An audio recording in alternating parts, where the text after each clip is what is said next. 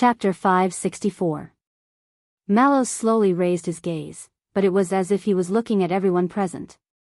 The air seemed to be pulled taut, leaving no gaps.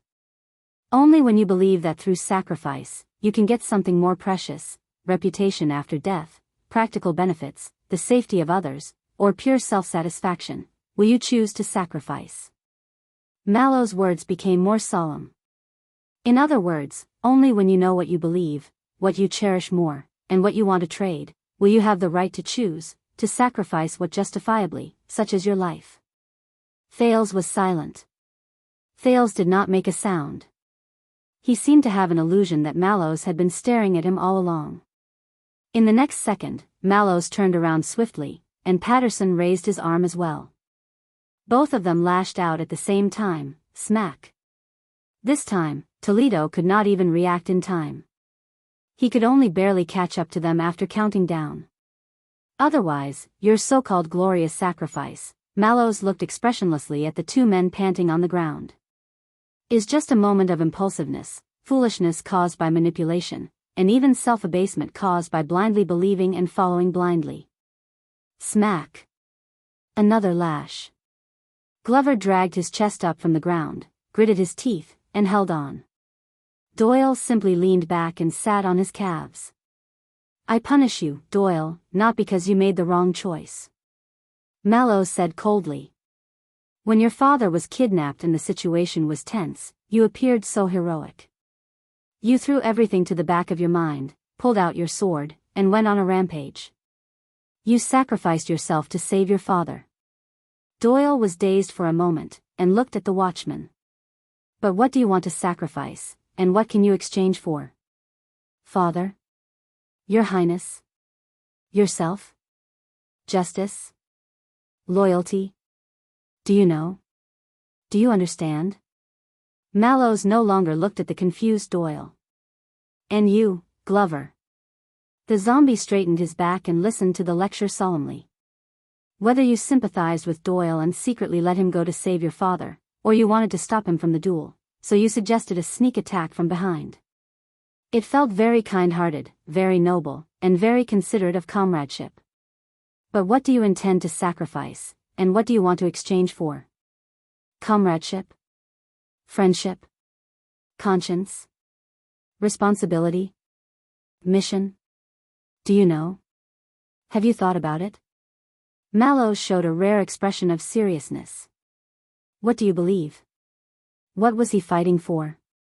Sacrifice what? Who are we saving? Doyle and Glover were at a loss. They did not know what to do. But they did not need to answer, because what greeted them was, Pa. Amidst the screams, their thoughts were once again interrupted by the intense pain. No, you can't even tell me, you can't tell me honestly, because you don't know anything. Mallow's voice had calmed down, but it did not feel relaxed at all. It was still the tension of a bowstring being pulled taut. All the guards fell into deep thought. No, the reason why I'm punishing you isn't because you made the wrong choice, but because you can't see a choice at all. You only resorted to your animal instincts when you were ignorant and confused. You moved forward blindly and acted rashly, only to regret it later. Then, you pretended to be stubborn and wiped your tears to say that it was a necessary price. You will do the same stupid thing again next time. And you call that a sacrifice? Mallows chuckled and shook off the bloodstains on the whip. Like two pitiful chess pieces, subconsciously taking their own steps. Until His Highness mercifully scooped you up from the chessboard of certain death, along with the enemy's chess pieces. Thales, who had been silent for a long time, shuddered violently. He felt that many people's gazes had turned to him. Doyle and Zombie breathed absent-mindedly, as though at that moment, the pain of the whip could no longer affect them. In the end, your unclear actions not only betrayed yourselves, but also endangered your mission, harmed your colleagues, and threatened the overall situation. You ended up with nothing good on either side. You achieved nothing on either side. Mallow's gaze was sorrowful. That's extremely stupid. The wind howled, and the whip flashed. Pa! As they screamed in pain, the shadows of the two tortured dragged out irregular shapes on the ground. If you were the warriors who charged, the cannon fodder in war, and the suicide squad on the battlefield, then I might have promoted you and awarded you with honors to motivate the troops to continue throwing away their lives.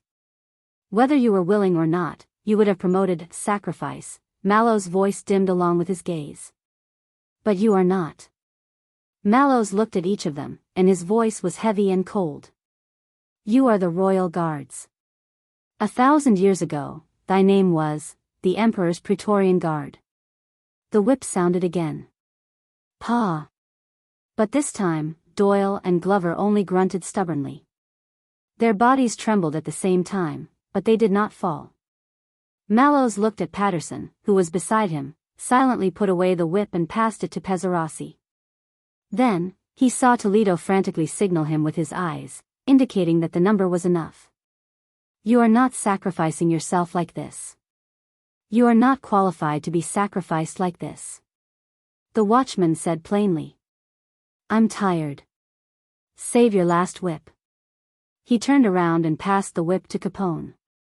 Protector Doyle. As soon as he finished speaking, the two who were holding on released their last breaths and collapsed stiffly. Only their bloody backs remained in the air, telling the story of what happened before. A small commotion broke out among the guards, as if many people had breathed a sigh of relief at the same time. Logistics Officer Stone sighed and waved his hand. A few people who were already prepared rushed forward. They carried the stretchers, disinfected, cleaned, applied medicine, and bandaged them with great familiarity. Flag bearer Hugo Fubel put away the little notebook that he had been writing and recording during the execution. Someone will take over your duty while you recuperate. And those who were not whipped. Mallows glanced at the crowd from the corner of his eyes, and the remaining 20 or so people shuddered. Take this as a warning. The watchman took his weapon from Toledo's hand and said in a tone that was neither gentle nor forceful, now, dismiss. In the next moment, the entire Star Lake Guards dispersed like a bowstring that had been released. But at this moment, my lord, I don't understand. Lying on the stretcher, the pale Doyle ignored Praka's attempts to stop him. He pushed his upper body up, and his voice was tired. Sacrificing is wrong, but not sacrificing is wrong as well. Then, sir, what should I do? Many people stopped in their tracks. Mallows also paused slightly. He looked at Thales in the distance, which made the latter's heart clench. Since sacrifice is a trade. The watchman said faintly, then, when you make a deal, don't misjudge the value of both ends of the scale. There are too many things in the world, empty promises, sinister schemes, and habits that you don't even realize, that can confuse them and trick you into making unfair deals. Mallows turned his head and looked at each of them. So, when you decided to trade, the watchman's voice was steady, but there was an emotion hidden in his tone that Thales could not identify. Make sure it's your own scale. He said slowly, don't leave weights and scales on them that you can't even understand and blindly believe in. Hearing this, many people fell into deep thought. Thales remained silent. A few seconds later, the guards on the training ground returned to their respective duties and left one after another. Thales snapped out of his daze and walked forward towards the two prisoners. On the stretcher, Doyle, who had sensed something, raised his head laboriously. When he saw that it was Thales, he revealed a dying smile. Your Highness. Thales' heart was heavy. He did not know what to say. He could only say, how is your father? On the stretcher, Doyle revealed a bitter but stubborn smile. You know he's very frightened. He should be well behaved for a while. Thales was silent. A few seconds later, he patted Doyle's arm and nodded at Glover on the other side. Rest well. Doyle and Glover were carried away. Many people in the Star Lake Guards also walked past him and bowed to Thales. The old Praka whom he had sparred with, the left-handed Johnvold, the former police officer Commodore, the high-ranking Franzuk from the Defense Division, the dumbfounded Ferry, the strong man Bastia and the young Ness who had just come with him, Your Highness. Good day. May everything go well for you. After spending a few months together, the unfamiliar but familiar faces flashed before his eyes. He did not know whether it was a figment of his imagination, but after one night, the unfamiliarity and dissonance that the Star Lake guards initially gave Thales seemed to have dissipated. At the very least, their salutes seemed more respectful and natural. Except for one person. "You're early, Your Highness." Mallows walked up to him calmly. "There's still some time before the martial arts lesson." Thales sneered. "Same to you." Mallows did not seem to hear the anger in the Duke of Star Lake's words. He turned around leisurely. "Just in time. Let's warm up." Thales took a deep breath. "I say, every time I feel like my impression of you has improved, Mallows." He looked at the two stretchers in the distance and said coldly, "You just have to destroy it, don't you? The personal guard captain I hate the most?" Behind him, Bastia and Ness looked at each other and retreated into the distance in tacit understanding. Mallows nonchalantly picked out a practice sword and tossed it to Thales. "So, how many personal guard captains have you had?" Thales snorted coldly and came to the training field. He swung his long sword and began to warm up. "Just you." Mallows snorted through his nose. "Then I'm relieved." Thales let out a sarcastic laugh.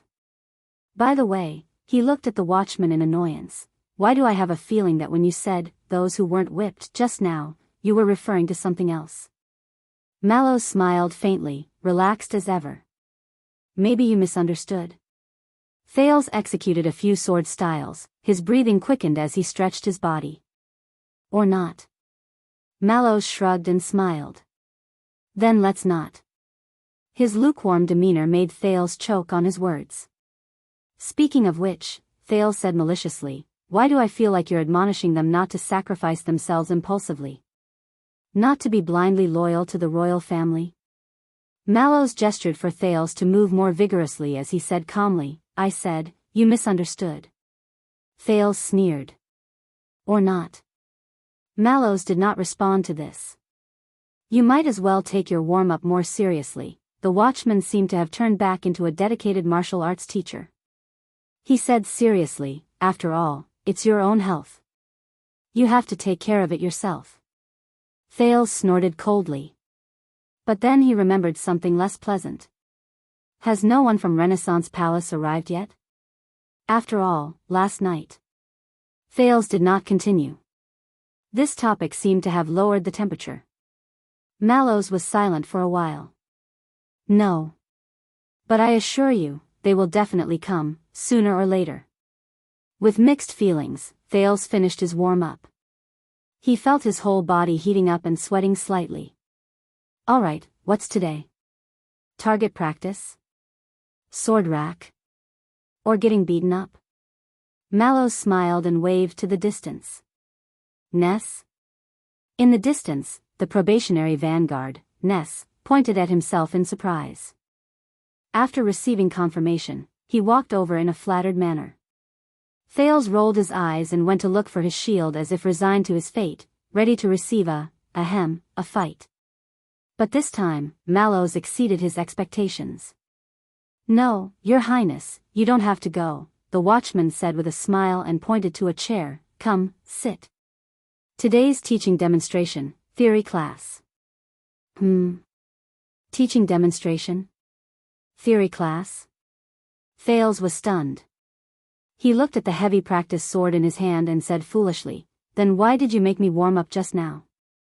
Mallows laughed even more heartily. "To maintain good habits?" Thales looked at him expressionlessly.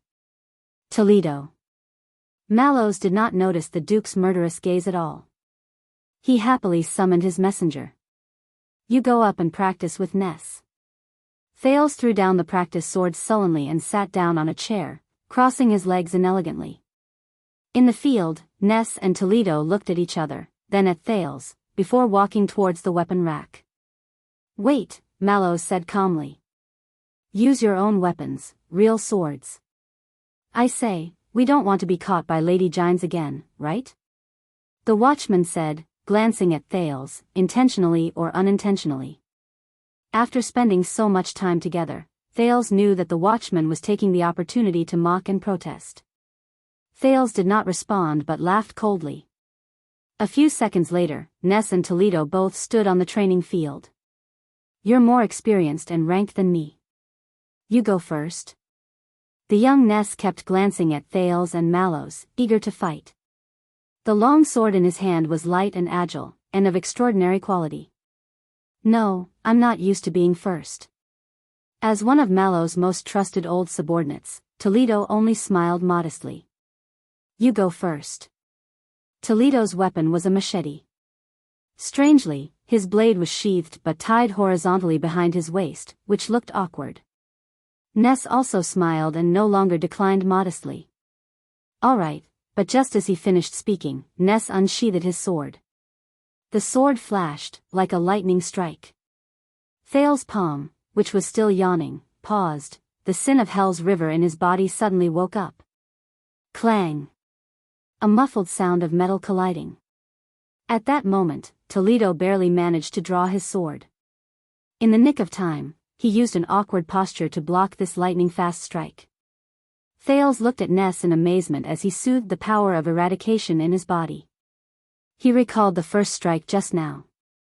"That's too fast." Even at such a distance, the sin of Hell's river felt threatened just by looking at it, and was forced to react instinctively. But Ness' offensive was not over. His blade reflected a strange light as he pursued the attack on the shortest route, going straight for the middle. Clang! Toledo was forced into a sorry state and had a hard time defending. "Your Highness, remember I told you that there are different martial arts schools in the kingdom?" Mallows clasped his hands leisurely behind his back as he watched his two subordinates fight with real swords. "Of course, there's the offensive and defensive school in the north, the martial arts school in the southeast, and the trendy school that prioritizes practicality." "You didn't just say that." Thales answered while looking at Ness's swift sword attacks in amazement. He realized that it was not only the speed of his sword that was fast, but also his movements and footwork, which allowed him to move like a phantom during the battle, always appearing at the most uncomfortable spot for Toledo. Mallows nodded.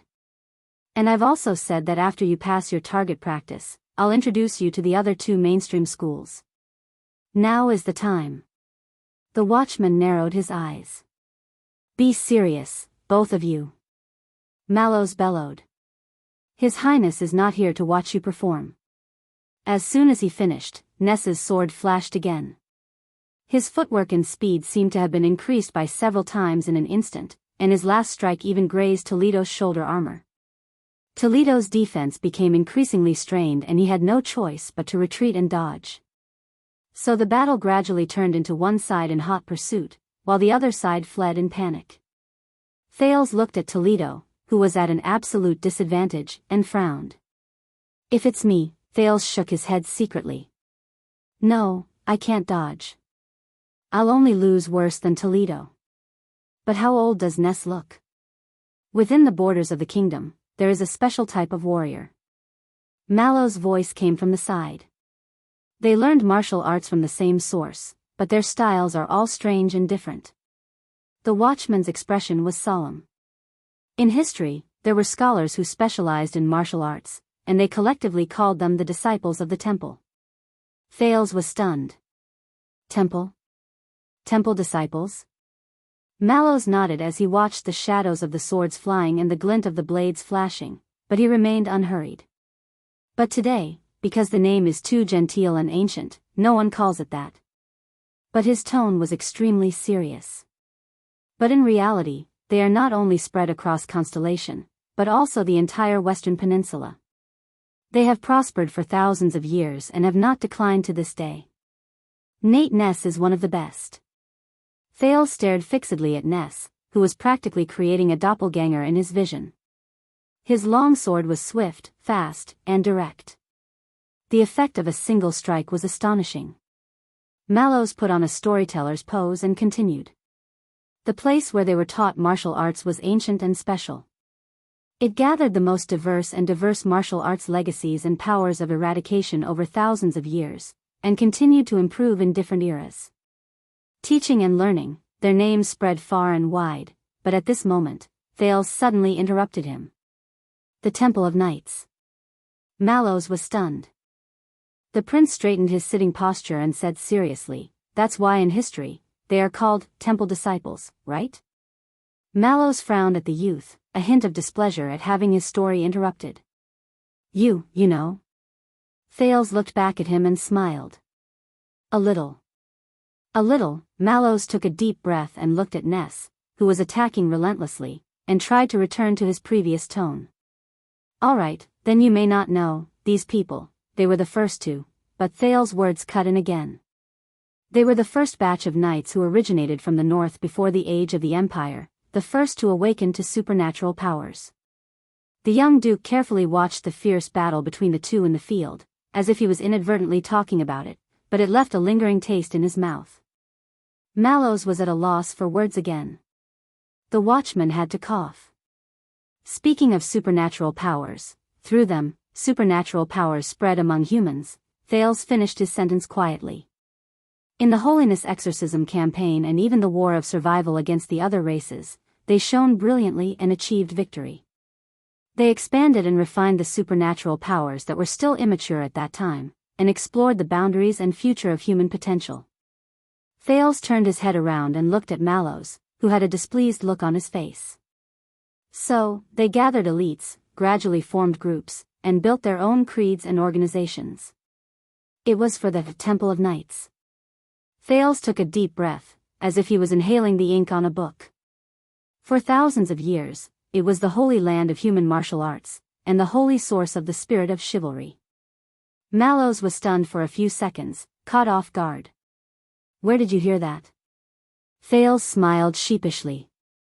The North, to be precise, the Walton family's book collection in Dragon Cloud City, the light of mankind, the beginning and end of the Temple of Knights. Mallows pursed his lips. The Northlanders' book collection. The temple's beginning and end. All right, since it only reached the temple, the watchman, who was interrupted again, cleared his throat in displeasure. All right, but while the Temple of Knights was glorious, times changed, until the Battle of Eradication. Thales' voice rang again at an inopportune moment. 700 years ago, the entire army of the Temple of Knights went out to fight against the calamities. In the end, they suffered heavy casualties, and not a tenth of them survived. Even the temple itself was destroyed, and it was difficult to rebuild. Under Mallows' incredulous expression, the prince's words were filled with melancholy as he reminisced about the past and the present. In the end, the survivors of the Temple of Knights left their homeland and built a legendary tower. In that tower, they carried on the will of their predecessors as knights. They collected, researched, and taught supernatural powers. After that, it was called the power of eradication. They taught all kinds of martial arts and protected the hope of mankind. Thales' eyes widened. It is today's famous, the Tower of Eradication.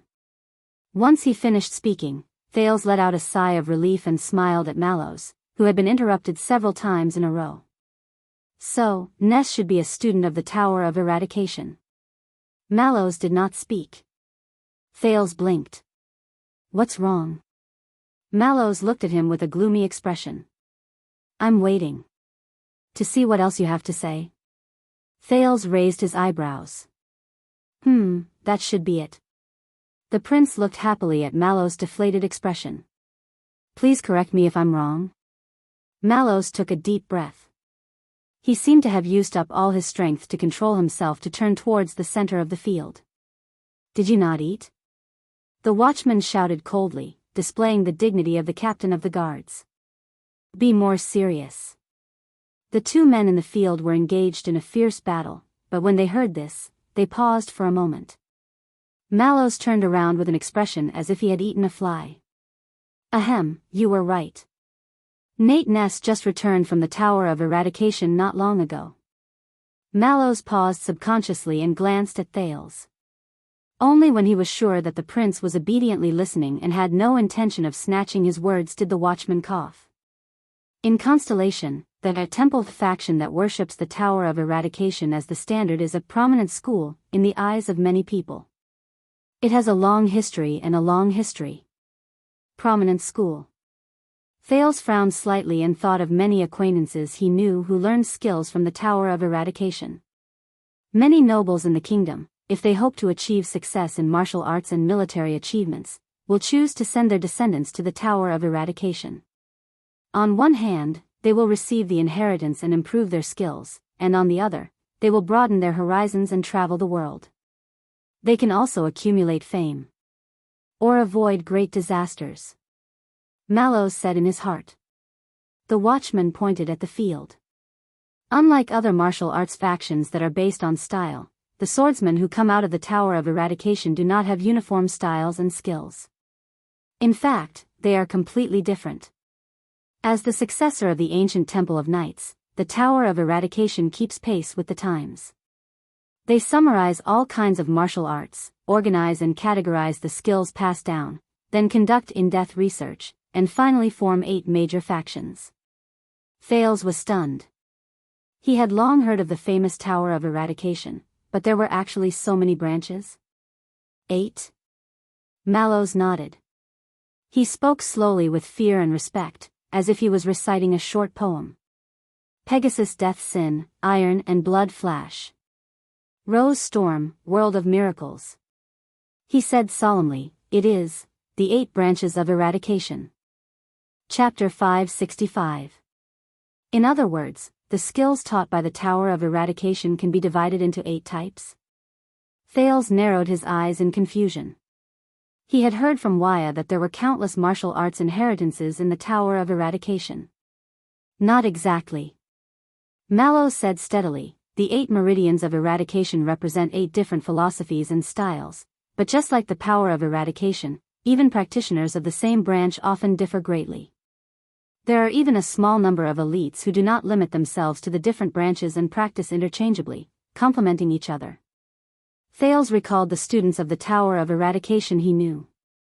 Just like that, in the hundreds of years after the Battle of Eradication, the legacy of the Tower of Eradication spread throughout the world through their students. Through teaching and sparring, the new were eliminated, and the strong were retained. On the training field, Ness' sword was aimed straight at Toledo's vitals, forcing him into a corner. Mallows nodded slightly at this strike. The story continued. Ness came from a small family in Blade Edge Hill. During the Bloody Year, they moved to Central Territory to avoid war, and sent Ness to the Tower of Eradication for further training a few years later. As you can see, his swordsmanship is the typical style of the Flash branch. This branch believes that speed is the only thing that can't be defeated. They pay particular attention to speed and time, agility, and effectiveness. They usually end the battle quickly and finish it with one strike. The prince nodded, but still felt that something was not quite right. By the way, a long time ago, your uncle, the Sword of Reversing Light, Prince Horus, was also a student of this branch. Thales was shocked, and immediately remembered the story of his second uncle. The former second prince who was known for his bravery, but was eventually trapped under the fortress and died at Raymond Pass. Perhaps because he was no longer interrupted by the Duke, Mallows returned to his usual relaxed self. He sat down leisurely and commented on the duel in the field. Ness's power of eradication is called the reincarnation of the sun. It is known for speed, which the Flash branch values the most. In front of him, Toledo could not dodge in time. In the end, he could not avoid his opponent's domineering strike. He lost his balance and retreated. Ness did not follow up with another attack. Instead, he took a step back unhurriedly and raised his sword again. His style changed, as if he was going to display everything he had learned in front of a noble. Mallows gazed at Ness, who was still young and immature but full of vigor. His talent was great, and he was full of spirit. Aside from focusing on the flashing sword style, he also cultivated the skills of the Storm and Death of Sin series, gaining strength and lethality. That's how the Vanguard Ness of today came to be. His sword moves as fast as lightning, his moves are executed in one go, his power is like a cold wave descending from the heavens, victory is decided in a single strike. Thales frowned. With hell senses, he discovered that Ness' body was shining with a golden light, like the sun. Coupled with his unconstrained style and occasional creativity, Ness' offensive strength is no less than that of the offense and defense faction. His moves are no less exquisite than those of the martial arts faction, and his lethality is no less than that of the martial arts faction. He can be said to be at the pinnacle of the supra class, and is even better than most of the top supra classes. If we only compete in terms of offense, I might be able to put up a fight against some Supreme Realm experts. Thales was slightly taken aback. He finally understood where Ness's youthful arrogance came from. It said that before he dropped out of school and returned to the country, he arrogantly defeated every member of the Flash branch in the same batch, and arrogantly gave up his recommendation for the Battle of Seeds. You know, that's a recognition of strength. And because of this, he was recruited by the Royal Guards, who had always been averse to the Tower of Eradication, as an exception. Mallows sighed. If it's a one-on-one fight, there aren't many in Mindy's Hall who can take him on. The watchman crossed his arms and watched his subordinate fight relentlessly, but his brows were slightly furrowed. What's rarer is that Ness has an ally that many elites can only dream of, time. He's incredibly young, and still improving. His future is limitless. One day, he'll become a Supreme Realm. At this thought, Mallows shook his head almost imperceptibly. But, what a pity, Thales stared at Ness' youthful face, and his superb skills that did not match his age. In his amazement, he clicked his tongue in wonder. Is he even 20 years old? In front of him, Ness' attacks intensified again. Toledo awkwardly dodged another dangerous-looking strike, the blade in his hand wobbling. So, the historical temple disciple, the current swordsman of eradication, watching the battle in front of him, Thales' train of thought suddenly stopped. Finally, he realized that something was wrong. But, if the Flash branch's main point is to end the battle quickly and finish it off with one strike. Thales turned his head, his face full of questions. Then why is it only now, Toledo hasn't been defeated yet? Mallows glanced at Thales, the corners of his mouth curling up slightly. There seemed to be a smile. But Thales, who had been with him for a long time, knew the answer just by seeing this detail.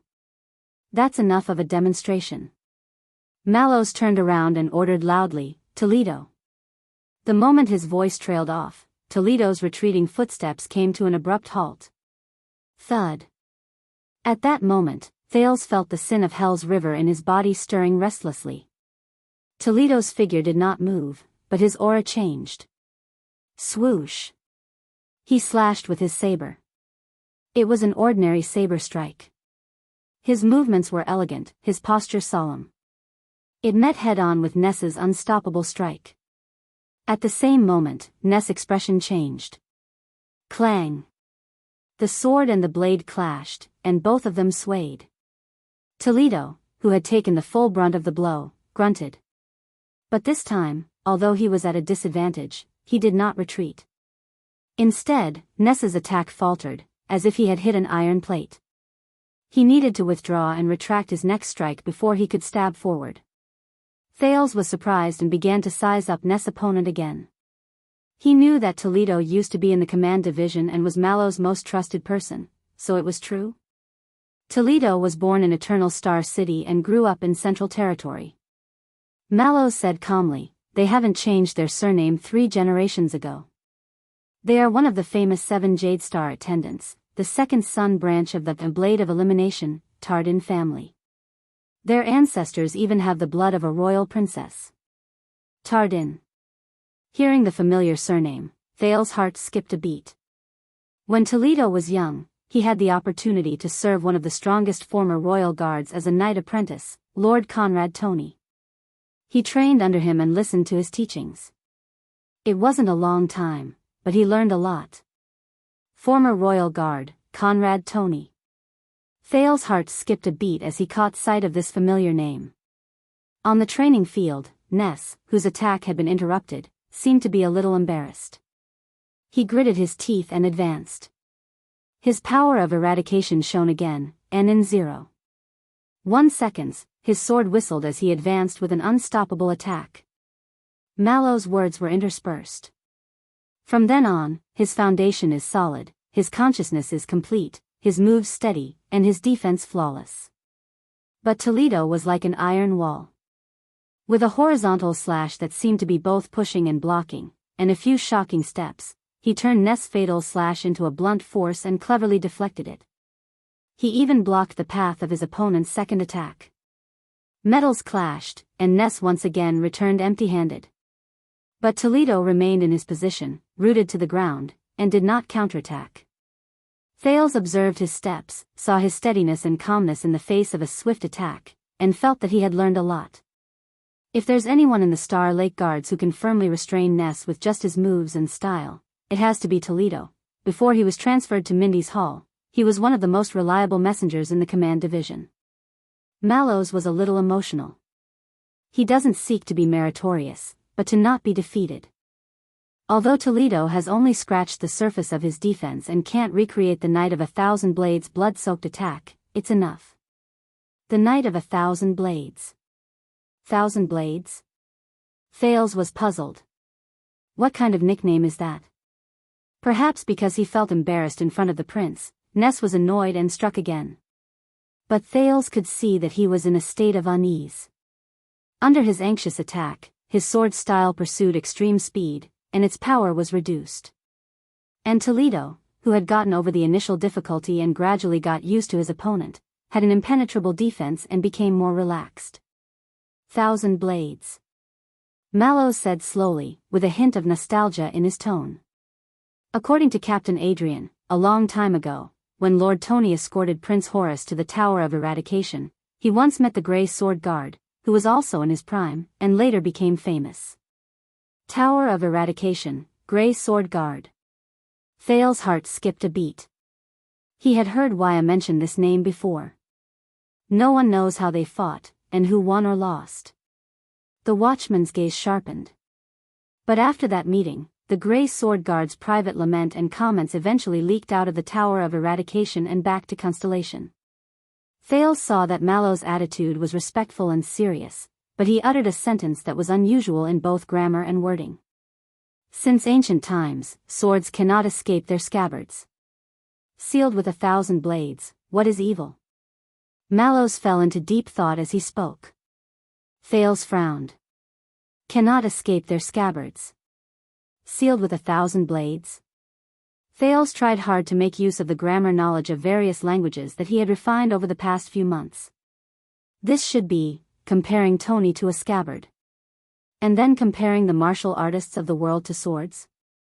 So Tony can be like a scabbard, using an unimaginable method to seal 1,000 blades and subdue countless masters? Thales scratched his head. Then Tony should also be a scabbard knight. Why is he a knight of 1,000 blades? What Grey Sword Guard, do you have to be so artistic when you praise someone? You made everyone confused and gave Tony a random nickname? Thales shook his head and stopped thinking about other things. So, Toledo's style is known for defense, and specializes in countering the flash sword style? Is it another style of the 8 branches of eradication? At this point, Mallows' gaze shifted. In the field, Ness was getting more and more anxious after failing to take down the opponent. He had to take a few steps back to rest, his face already drenched in sweat. Toledo, on the other hand, was getting more and more indifferent.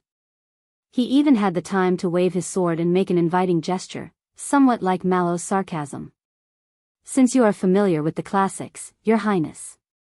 At the side, the watchman stared at Thales.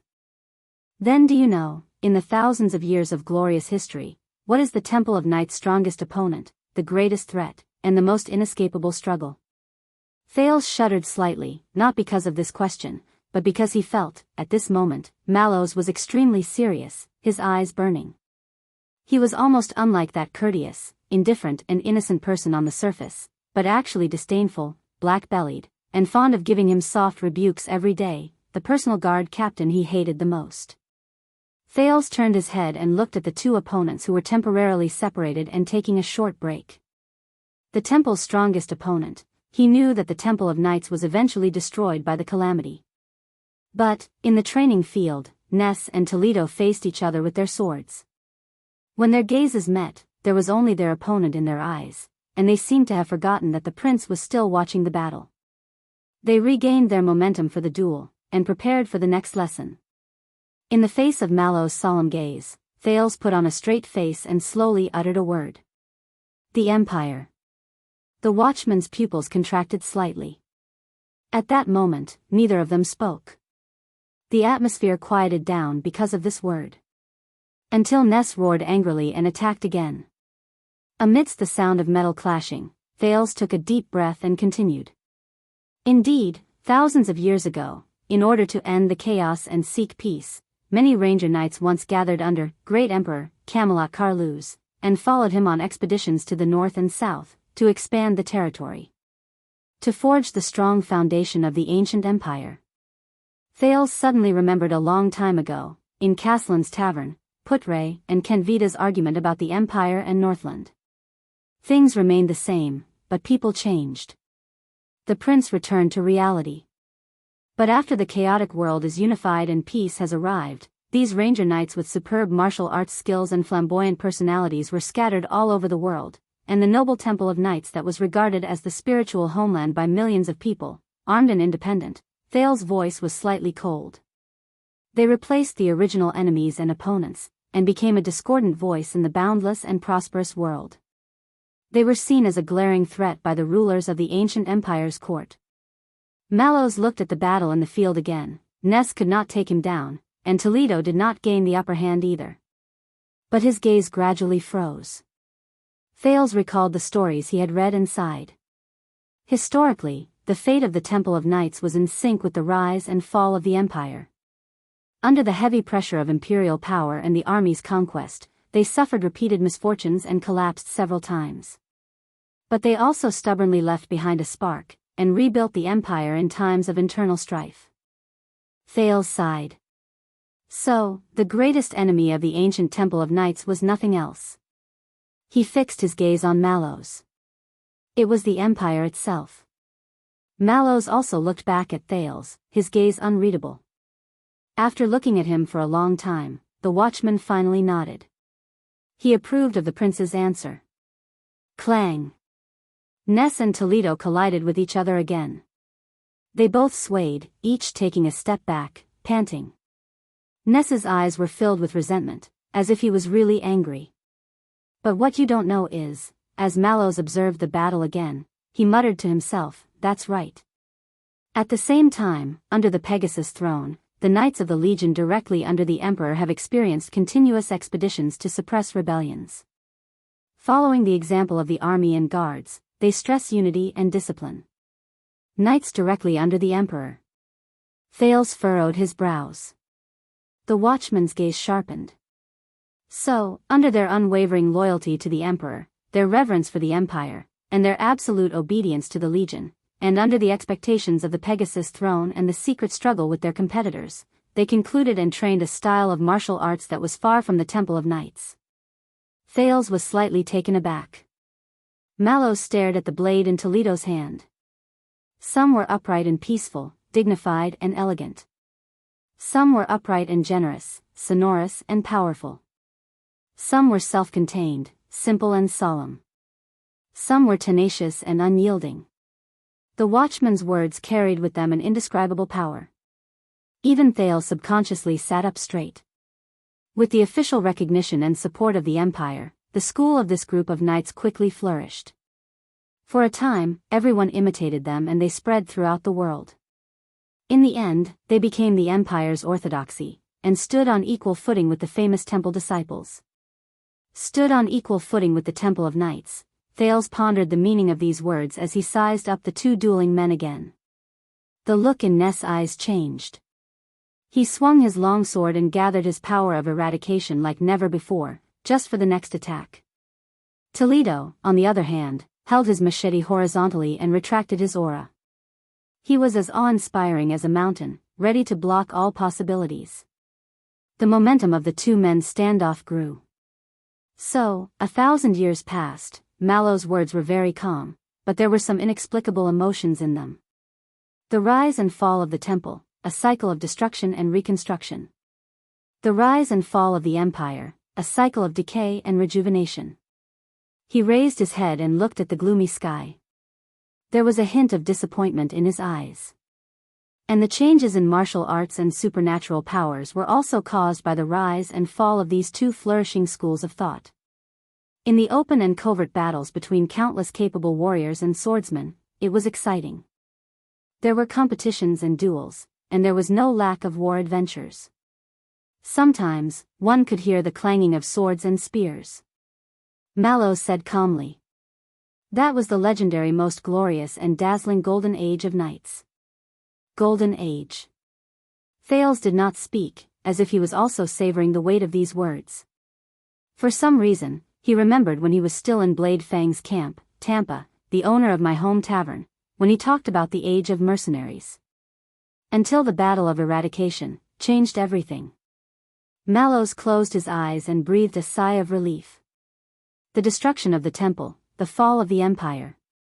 In the field, Ness' accumulated offensive finally reached its peak. As he advanced with a flash of afterimages, he slashed out with a flash of his sword. Toledo, on the other hand, let out an angry roar and stepped forward as well, ready to meet force with force. At this moment. Enough. Mallows shouted coldly. That's enough. Clang. Ness' longsword and Toledo's machete, the two weapons crossed each other in the air. With this command, they lost their momentum and fell weakly to the ground. The two dueling men stopped at an arm's length apart and looked at each other. Go and rest. The watchman said calmly. A few seconds later, their obedience to the order overcame their aroused fighting spirit. Both of them exhaled in unison, put away their weapons, and bowed to the prince. Thales clapped his hands solemnly and respectfully returned their salute. And so, the remnants of the kindling left behind by the Temple of Knights belonged to the Tower of Eradication, and have been passed down ever since. Mallows stared at Ness back in a daze, but his gaze quickly refocused and turned to Thales. And the Empire's iron-blooded swordsmanship, along with the King of Renaissance's banner, along with the descendants of the Empire's lone army, strives to spread again in the new kingdom. The watchman fixed his gaze on Thales. As the most orthodox martial art of knights since the Empire, it has been passed down through Constellation's knight inheritance and court training, recounting the former majesty of the throne and the glory of the army. Toledo and the Knight of 1,000 Blades are its representatives. Thales felt the other man's seriousness and nodded slowly. For centuries, generations of Constellation's masters have been painstakingly studying and teaching, in hopes that the ancient inheritance will be further advanced in the hands of their descendants, and keep up with the pulse of the times. And the sword stances and styles you've been practicing incessantly for the past few months, including the demanding 17 swords of the knights, are among them. Thales recalled the training that was completely different from Northland's over the past few months, and suddenly understood. Mallows exhaled, his stern expression faded, and he slowly returned to his calm self. Today, this martial arts school with a similarly long history, but vaguely opposed to the Tower of Eradication, is on par with it, corresponding to the temple. It was named by the rigorous scholars. At that moment, the watchman's voice was ethereal as he spoke softly. Imperial style. 2 ears oblivious to the outside world, only focused on writing books to torture the master. End of this chapter. Chapter 566. Imperial style. Thales chewed on the word for a while. A style that is comparable to the temple. Is it the Empire's style, or the Emperor's style? Now, do you understand? Mallows gently stroked the hilt of the sword at his waist. His gaze was complicated and indecipherable. Imperial style is a martial art passed down from the age of the Empire. To Constellation, to the Jadestar royal family, and especially to you, what is its significance? There were few people on the training field. The depths of the courtyard were silent. Only the main hall made of stone stood majestically behind him. It remained the same under the dark gray sky. Thales pondered for a long time before he spoke. In that case, imperial style not only represents martial arts, but also history. Its significance is extraordinary. It is equivalent to the Jadestar royal family's family style, so, this is another story of reading history to make me study hard. At this thought, Thales was speechless. Wait. Jadestar royal family style. Thales' expression changed slightly. Beside him, Mallows did not say anything. Doyle of Mirror River, the prince suddenly uttered this surname out of the blue. Last night, the fight between Doyle and Byril, Thales looked at the watchman and spoke in surprise and doubt. Although their weapons and styles are different, I have an impression that Doyle's swordsmanship style also belongs to the imperial style. Mallows narrowed his eyes slightly. After a few seconds, the watchman nodded. Danny Doyle was the last squire Knight Joaquin took into his service. Before Knight Joaquin passed away, he was the head swordsmanship instructor hired by the Jadestar royal family for the private army in their territory. He can be said to be a master of the imperial-style martial arts. Jadestar private army's swordsmanship instructor.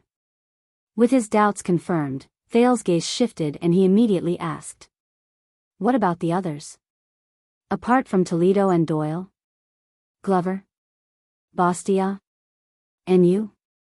Thales fixed his gaze on Mallows. The watchman smiled faintly, confirming his guess. Yes.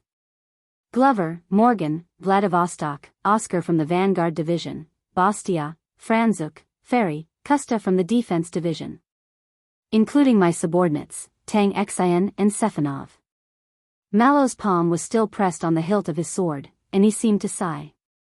That's not all. Your Star Lake Guards, or more accurately, the entire Royal Guards, most of them are practitioners of the imperial style. Most of them were the Royal Guards.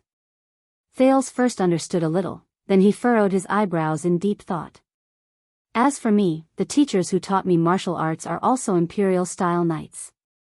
The watchman slowly said, thanks to the Jadestar private army, even the regular soldiers of the royal family, who have only been organized for a few decades, are more or less influenced by it. Many people from the officers to the soldiers are practicing. Thales was silent for a long while. He quietly pondered the logic behind it. Mallows did not rush him, but waited patiently for the prince's reaction. Mallows. A few seconds later, Thales spoke faintly, and he sounded a little absent-minded. Say, between Temple and Imperial Wind, when people choose their own sect, what do they pay attention to? At that moment, Mallow's gaze was slightly dazed. He loosened his grip on the hilt of his sword. I think, in the era of the rise of the powerful and the chaos of the world, the skills taught by the Tower of Eradication will often be popular for a time, spread out, and become famous in the eyes of the people. The dazed look in the watchman's eyes disappeared, and he became calm again. And in times of peace and prosperity, when the country is prosperous and the people are at peace, the orthodox style of the empire will become the trend that people compete to pursue. Mallows looked at Thales, calm as usual, but the pause between his words was unusual. Do you understand? Thales took a deep breath. He sat upright and faced his personal guard captain cum martial arts teacher with a stern expression. Mallows. What do you want to talk about in today's lesson? The smile on Mallow's lips widened a little, but he shrugged, looking innocent and helpless. Of course it's about the two major representative sects in the world, but Thales interrupted him. You can be more straightforward, you don't have to be so secretive and careful. The Duke of Star Lake stared at him sternly. I don't censor keywords. Mallows froze for a moment. He snorted softly. Then, as intelligent as you are, what do you think I want to talk about? The two of them stared at each other quietly for a moment. Until Thales took a deep breath, closed his eyes gently, and opened them again. South Coast Hill, that blockhead from the Caribbean family. Ahem, I mean, respected young Master Cohen. Thales stared at Mallows, and his tone was solemn. As far as I know, he's a student of the Tower of Eradication. According to you, he's a disciple of the Temple. Mallows raised his eyebrows, but did not comment. Northern Territory, Miss Miranda from the Arun family. And last night, Western Desert, Crow Cause City's Anchor Byril. And Ness, as you said, before he moved to Central Territory, he lived in Blade Edge Hill. Thales' tone was certain, and he pushed forward. Oh, and the extensions. Thales recalled what Waya had told him. As far as I know, the famous ground shaker, Caslin Lampard also learned his skills from the Tower of Eradication when he was young.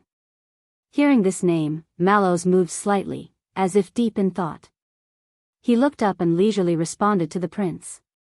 You do know a lot, Your Highness. Thales frowned. And last night, when you said that the assassin's martial arts originated from the Tower of Eradication, your old enemy, I mean Vice Captain Lord Vogel's first reaction was, that's a foreign noble. Thales paused for a moment, but Mallows remained calm. As for imperial style, Thales felt that he had caught hold of that thread, and was pulling it tighter and tighter until he reached the crux. In my guards, Doyle and Glover are both from Central Territory. To be precise, they're the 7 Jade Star attendants. And you said that Toledo is a branch descendant of the 7 Jade Star attendants. Even you, Tormund Mallows, are considered a descendant of the 7 Jade Star attendants. Mallows' breathing stagnated. And most of the other royal guards. Thales said seriously, the temple and imperial style. Is it a coincidence that their practitioners are so different? But Mallows still did not respond to his words, and instead asked in return, what do you think? Thales frowned. He thought to himself, this guy's words are as precious as gold. He's definitely taking revenge on the prince for cutting in earlier. I guess, Thales tried to make a deduction. At least in Constellation, the local nobles tend to send their children to the Tower of Eradication to learn the martial arts of the temple. The suzerains in Central Territory, on the other hand, follow the legacy of imperial style more to get closer to the Jade Star royal family's preferences. Is that so? Mallows smiled and did not comment on it. Thales exhaled. Let's go deeper, the prince frowned. The skills of the Tower of Eradication are spread throughout the kingdom, especially to the local aristocratic families that have a long history and are used to dividing their rule. The imperial style is based in the center of Constellation, with Eternal Star City as its foundation, and is highly respected by the knights surrounding the throne. Thales' eyes brightened. The temple and the imperial style, martial arts sects. I think I understand now. Thales no longer cared about Mallows' reaction. He started to think on his own. For thousands of years, especially during the age of the Empire, the temple and the imperial style were in a stalemate, competing with each other. But this was not the difference between different sects and the battle of swords in the wuxia novels of his previous life. Just like the power of eradication, Thales recalled what Ricky said in the dungeon and subconsciously repeated it. They are not only themselves, but also the warriors themselves. Mallows frowned slightly. Thales spoke faster and faster. The Temple of Knights originated from the ancient Northland. Its martial arts were spread among the rangers and scattered warriors, spreading to all parts of the world. Their opponent, the imperial style, originated from the ancient empire. It benefited from the orthodoxy of imperial power, inherited from the knights of the army, and benefited from the center of the court. From the beginning, these two were born from different people, and developed and grew as these people fought against each other. Thales said absent-mindedly. After 1,000 years, they underwent a complete transformation and became the two main martial arts in the heavenly body realm that revolved around the throne and royal authority. The temple. The imperial style. Mallows stared at the prince. Thales ignored him.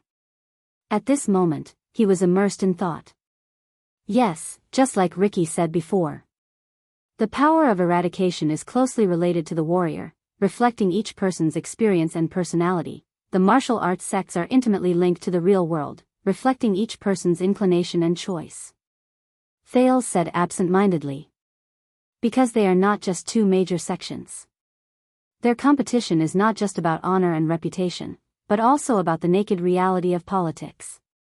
In ancient times, the people who used them were entangled with the distinction between the center of the empire and the local regions. In the present age, the practitioners of both revolve around the difference between the king of Constellation and the vassal's governance. Thales raised his head and looked at Mallows with certainty. This is not just about martial arts. It is also about politics and power, history and change. This is the truth and meaning of the two major sects to this day. This is also what you really want to tell me, right? Mallows smiled. His smile was very gratified. He looked at the sparse and deserted courtyard in the distance due to the intertwining of autumn and winter. To be honest, I am not good at interpreting politics, and I do not want to mislead you, Your Highness. Thales shook his head and interrupted him. Nonsense. Your mind is as clear as a mirror, and very thorough. The prince no longer looked at Mallows. His gaze was distant. Thousands of years ago, the general trend rolled and gathered into a tide. The human race will prosper, and the temple will shine. Whatever is good at the top, will be even worse at the bottom. The direction of the imperial power leads to the formation of the imperial style. Mallows looked at the prince, who was lost in thought, and fell into silence. Thales glanced at Ness and Toledo, who were wiping their sweat and drinking water after the battle. The former seemed to be still brooding over it, while the latter did not care at all. The clash of their swords and sabers seemed to ring in his mind again. Clang. Thales was stunned. Ness's swift sword light, Toledo's tenacious defense. It was not just a duel between two people, or even a clash between two major sections.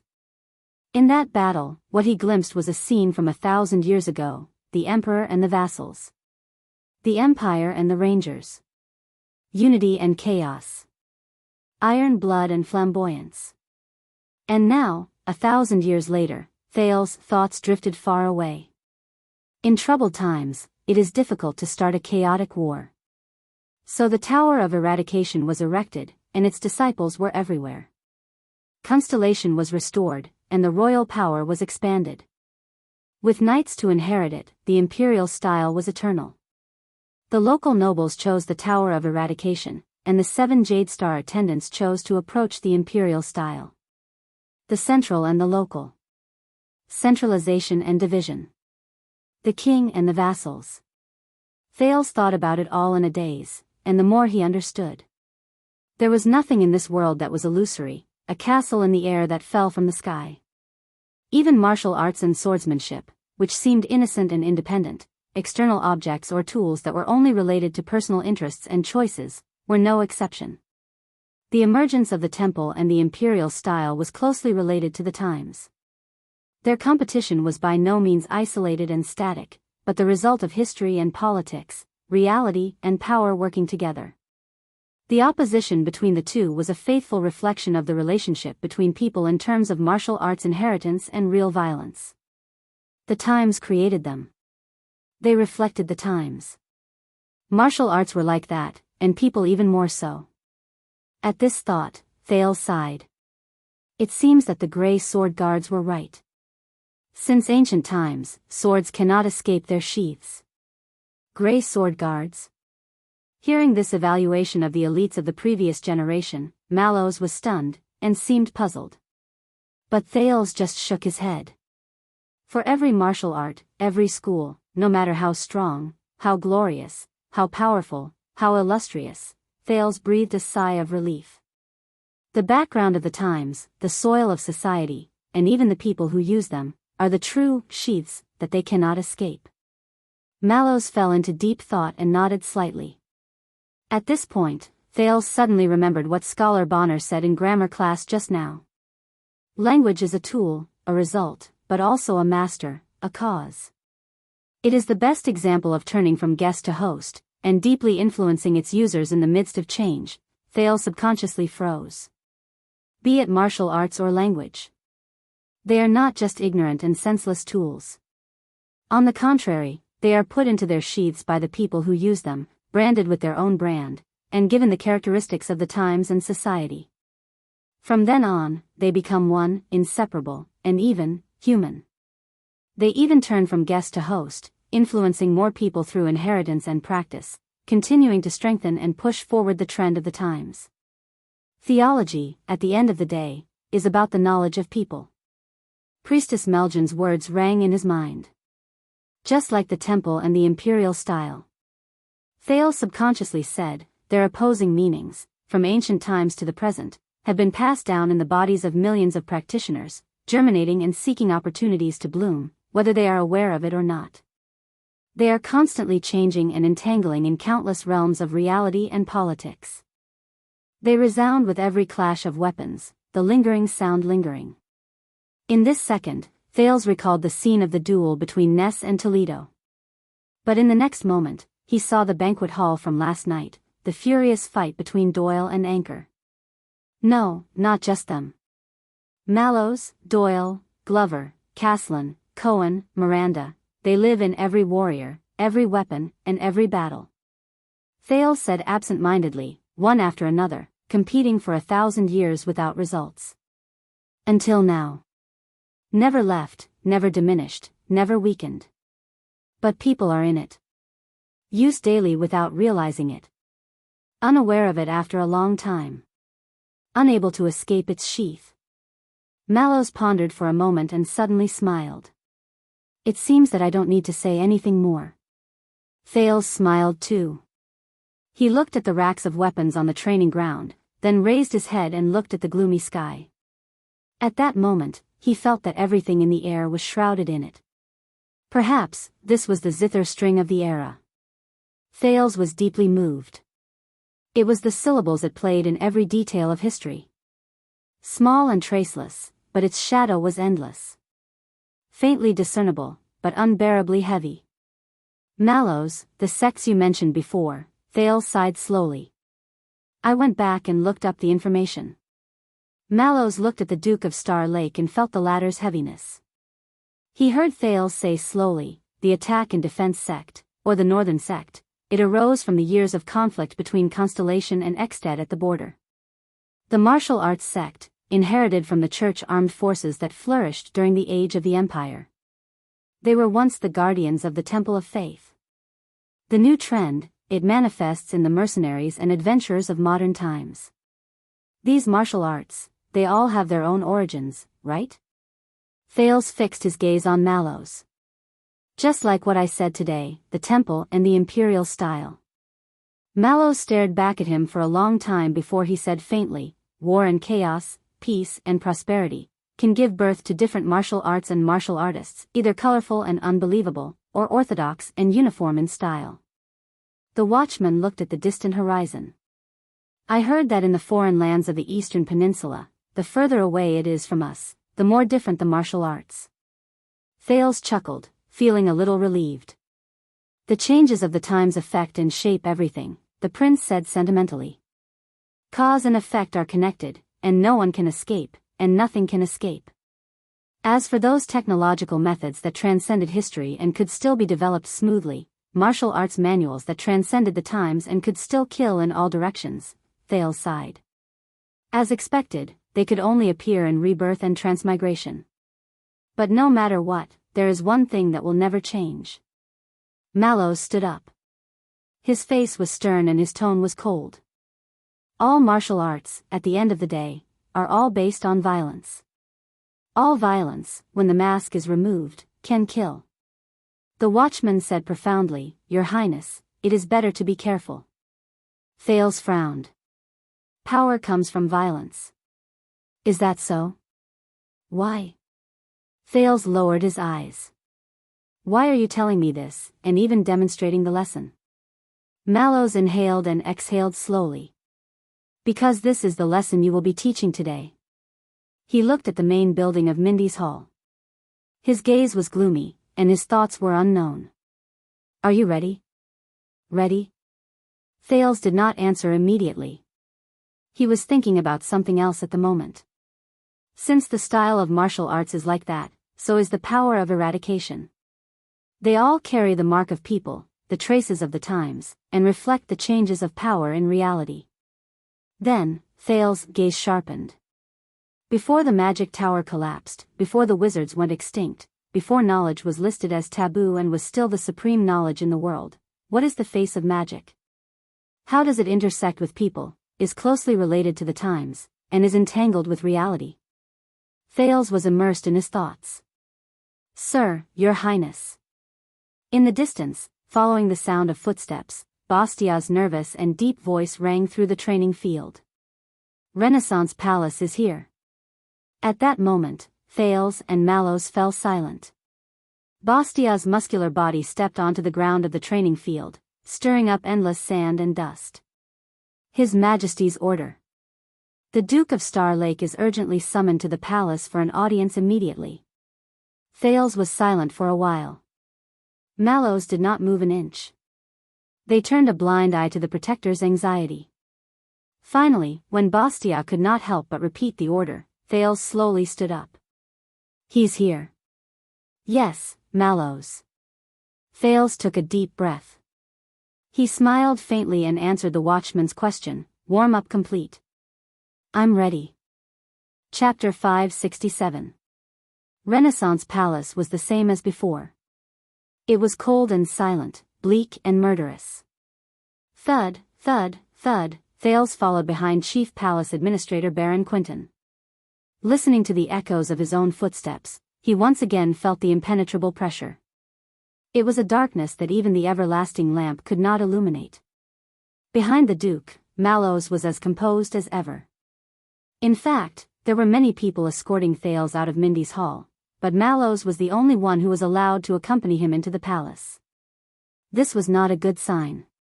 But unlike the last time, when he quietly received attention, everyone along the way, regardless of whether they were guards, servants, nobles, or vassals, all bowed respectfully to him and addressed him as Your Highness. Their expressions were stern and meticulous. He did not know why. So, how much would he have to pay for the choice he made last night? Thales' mind was in a mess. The Chief Palace Administrator in front of him coughed softly. The prince instinctively puffed out his chest and tucked in his stomach, his demeanor perfect. After a few turns, they did not go to the meeting hall from last time. Instead, they went to a higher floor. The two sides of the corridor on this floor were filled with portraits of kings from different periods. It was an eye-opener for Thales. The son of the king of Renaissance, John I, who made the 9-starred crown, was in high spirits. Although his nickname was Black Eye, he had a pair of clear and moving blue eyes, which made him look quite attractive. The king of Blades Tormund II, who was skilled in martial arts and defeated Blade Edge Hill with a single word, had a sitting portrait, which concealed his short stature as recorded in history books, which he tried to alter many times but failed. The most controversial orthodoxy was Reaper Tormund IV, who had risen to power through the palace coup. He had a cold expression and a sinister gaze. The artist had successfully used light and shadow to make his face appear sinister and strange, making the viewer uncomfortable. Sumer III looked modest and steady. Coupled with his meticulously groomed stubble, he would definitely be a middle-aged handsome uncle sought after by thousands in another world. It was hard to believe that this was Constellation's Jackal, who was famous for his cunning and sinister character. Bancroft too, the King of Regret, passed away on the second day after he became an adult and also the day before his wedding. His expression was gloomy and he looked like he had not woken up yet, which matched his nickname very well. The surviving king, Alan IV, who had been a playboy since he was young and had no interest in power struggles, got married 8 times and became a worry-free king, looked terrified and helpless in the portrait of his coronation ceremony. This might have something to do with the fact that he was told to change his surname back to Jadestar, inherit the throne, and return the huge fortune he inherited from his 7 widowed wives to the royal family when he was 55. Queen Erica, the conqueror of the North, was shrouded in a dignified and bloated dress that deformed her appearance. She was dignified, solemn, and imposing. She did not look like a woman at all, much less the extraordinary beauty that was described in unofficial histories as the most beautiful woman in the world. The Sand King, Kessel IV, looked into the distance, mighty and sunny. Unfortunately, this could not hide his mediocre cowardice that became a joke along with his nickname.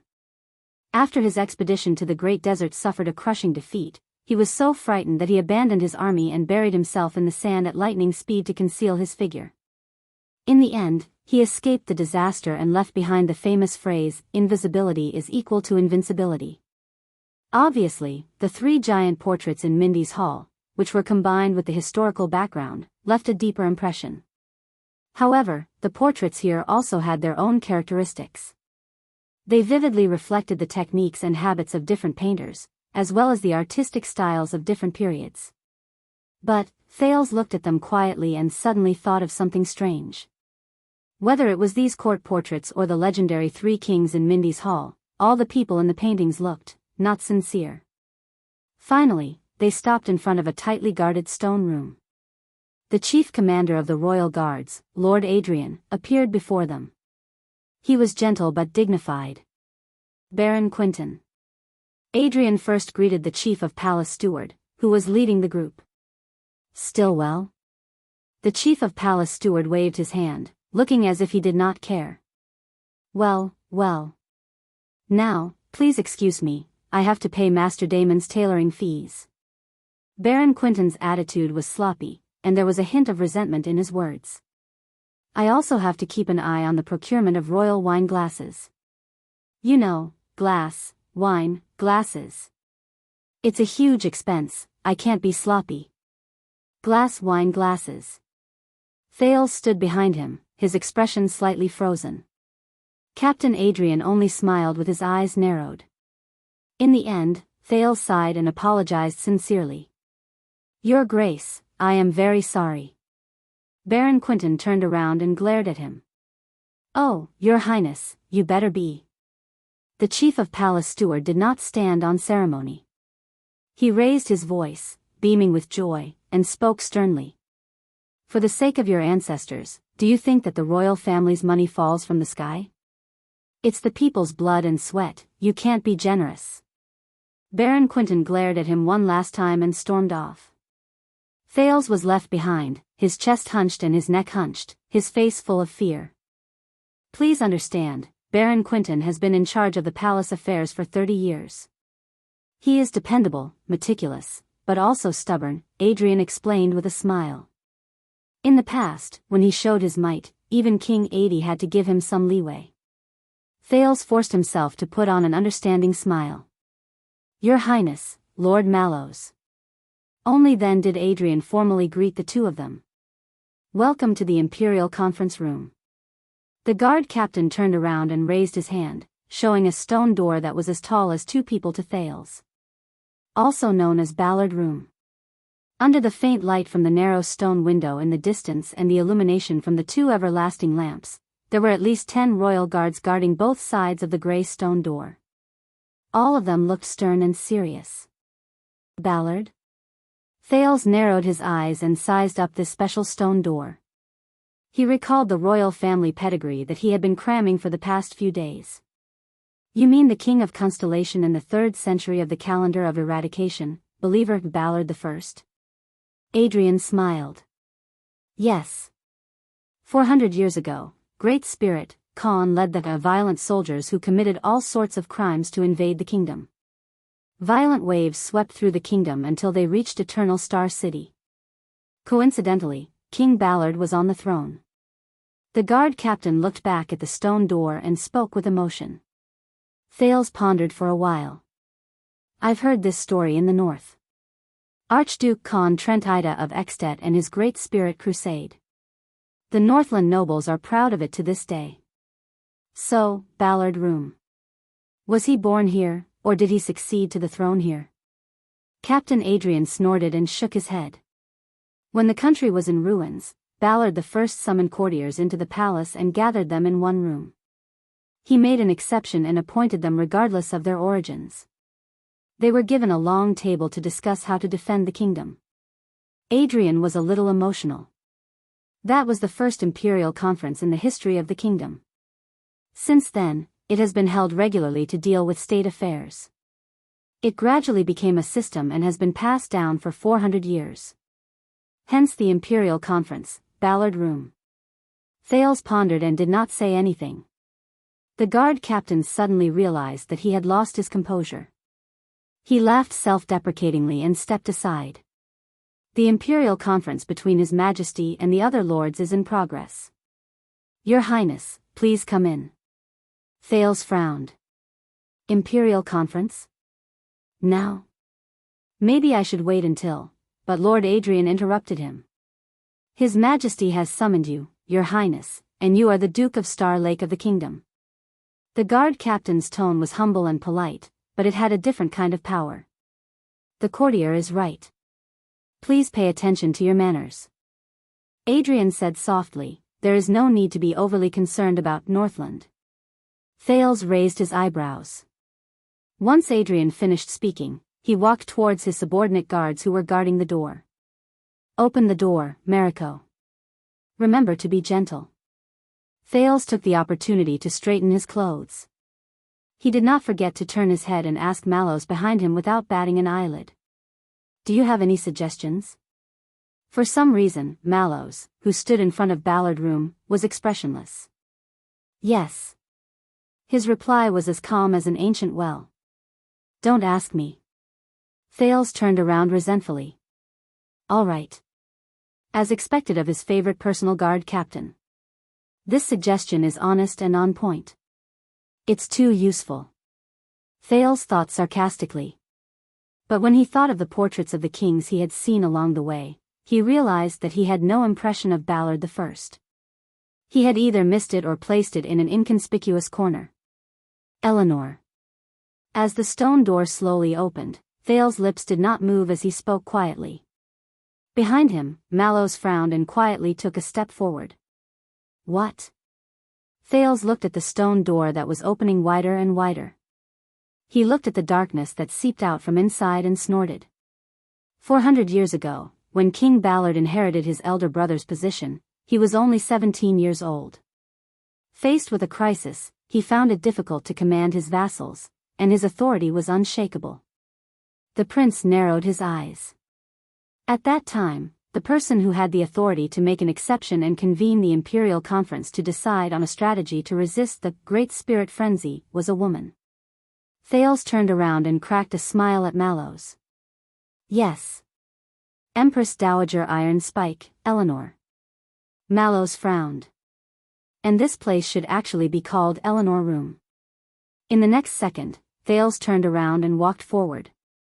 Under the respectful gazes of the guards on both sides, he passed through the stone door and disappeared into the darkness. His expression was calm. His footsteps were calm.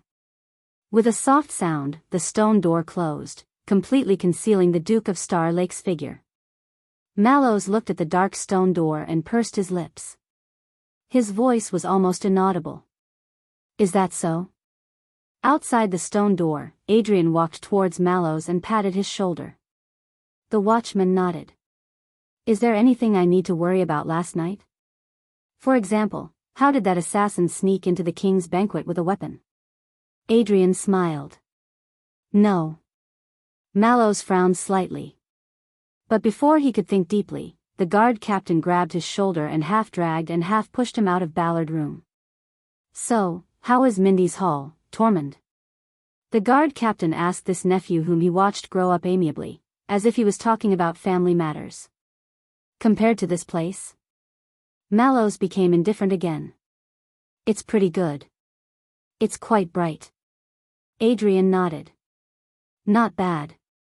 The guard captain's eyes lit up. Only bright? It's still a short time. Mallows' tone was normal. I'll tell you when I stay longer. Adrian smiled. He let go of Mallows. When are you going to arrange a day off for yourself? The rather old captain pressed his waist. You know, my wife recently got to know a few good unmarried girls. She shouldn't mind. But Mallows suddenly interrupted him. Captain. He did not say anything. His face was expressionless. Adrian stared at him for a long time before he nodded. His Highness will not come out so soon, the guard captain said casually. As usual, go to the duty room and wait. Mallows stopped in his tracks. Lord Adrian smiled at him. You know, paperwork. Mallows was silent for a second. Of course. The watchman curled up the corners of his mouth and smiled back. Paperwork. Thales walked into the Imperial Conference Room and found that it was actually smaller than he imagined. After all, there was the Hall of Stars and the Meeting Hall, including the Jade Star family tomb chamber. The domed ceiling was low, and the walls were narrow. At a glance, it inherited the coldness and darkness unique to Renaissance Palace. It really is a small dark room. The prince silently mocked. Under the illumination of the everlasting lamp, there was a long table with many people sitting at the end of his line of sight. He could faintly hear human voices. Thales took a deep breath, stopped thinking about the unhappy future, and slowly walked forward. As he approached, the voices around the long table became softer. Most people turned around and looked at the newcomer to the Imperial Conference. Thales noticed that the people sitting at the long table were not ordinary people.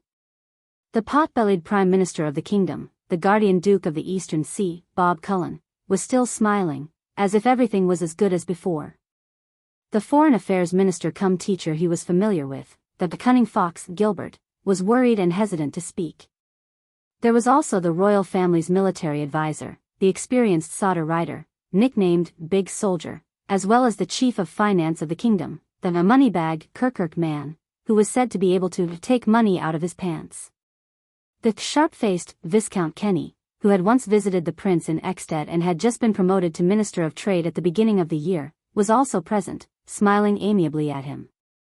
The one dozing off was the Minister of Agriculture and Husbandry, the miser, Lord Croppen, and the special advisor of faith who almost became Thales' theology teacher, the young and promising deputy bishop of the Sunset Church's central diocese, Stylianides. Thales also noticed that there was another person standing at the end of the long table, a distance away from the nobles. It was a fierce-looking man with a face full of scars. He stared at Thales with a pair of sharp eyes, as if he harbored malicious intentions.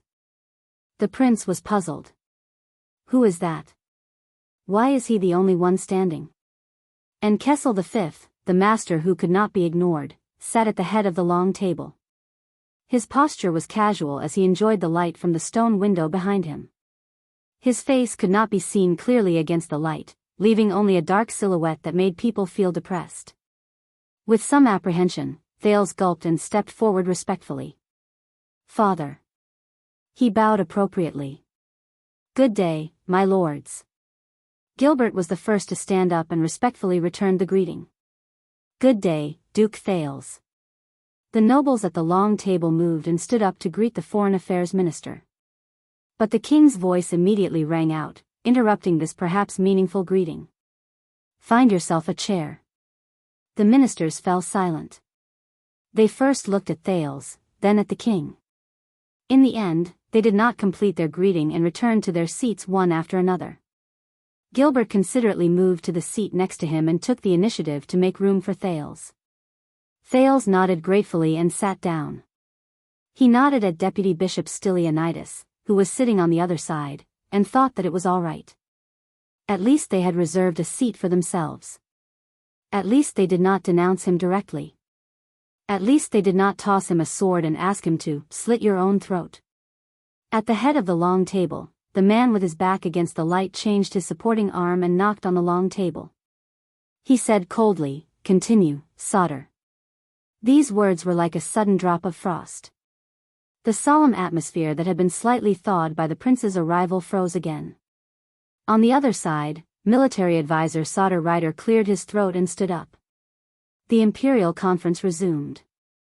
In any case, the Alliance of Freedom's decision to secretly withdraw their main elite forces from Fort Liberté and set up an ambush in the wilderness was extremely bold. Sodder, who was dressed in military attire, knocked on the long table. A huge map was spread out on the table with black and white chess pieces on it. Keep in mind that if Fort Liberté falls due to an empty interior, the war will be over. Saldus' expression was solemn. He reached for the Fort Liberté castle sign, pulled out a knight chess piece from the 3 or 4 black chess pieces inside, and threw it out of the map. Thales only then noticed that the subject of this imperial conference was not him, at least not the assassination last night. But, Lord Sodder has just returned from Western Desert with the regular army, Gilbert whispered in the prince's ear. We can get first-hand intelligence on the war in Exeter earlier. The war in Exeter. The prince's heart tightened. This was a feeling he had not felt before when he walked into Ballard Room alone. Thales frowned and identified the contents of the map on the long table. Fort Liberté was on one side, the city of faraway prayers on the other, separated by countless mountains, rivers, villages, and castles. At this moment, more than a dozen white chess pieces were spread out from the city of faraway prayers and occupied most of the key points on the map. They were powerful and stood in opposition to Fort Liberté, which only had 2 or 3 black chess pieces left and appeared isolated and helpless. Just like a trapped rat in a cage. And among them, Thales stared at the white chess pieces, were his friends. But their previous consecutive victories have encouraged the Northlanders' arrogance. They thought that the opponent would take advantage of the terrain and fortifications to defend the city with all their might, just as they did 20 years ago. So they left only scattered troops to maintain the rear, while the main elite force advanced straight in and used their superior military strength to attack the most critical and most difficult Fort Liberté.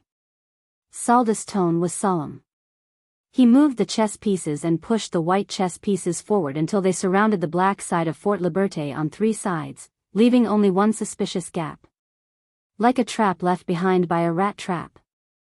They didn't even spend much effort to confirm if there was anything fishy about the easily conquered area behind them, or if the real main force was hidden among the scattered enemies who fled along the way. Compared to Extet's absolute advantage on the map, the chief of military staff stroked the few chess pieces behind the white side, appearing solemn and serious. The king did not make a sound. Gilbert sighed and interjected. After all, the Extension's prowess in foot combat and their strength in charging into battle can be said to be unparalleled in the world. Without a strong city and armored cavalry to rely on, who would dare to face them head-on in the wilderness? Thales recalled the Black Sand region soldiers who risked their lives under Broken Dragon Fortress all those years ago. Sauter nodded, but scoffed. That was the first mistake they made. His words were stern and tugged at everyone's heartstrings. Sauter looked up. News from the Secret Intelligence Department? Under everyone's gaze, the man with a scar on his face who had been standing silently at the other end of the long table finally stepped forward. Thales realized that he was a spy from the kingdom's Secret Intelligence Department. According to the information from various sources at the front line, the man with a scar on his face took out a stack of paper in front of the many nobles.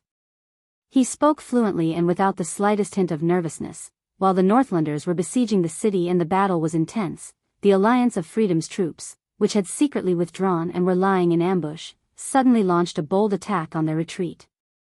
His voice was cold. Within a week, the Extension supply points along the Good Flow River were badly battered, and their transportation efficiency plummeted. Following his words, Sauter Rider calmly moved the Black Knight outside the map back to the battlefield, and placed it firmly behind the white side's battle line. Maybe I'm getting old and I can't remember clearly. Prime Minister Cullen adjusted the position of his stomach and looked charmingly naive. He asked in puzzlement, "That's right." He said in puzzlement, "But this strategy sounds a little familiar." As soon as he said this, all the nobles present were visibly moved. Sauter nodded but did not answer directly. Instead, he motioned for the Secret Intelligence Department to continue. The man with a scar on his face coughed and switched to another piece of paper. Their supplies cannot be stabilized. In just 1 week, the Northlanders' heavy swordsmen and heavy armored axemen, who they are so proud of when they attack the city, are affected. There were a few times when they were about to succeed in attacking the city, but all their efforts were in vain. Their cavalry was strong, but they were unable to find enough rations and supplies in the fortified Alliance of Freedom. They could only station in place and wait for the outcome of the siege. There was a moment of silence around the long table. The king did not move. Gilbert was the first to speak, breaking the silence. So, Extet was defeated just like that? That's simple. That's impossible, right? Sauter Rider scoffed. He stared at the numerous white chess pieces on the map with a fearful expression. Of course not. The military advisor looked at the Secret Intelligence Department. The man with a scar on his face was unhurried as he continued. According to our intelligence, in the first few weeks after the attack on the supply chain, Extet still retained more than 90% of its absolute combat power, enough to complete several decisive field battles or sieges. It was far from what the Alliance of Freedom could withstand. But his tone changed. But at this time, Extet's commanders had divergent views on their next move. Divergent views, Gilbert muttered to himself. Divergent views. Thales recalled the battle report that Gilbert had told him last night and his heart sank. Sauter Rider was still solemn. He nodded. The city of Faraway Prayers strongly advocated pressing forward with the entire army and deciding victory with a combined attack. Defense City wanted to regroup and slowly invade. At this point, Saldus' expression slowly turned solemn. Dragon Cloud City's military leader, the one-armed Carcagel, advocated sealing off the main routes, surrounding them but not attacking. At the same time, he mobilized a small number of men to form a small but elite, but equally mobile task force. Using an eye for an eye, they would track down and annihilate the Alliance of Freedom's only remaining trump card in the wild. Once they succeed, they just have to throw the enemy's commander's head into Fort Liberté, and the city will fall without being attacked. Hearing the familiar name, Thales recalled the silent one-armed count who made the final decision on the day of the council hearing. But the others didn't think so. Ah, Carcagel, that one-armed bastard, I remember him.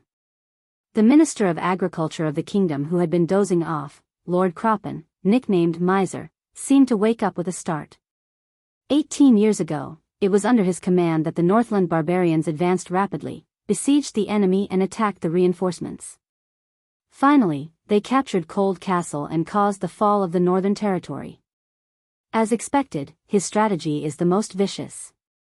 Prime Minister Cullen scratched his head. So, which of the three paths is better? Everyone was silent for a moment. I think it should be a slow and steady approach. The Minister of Trade, Viscount Kenny, was in the prime of his life, but his choice was different. The biggest taboo is to fight the weak with the strong and seek instant benefits. Besides, the Alliance of Freedom is already a cornered beast, there's no point in taking risks. But the elderly chief of finance, Kirkirk Man, shook his head disapprovingly. No. The greatest advantage of the Northlanders is that no one can withstand a thunderous strike. Besides, the burden and expenses of deploying troops outside. Believe me, the sooner the war ends, the better. It's most beneficial to get it over with once and for all. But compared to them, Thales noticed that Gilbert furrowed his brows and did not say a word. At that moment, the king looked up. His dark features revealed a sharp gaze. Sauter, what's your opinion? Everyone looked at the military advisor in unison. Sauter did not answer immediately. As solemn as ever, he traced his finger from one end of the map to the other, as though he was playing a game of chess with someone on the battlefield. When it comes to war, the Northlanders are never vague. Sauter gazed at the white chess pieces all over the map, the fear in his eyes deepened. Besides, they have the upper hand in every aspect. I think, from the moment they were attacked from the rear, they have already seen through the Alliance of Freedom's plan. They know that the enemy is taking the risk of dispersing their forces, and they know that the enemy is full of openings. Thud. The soldier slammed his fist on the table. With a wave of his hand, he first pushed a large number of white chess pieces to Fort Liberté, and then pushed all the black chess pieces in the fort. Disregarding casualties and attacking with all their might.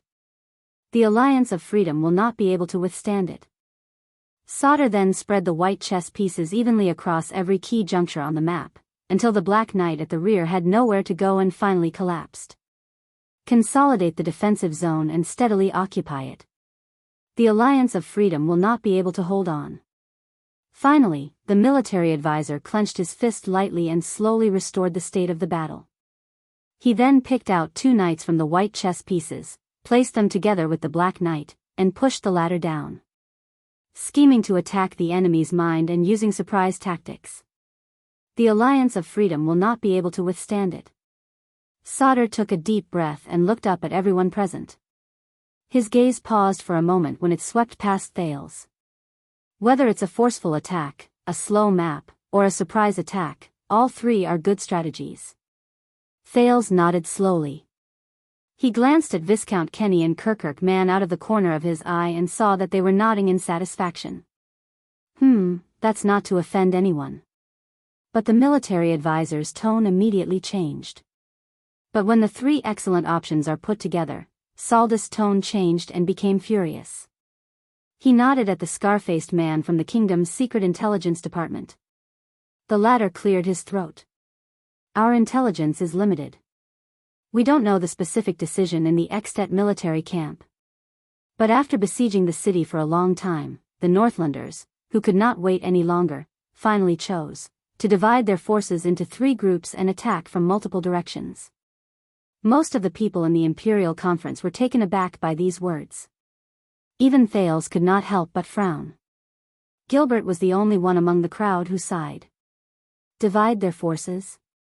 Or 3? Viscount Kenny was puzzled and clearly could not understand.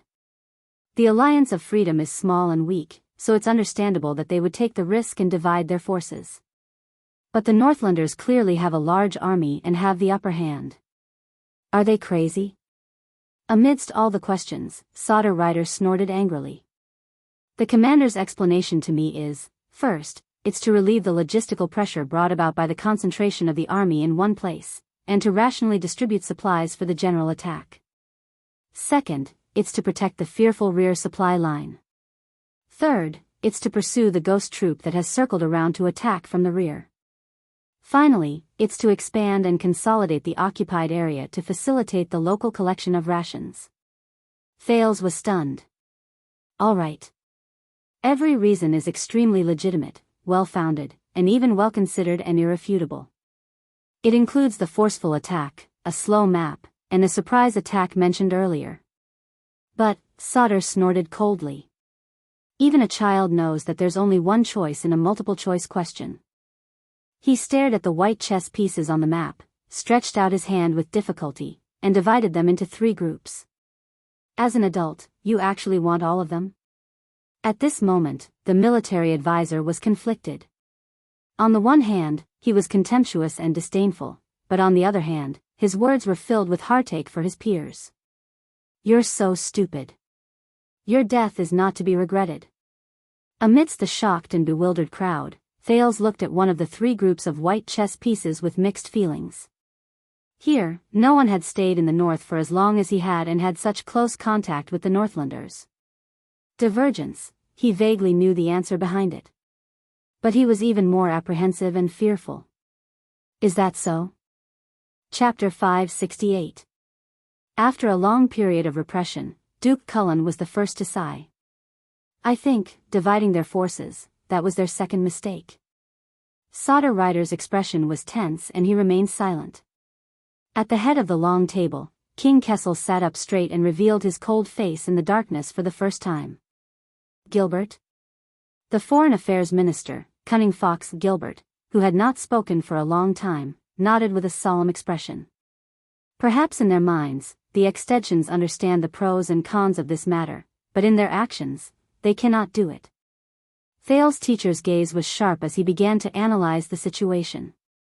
The city of faraway prayers has the most immediate interests and the most motivation, so they seek to advance. Defense City is not involved in this matter, so they are cautious and of course seeking stability. Gilbert snorted softly. As for Dragon Cloud City, firstly, Heroic Spirit Palace has a deep foundation and is feared. Secondly, Lady Walton is on the throne and is looked down upon. Their most awkward position is that they are in a dilemma. Thales' heart sank. It is normal for them to prefer winning by surprise to gain prestige. Gilbert sighed slowly. I think the considerations behind this choice are not military, but political. 100 stubborn wise men are not as good as 100 united fools. Thales looked at the white chess pieces on the map, his emotions in turmoil. No, Saroma, what were you thinking at that time? Speaking of politics, Kirkirk Man broke the small moment of solemnity, and heard the controller of finance ask doubtfully, this war was instigated by the Kinslayer. The war is in full swing, but Lampard didn't do anything behind the scenes. For example, prices and rations, intelligence and public opinion. To provoke the archdukes of the 3 cities. Sauter looked at the scar-faced man from the Secret Intelligence Department. The latter put away the intelligence report in his hand and nodded. Since Chapman's coronation, Black Sand region has been making things difficult for the archdukes who do not respect the king's orders. This is the norm. But the scar-faced man's tone changed. But this time, it is very strange. From declaring war to conscription, from setting out to engaging in battle, from spies to officials, Black Sand region has stopped all internal and external means of harassment and obstruction. They have not interfered in the war between the 3 cities, and only focused on their own internal affairs. All the officials at the Imperial Conference were stunned. The king looked at the Foreign Affairs Minister. Gilbert nodded, but he was filled with worry. Yes. Diplomatically, King Chapman even sent out a notice to show his support, denounce the Alliance of Freedom, and fully support the expedition of the 3 cities to the west to seek justice. As soon as these words were spoken, everyone was stunned. Thales was the only one who bit his lower lip. So this time. Prime Minister Cullen rubbed his chin thoughtfully. Not only did Lampard not play any tricks, he even behaved more like a generous and selfless king than ever before. Everyone looked at each other in confusion. Until the king's words broke the doubt, as if a block of ice had been thrown into a lake. He moved. King Kessel clenched his fists, a cold glint flashing in his eyes. By not moving. Many people still didn't understand what he said. He moved. Tampering? In a motionless manner? Viscount Kenny was puzzled. Your Majesty, I don't understand. Are you saying that Lampard has an undisclosed private deal with them? The king did not answer. He only raised his eyes. Thales. At the long table, the only youth subconsciously clenched his knees. But King Kessel's voice still rang coldly and drilled into his ears without any hindrance. Tell me, why did King Chapman move? And how did he move? Thales felt a chill in his heart. Why did Chapman move? Everyone's eyes were on him. He raised his head with difficulty. Thales met the king's gaze in a daze. On the other side, even though Gilbert was filled with worry, he still coughed softly and encouraged him with his eyes. And so, for the first time in the Imperial Conference, Thales, the Duke of Star Lake's words rang out. After Niven's death, the only thing that could unite the Walton, Rockne and Letco families was King Chapman's unruly and merciless methods. That made them feel threatened. The second prince took a deep breath and tried not to think about anything else. But when King Chapman made it clear that he was backing down and did not want to get involved in their affairs, Thales didn't continue. The ministers looked at each other and seemed to have understood something. But the king's words rang out again, with a tone of scrutiny and even interrogation. What else? Thales' knees tightened. With great effort, he loosened his grip on his knees. Originally, Dragon Cloud City, Faraway Prayers City and Defense City joining forces to attack the Alliance of Freedom was a move against the king. The Duke of Star Lake spoke again.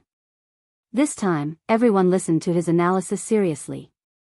But after the day of the council hearing, Lampard's sudden visit to Dragon Cloud City, everyone in Extet knew that the king had won the political battle. The day of the council hearing. Thales tried to get rid of the shadow of that day. There was no point in the three cities using this war to fight against King Chapman anymore. They lost their biggest motivation to fight against the king, but they couldn't take back the promise they made. To fulfill the alliance, they had no choice but to mobilize and go to war. The ministers in the conference whispered and nodded at each other. Thales let out a sigh. What else? The king's words rang out again, as if unwilling to let him go. Thales was silent for a moment. At that moment, he vaguely knew what King Kessel wanted him to say. But Thales was expressionless.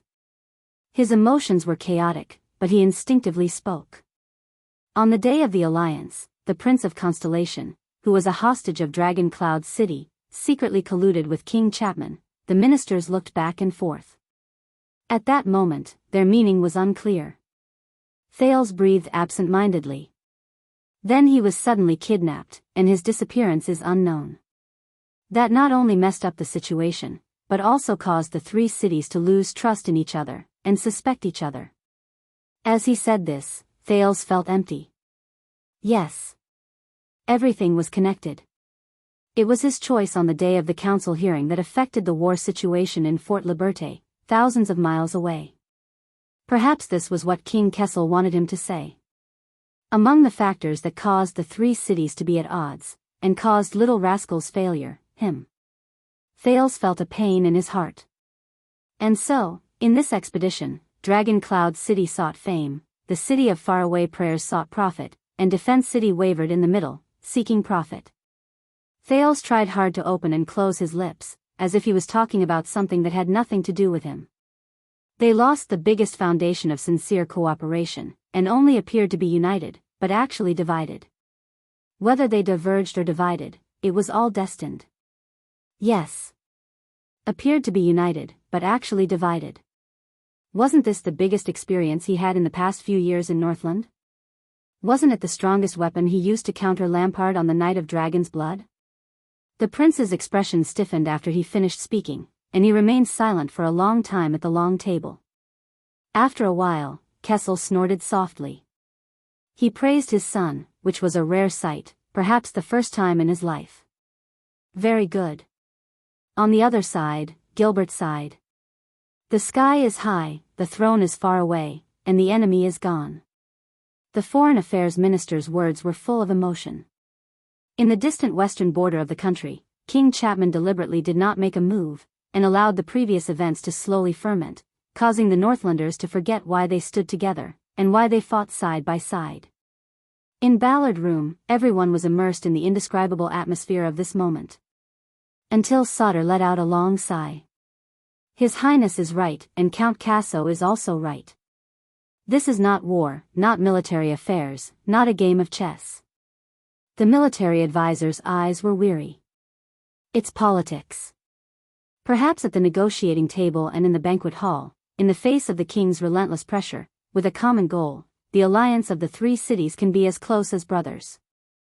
But under these circumstances, when it comes to commanding the army on the battlefield, when it comes to actual life and death, the three cities each have their own plans, are not unified, and do not have a strong person like King Nuvan to suppress them.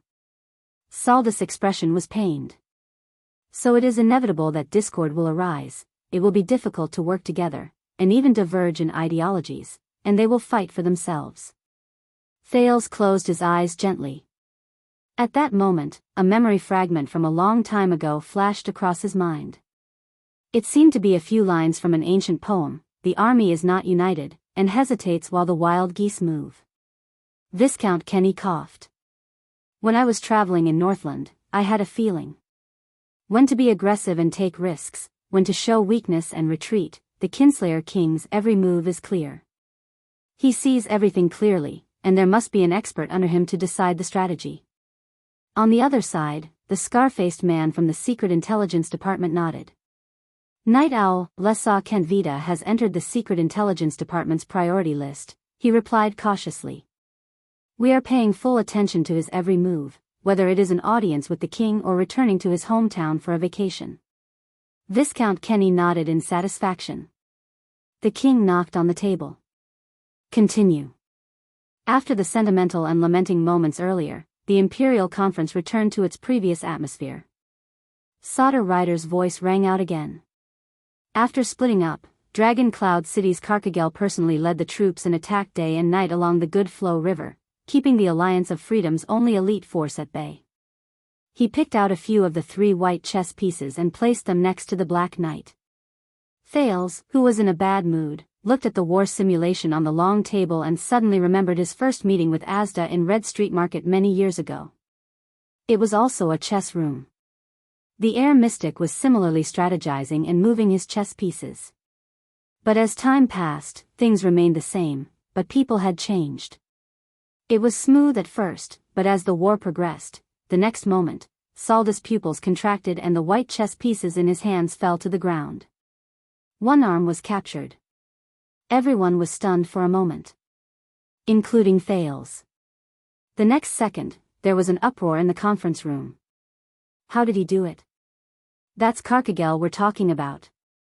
The elite soldiers of Dragon Cloud City, even without the help of the other 2 cities, they shouldn't have lost to such an opponent, right? Faced with a tidal wave of doubts, Saldus' expression was equally solemn. He shook his head. There's no intelligence. We only know that whether it's coincidence or luck, it just happened. The scar-faced man from the Secret Intelligence Department nodded, agreeing with the military advisor's answer. Thales' expression was uncertain. He recalled that Karkagel. That, King Nuvan's best fighter. It was hard to believe that he would lose to an unknown lone army from a small country in a head-on confrontation, and even get captured. The scar-faced man flipped through the information. We only know that after the commander-in-chief was captured, the morale of the Dragon Cloud City army was disrupted. Under the enemy's nimble assault, they were forced to retreat step by step. At one point, they even lost command and could not look out for each other. Even the Archduchess herself was lost in the chaos, her whereabouts unknown. Without a leader, they were practically walking corpses. Lost in the chaos. Little rascal. The prince took a deep breath and tried to keep his expression unchanged. Thales could feel Gilbert's hand pressing on his palm, signaling him to calm down. Saldus' words rang out again, replaying the battle situation thousands of miles away. At the same time, on the main battlefield, the troops of the city of faraway prayers were at the front line. They wanted to take advantage of the enemy's emptiness to go all out and storm the city. But in the next moment, Saldus' expression darkened.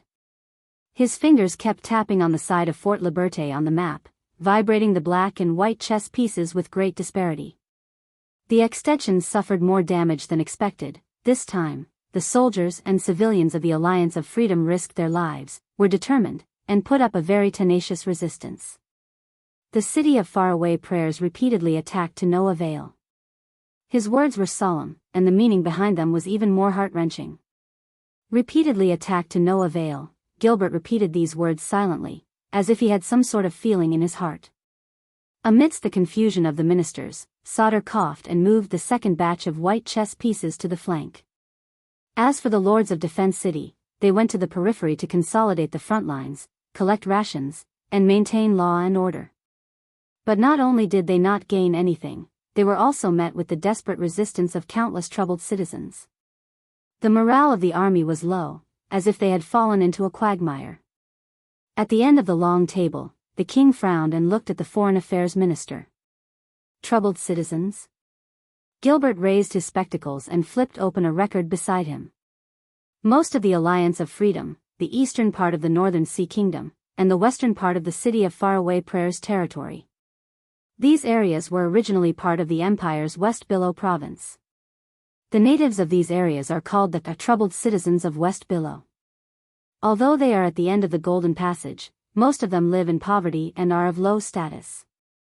Over the past few centuries, whether it was the successions of Extet and Camians, or the Senate of the Alliance of Freedom established by the high officials and nobles in a compromise, they have all been rather harsh on them. Thales recalled the story of the troubled citizens of West Billow that the heir of the city of faraway prayers, the annoying Ian, had told him. I don't understand.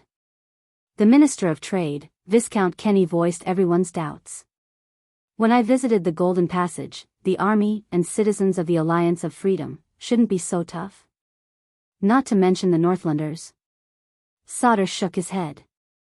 No, it's precisely because they are facing the Northlanders. This time, Sauter looked at the cunning fox of Constellation. Gilbert sighed. He flipped open the record again. 20 years ago, Nuven's son, Soria Walton, led an army to attack Fort Liberté. After the city was breached, in order to avenge his dead subordinates, he massacred the city for 3 days and looted without limit.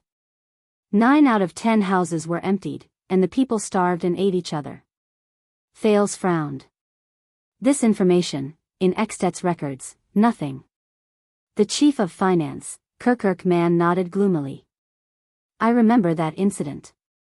It was said that the Northlanders wanted to keep the news under wraps at first. Some busybodies even compared that inhuman beast to Prince Horace. What a joke. Gilbert continued with a frown. The Alliance's Governor-General had all 10 fingers chopped off and was dragged around the city for 20 miles before he died. His corpse was hung in public as a warning to others. It was a tragic sight that intimidated the surrounding areas. The Foreign Affairs Minister put down his spectacles and closed his notebook. And the current Governor-General of the Alliance is the grandson of the previous Governor-General. Thales looked at Gilbert's notebook. The history on paper was understated, but the past in reality was heavy and oppressive. That's why they rebelled. Hearing this, Prime Minister Cullen sighed deeply. In the face of tyranny, no people are born cowardly and wait to be slaughtered. Perhaps this sentence struck a chord. The Imperial Conference fell silent for a moment. No one responded. Only Gilbert nodded and said with emotion, "You reap what you sow, you reap what you sow." The current state of this war was already decided 20 years ago. Now, the Northlanders are only taking revenge for their previous cruelty and violence, just repaying their debts. Chapter 569. Thales exhaled amidst the silence at the long table. No war is an isolated one. Soria's atrocities 20 years ago led to the resistance that Extet faced 20 years later. Victory 20 years ago led to defeat 20 years later. The second prince recalled the old crow's words again.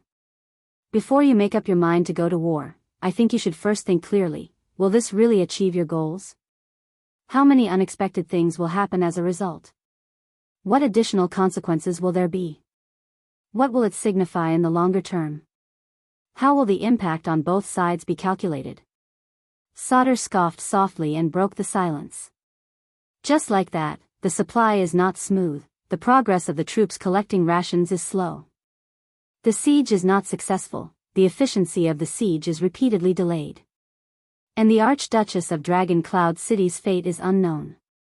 Those who return with the dragon spear flag are still only defeated soldiers, and rumors abound. Fate is unknown. Thales tried his best to regulate his breathing. After hearing about the blood feud between Prince Soria and the Alliance of Freedom, he suddenly realized that once Saroma fell into the hands of the Alliance of Freedom, Thales forced himself not to think about the worst possibility. Sauter paused for a moment and motioned for the man from the Secret Intelligence Department to continue. The latter nodded. After that, we made some inquiries and made some guesses. An argument broke out among the higher-ups of the Northlanders. The ministers looked at each other in dismay. The nobles of Defense City wanted to retreat, but the Archduke of the City of Faraway Prayers, the arrogant Kulgan Rakni, was unyielding.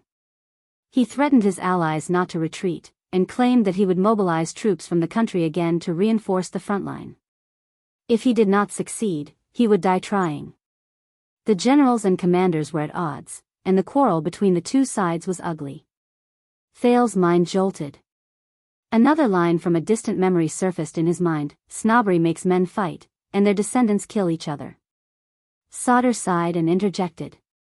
And that was their third mistake. Perhaps because they had already lamented, the ministers were no longer stirred after hearing about Extet's foolish move. The scar-faced man from the Secret Intelligence Department said calmly, until one day, the flag of the Camus Union was raised above the walls of the Alliance of Freedom.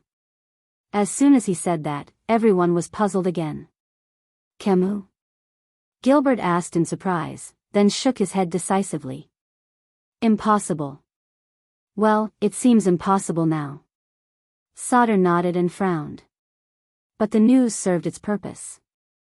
From then on, the rumor that Camus Union had intervened in the war spread throughout the northern military camp.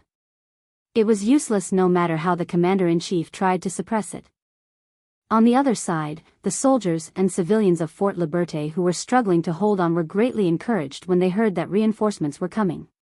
While the enemy is silent, I am strong. Sauter looked up slowly, his eyes gleaming. The Northlanders have completely failed. That was when it started.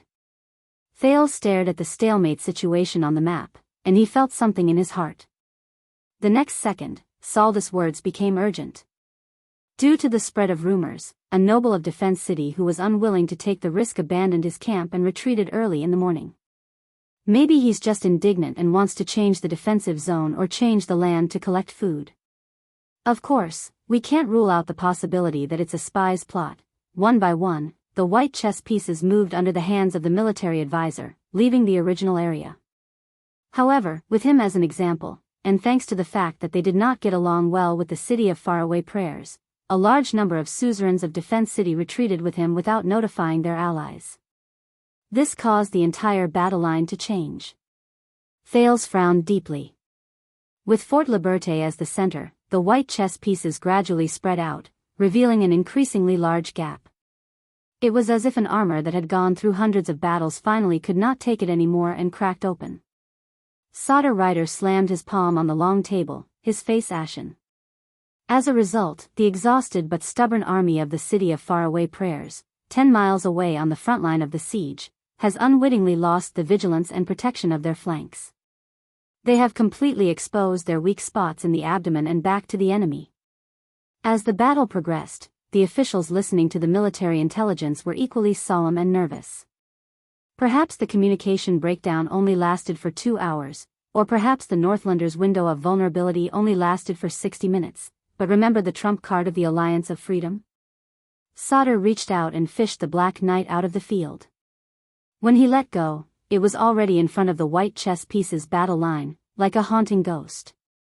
After defeating Dragon Cloud City, they reappeared after disappearing for a long time and seized this window.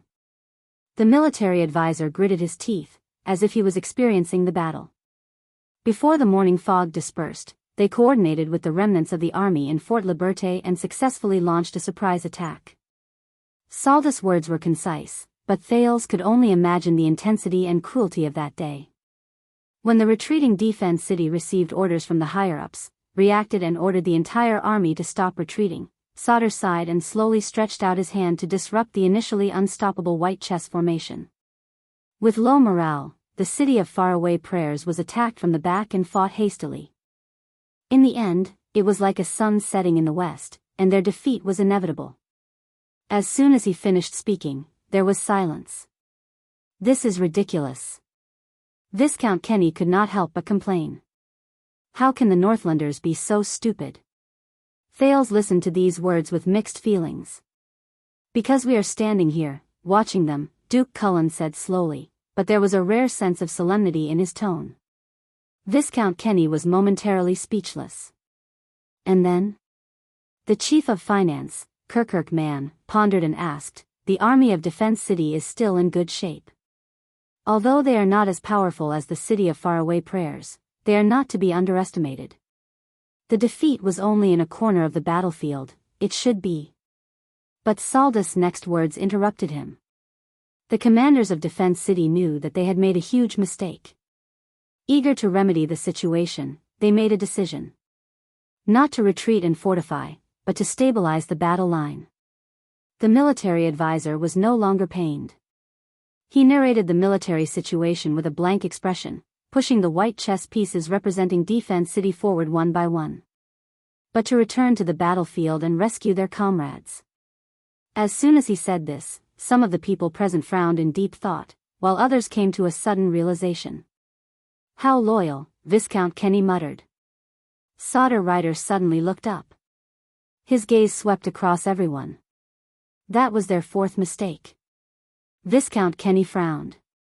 Sauter lowered his head and gathered the black chess pieces in Fort Liberté and the knights outside the fort together. The Alliance of Freedom's strategy is completely different from that of 20 years ago. After a victory, they do not seek to kill as many enemies as possible when pursuing the enemy. Instead, they seek to be flexible, drive away the majority, and attack the elites. So, when the flag of Defense City arrived on the battlefield, the next moment, Thales watched as the fallen white chess pieces were pushed together and swept towards the white chess pieces that were still standing. An ominous feeling welled up in his heart. Most of the tens of thousands of defeated soldiers from the city of faraway prayers still survived, but all of them threw away their helmets and armor and retreated, or rather, fled in a grandiose manner, unable to stop orders. Like a flood after a storm, they unstoppably broke through the formation of Defense City. Saldus' hands no longer moved the chess pieces precisely, but swung them widely, sweeping the chaotic white chess pieces towards the east. What's more frightening is that under hunger and fatigue, the despair and fear of failure spread like a plague to the Defense City army, triggering blind obedience and strife. Many of them died from trampling and internal strife before they could even see the enemy. Saldus' voice dimmed. Amidst the chaos, Defense City, the last hope of the Northlanders, was defeated without even fighting a few decent battles. The Northlanders suffered innumerable casualties. The entire army retreated in panic, fleeing day and night. Even after retreating hundreds of miles, they still could not stabilize the battle line. Along the way, there were also unyielding Extet nobles who tried to gather their troops for one last fight. But small acts of bravery were no match for the bigger picture and were of no help. Thales was silent. It was as if he had returned to the night of Dragon's Blood. He watched as the White Blade Guards, knowing that they were going to die, raised their swords for the last time and launched a counterattack against Black Sand Region's formation, covering his and Little Rascal's retreat. For some reason, even though Extet was an extremely threatening enemy country, watching them suffer such a pathetic defeat made him feel an indescribable sense of suffocation and discomfort. It was as if he had seen a hero in distress. And he sensed that he was not the only one who felt this way. How could this be? Gilbert spoke faintly, as if immersed in the past, feeling sorrowful. The invincible Northlanders actually, lost just like that? However, a deep voice quickly interrupted him, causing everyone's hearts to tighten. No. They are far from invincible.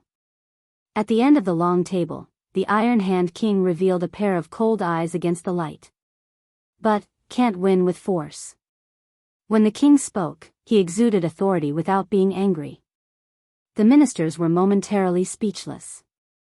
Can't win with force. Thinking of the truth behind Dragon's Blood, Thales felt dejected.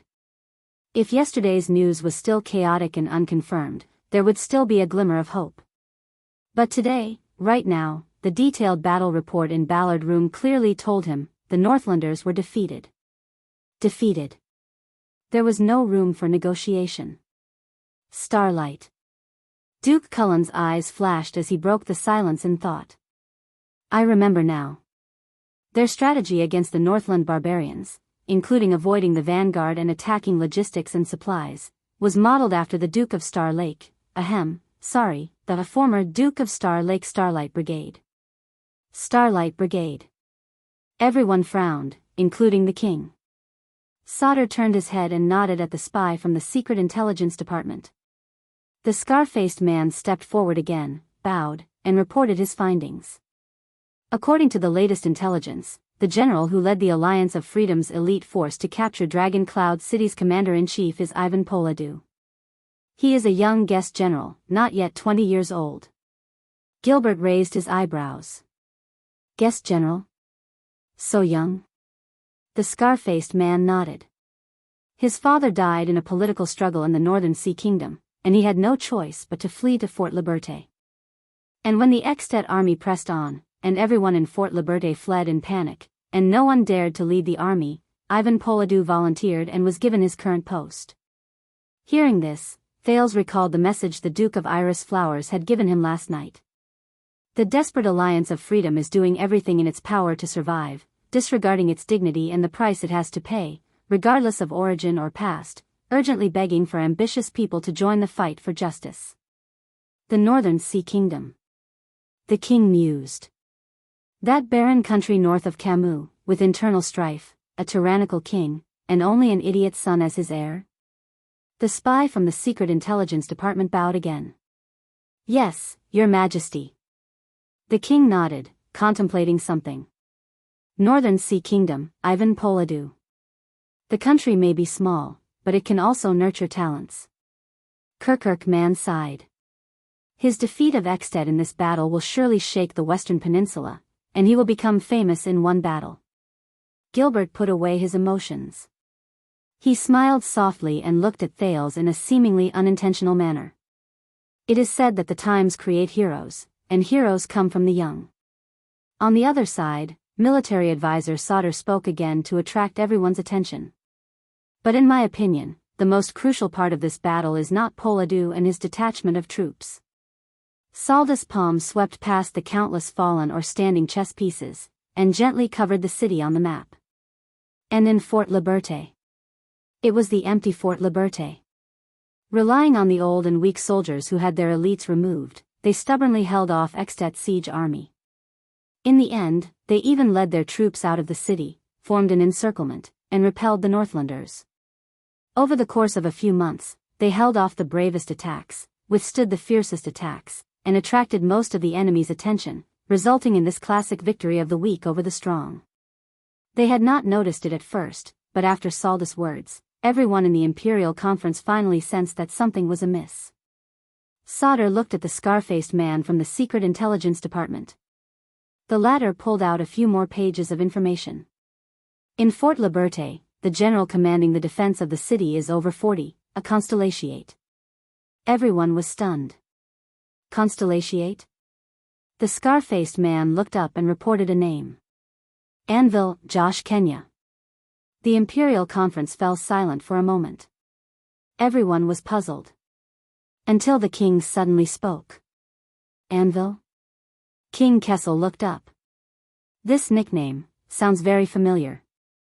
The spy from the Secret Intelligence Department nodded calmly. Yes, Kenya was born in the private army of the Jade Star family, and was once one of the combat officers of the Starlight Brigade. He was also the former deputy of the Fortress Flower, Lady Sonia Sasir. He was also Duke John's personal guard, and a fugitive of the kingdom. As soon as these words were said, there was a small commotion in Ballard Room. The deputy of the Fortress Flower, Thales, was bewildered. He thought of the veteran Gerard who had once served him. I see. So the commander of the Alliance of Freedom was the former general of the Starlight Brigade. Prime Minister Cullen's doubts were answered. No wonder this war had a familiar smell from beginning to end. But King Kessel furrowed his brows. His focus was clearly different. Fugitive? What crime did he commit? The scar-faced man picked up the information, glanced at it, and hesitated to speak.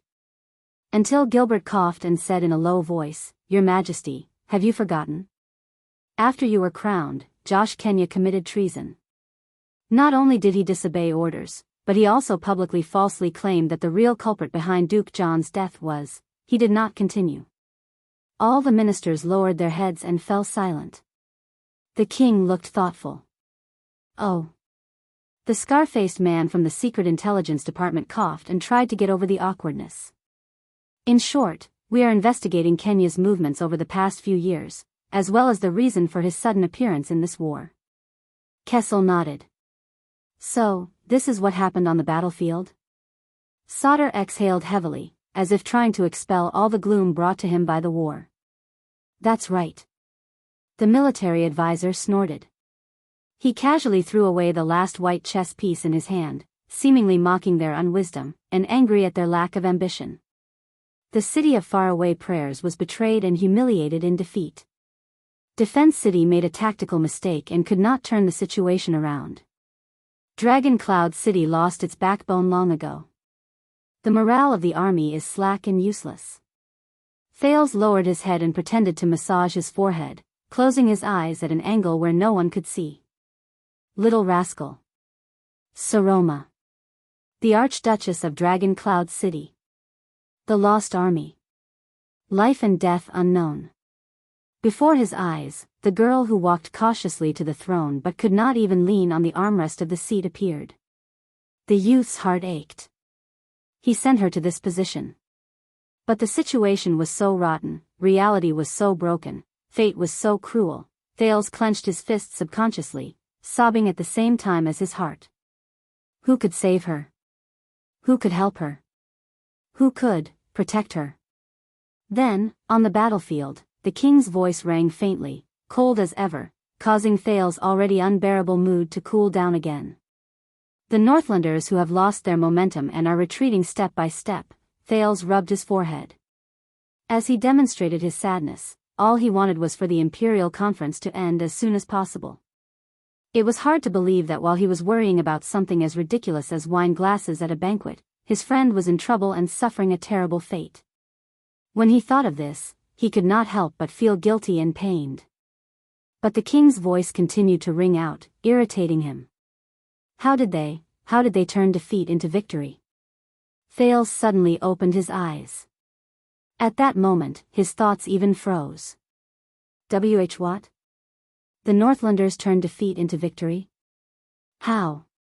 Prince Thales gently put down the finger he was using to rub his forehead. He raised his head in a dignified manner, his face expressionless. At the Imperial Conference, none of the people present were surprised, but they were equally puzzled by the question. They were not surprised. That means the outcome of the war. Thales controlled his breathing and pressed his left hand against his knee, refusing to look at Gilbert's worried expression. Of course. Sauter Ryder nodded solemnly. He stretched out his hand and moved it to the pile of white chess pieces that had fallen into a mess. Thales' gaze was fixed on his hand. As if there was the truth of the world there. The military advisor gently picked up a white chess piece. He placed it back on the chaotic map, in the most conspicuous position. At that moment, Thales suddenly recognized it. That was the White Queen. The Archduchess of Dragon Cloud City, who was lost in the chaos and whose whereabouts are unknown. Thale's breathing froze. Saroma Alex Walton. At the Imperial Conference, everyone present listened attentively to the military advisor's words, listening to the latter's tone of surprise and emotion. We don't know what happened in between. Sauter gritted his teeth, seemingly unable to comprehend what he was about to say. But when she appeared again and miraculously turned the tide of the war, whether it was the army or the people, whether it was the enemy or our own people, everyone called her, in the Ballard Room of Renaissance Palace, the royal family's military advisor, Sauter Ryder, looked at the White Queen standing proudly on the map. There was an indescribable fear and solemnity in his voice. The blazing blood true dragon. His voice faded away. At that moment, under everyone's puzzled gazes, time seemed to stand still. The blazing blood. True dragon. Thale stared blankly at the white chess piece, unable to recover for a long time. No, Thales, you ridiculous idiot. You're mistaken. This white chess piece, a small voice rang in the Duke of Star Lake's mind, as if mocking his stupidity and self-righteousness. She's not the queen. No, she's white, the queen. Chapter 570. That girl received help. Sauter Ryder went straight to the point. When she went missing on the battlefield, and it was unknown whether she was dead or alive. Some of the doubts in the Imperial Conference disappeared, but more questions arose. Help? Viscount Kenny, the Minister of Trade, laughed, somewhat teasingly. Could it be the Great Dragon? Thale's mind raced as he recalled the scene of the unkempt and silly little rascal sitting in the ruins, staring silently at the huge and beautiful dragon head. But Viscount Kenny soon realized that no one was laughing at his joke. On the contrary, the ever-smiling Duke Cullen's expression froze, and the Chief of Finance, Kirkirk Man, looked grim. The Minister of Agriculture, Croppen, was startled awake again, his eyes bewildered. Stylianides, who had been silent all this time, hung his head in deep thought. Thale sat next to Gilbert, suppressing his curiosity and eagerness, and focused on the Foreign Affairs Minister frantically flipping through the documents in his hands. At the end of the long table, the king's figure was motionless, like a stone statue. The entire Imperial Conference was exceptionally silent. Viscount Kenny's smile gradually faded. No. Amid the silence, Advisor Sauter made the final decision and ended Viscount Kenny's awkwardness. It's the troubled citizens. The military advisor placed his hands on the table and looked at everyone. Thales could sense that most of the ministers present breathed a sigh of relief after Sauter said no. The local troubled citizens of West Billow. Sauter frowned. His palm swept over the roads and towns on the map, and tapped lightly on the blank spaces without chess pieces. They helped the Archduchess, allowing her to survive on the battlefield.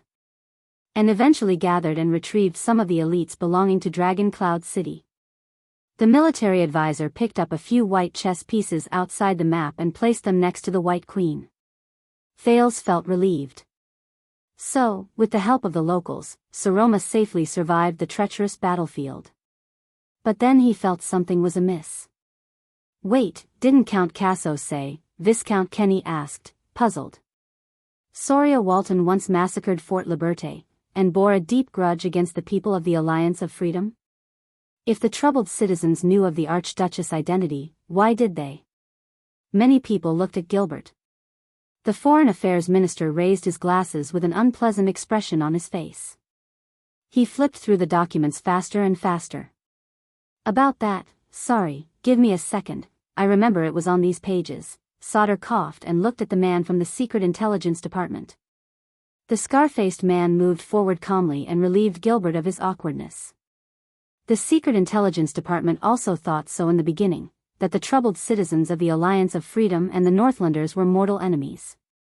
Only afterwards did we realize that the information we had was incomplete. Thus, we quickly contacted the local intelligence station and cross-referenced it with the historical records of the Foreign Affairs Division. The Foreign Affairs Minister finally turned to the page he wanted. He exhaled and took over the conversation. Ahem, gentlemen, the situation in the Alliance of Freedom is rather unique. Gilbert raised his head and turned back into the cunning fox of constellation that Thales was familiar with. In fact, unlike the troubled citizens of the city of faraway prayers, most of the troubled citizens of the Alliance of Freedom, especially the ones Sauter mentioned, mainly live in the suburbs and the countryside. They have low status, are extremely poor, and suffer from discrimination. Even if they enter Fort Liberté to make a living, they do the most menial jobs. The ones who hold a deep grudge against them are not the Northland invaders who target the nobles, but the upper-class people living in Fort Liberté. Thales frowned. He remembered young Rockne hinting to him that the troubled citizens were one of the problems the city of faraway prayers faced. But he never knew that the problem of the troubled citizens was not limited to the city of faraway prayers. It's a little complicated? Viscount Kenny voiced his thoughts. No. Everyone straightened their faces and puffed out their chests as they looked at the speaker. It's not complicated at all. King Kessel stared at the ring on his finger, his gaze lingering on the brass-colored luster. Just like what happened last night. Last night. The Imperial Conference fell silent. Thales subconsciously turned his head to avoid everyone's gazes. Gilbert's words rang out at the right time, attracting everyone's attention and easing the atmosphere. 100 years ago, the Camus Union implemented the 100 Nations trade route strategy and expanded their power eastward. The entire Golden Passage was in turmoil as a result. At that time, the ruler of Extet was Steelbreaker Nuven VI, who had just succeeded the throne not long ago.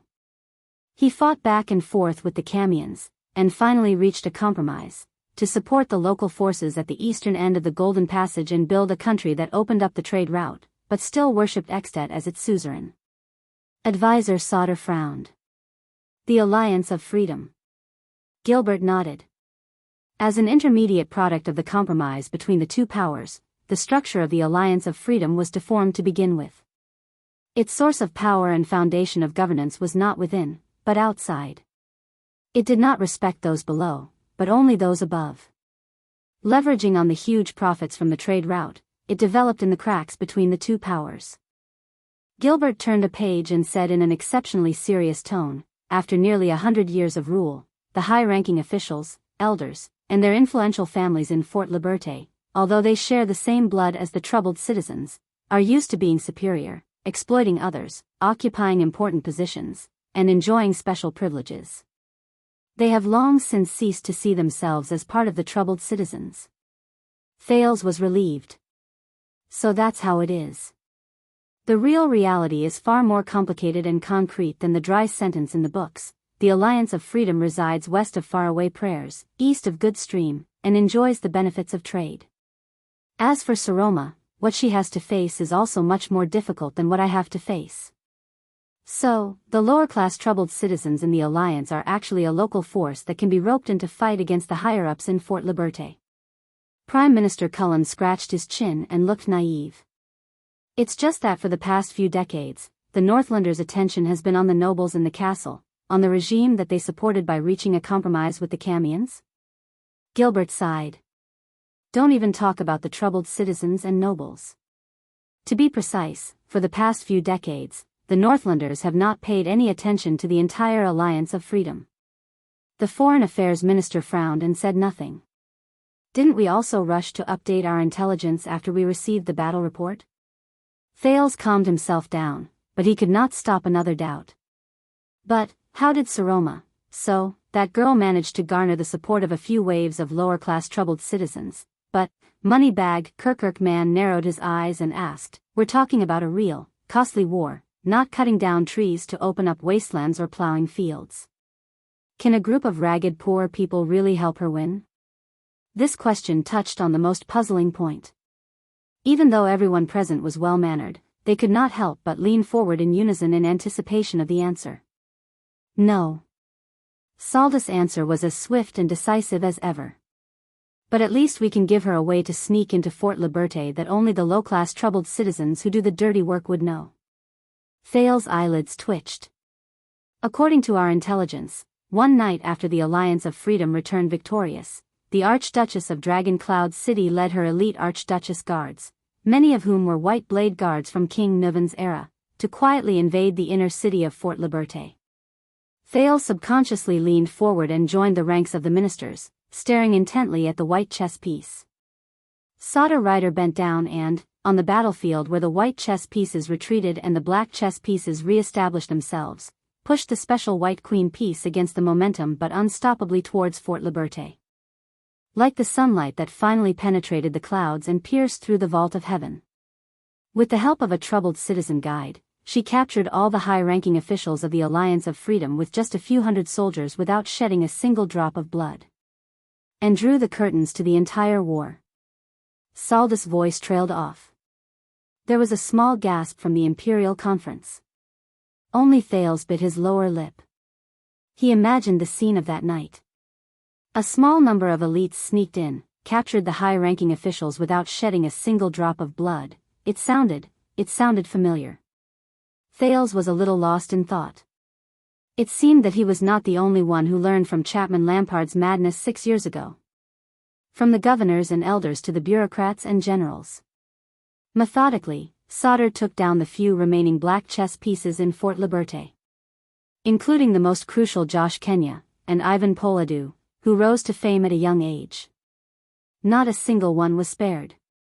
All in one fell swoop. Captured in one night. Sauter retracted his finger and looked at the White Queen, who was the only one standing on the battlefield. Just as they were immersed in their victory and completely let their guard down. The Imperial Conference experienced a long period of silence. What? After a long while, Viscount Kenny spoke in disbelief. He stared at the map with the chess pieces scattered all over it. So this war is all about setting off each other to see who is stupider. He did not know whether to laugh or cry, whether he was mocking or lamenting. The others more or less felt the same way. If you go through the history of war, Your Excellency, you may find that many wars in history have been like this. Sauter replied coldly, clearly in a bad mood. Most of the time, the outcome of a war is not determined by how powerful the winning side is, but by how stupid the losers are. Sauter hung his head.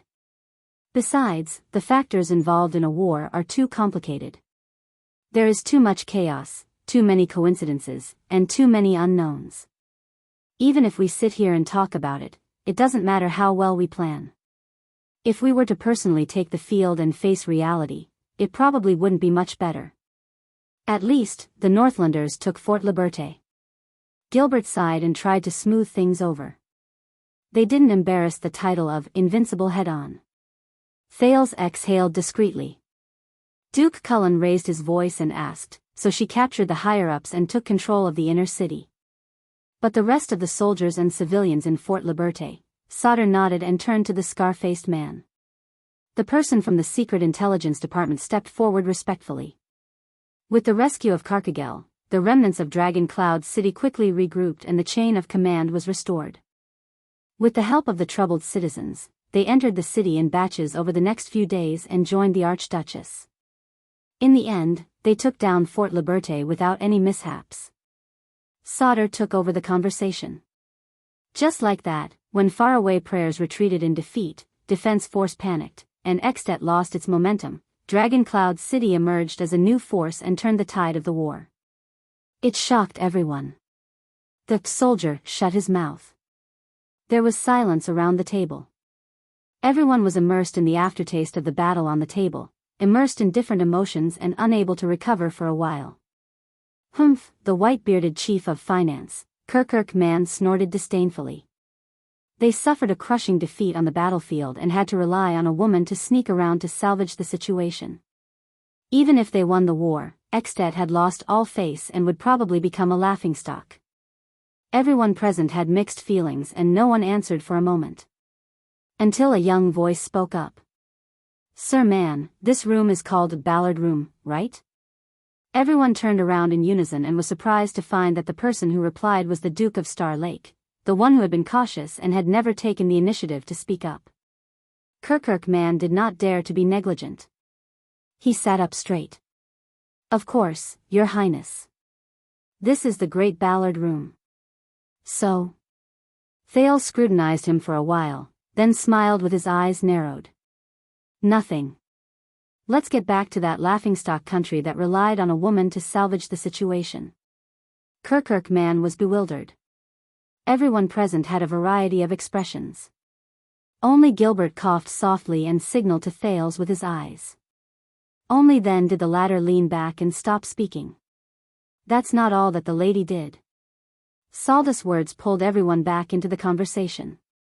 The military advisor looked up and gestured to the scar-faced man beside him. The Secret Intelligence Department has more detailed information. The spy from the Secret Intelligence Department bowed and switched to another document. Fort Liberté fell, the high-ranking officials were captured, the army was disarmed, the Archduchess of Dragon Cloud City, who was certain of victory, ordered, starting from the Governor-General of the Alliance, these captives, these betrayers of the Alliance of Freedom, the elders, high-ranking officials, generals, and soldiers, not a single one was spared. The scar-faced man looked up from the paper with a stern expression. Send them all to the guillotine. Thales held his breath. What? Everyone in the meeting whispered to each other. Again? Prime Minister Cullen frowned. As expected of the bloodline of Nuvan and Soria. Ruthless, not inferior to his father and grandfather. Women, you know, man exhaled. They've always been narrow-minded, and vengeful. With such a huge loss, I would have done the same if it were me, Viscount Kenny sighed. At least she was straightforward and didn't torture them. Thales did not speak. He just frowned and pondered. How many? Gilbert turned his head and interrupted the discussion at the long table. How many did she kill? The scar-faced man from the Secret Intelligence Department glanced at the lords. He was expressionless as he switched to another piece of paper and read out a surprising number. 0. The entire Ballard room fell silent. The lords widened their eyes and mouths in disbelief. They spent a few seconds digesting this information. At an angle no one else could see, Thales curled the corners of his mouth slightly. What? The scar-faced man nodded in acknowledgement. On the guillotine, when the blade was about to fall. The Archduchess took off her helmet and armor. The scar-faced man's words were calm and natural, but there was a strange power in them as he narrated the legend thousands of miles away. That young lady left the army, walked to the front of the stage, and announced to the trembling people below. The man from the Secret Intelligence Department switched to another piece of paper. The lords in the room were all shocked, doubtful, disdainful, vigilant, and other emotions as they listened attentively. She said that there had been enough deaths in this war. Enough blood had been shed on both sides. The vassals looked at each other, unable to understand. She said that the lives and livelihoods of millions of people, the children of countless people's families, should not have to pay the price for the selfishness and mistakes of a few high-ranking people. The scar-faced man looked up. She said that someone had told her before. War cannot bring peace, just like death cannot pay for life. Thales' expression changed. And she, the ruler of Dragon Cloud City, will not repeat the mistakes of her grandfather and father. At the end of the long table, the king suddenly moved. He raised his head and revealed his eyes in the shadows of the backlight. Amidst the heated discussion, in front of everyone, the Archduchess forgave and pardoned the prisoners of war on the guillotine. She even untied them one by one. In the end, she personally lifted the disheartened Ivan Poladu and told him. The scar-faced man switched to the next document. His tone was solemn. On the battlefield, you harmed my people. But as an answer, Ivan the Surprised, I will spare your life in exchange for an end to war and hatred. The voice of the spy from the Secret Intelligence Department faded away. The meeting room fell silent again. A few seconds later, the emotional Thales sighed and said, intentionally or unintentionally, small-minded and narrow-minded? Man's expression became very unnatural. Ridiculous. Viscount Kenny could not help but speak. Small-hearted. She dares to release a tiger back into the mountains in a foreign land. Only death awaits her. But before he could finish, the spy from the Secret Intelligence Department flipped to the next document. The Archduchess also issued a peace order in public. The entire army of Dragon Cloud City, whether generals or soldiers, are not allowed to kill or abuse prisoners of war while stationed in Fort Liberté. They are not allowed to harass and plunder civilians. They are not allowed to obstruct public security or affect the order of the people. The scar-faced man looked up. Anyone who violates this will be severely punished in the name of the Dragon Spear Soul Slayer. As soon as he said this, not only Viscount Kenny, but Duke Cullen was also stunned. It can't be. The Prime Minister frowned. Then can her vassals and her army tolerate it? How is she going to satisfy their greed? What do they spend money and food to travel through mountains and rivers for? Sightseeing? They've suffered countless casualties, how are they going to even things out? Does she really think that the Alliance of Freedom will listen obediently if she doesn't kill dozens of their leaders as an example? Are there no smart people among her subordinates who will stand up against her? The ministers whispered among themselves. Many of them found it hard to understand. Salda's steady voice rang out. After experiencing the previous fiasco, and facing the Archduchess' prestige in this battle, I'm guessing that her subordinates no longer have the guts to oppose her. The scar-faced man from the Secret Intelligence Department nodded. As the Deputy Marshal, Carcagel, who has the highest status, was the first to kneel and obey the order.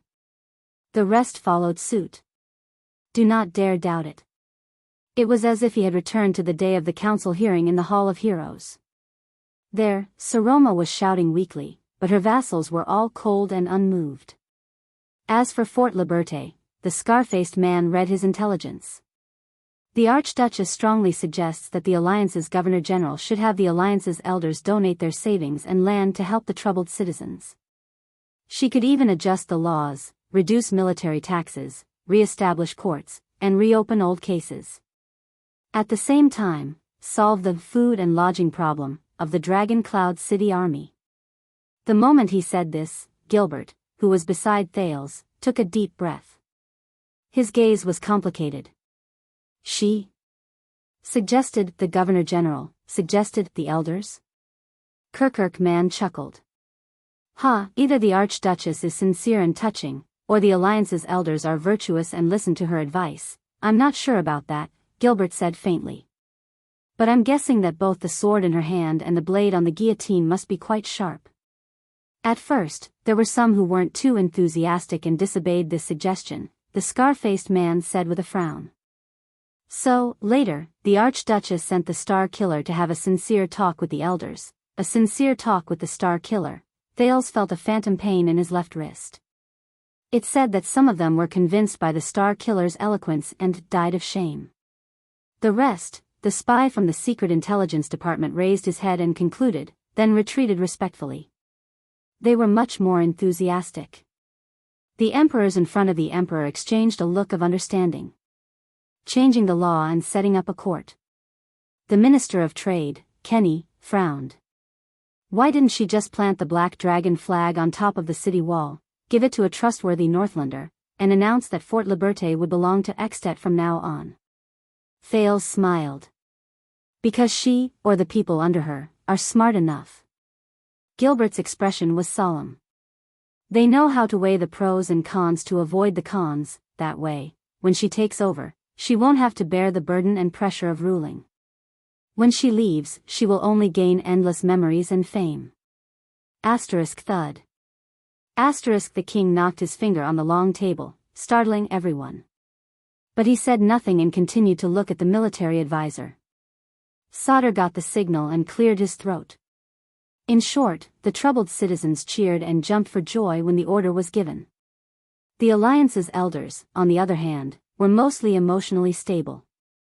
The army of Dragon Cloud City was also appeased. Just like that, Archduchess Walton used both carrot and stick, kindness and coercion.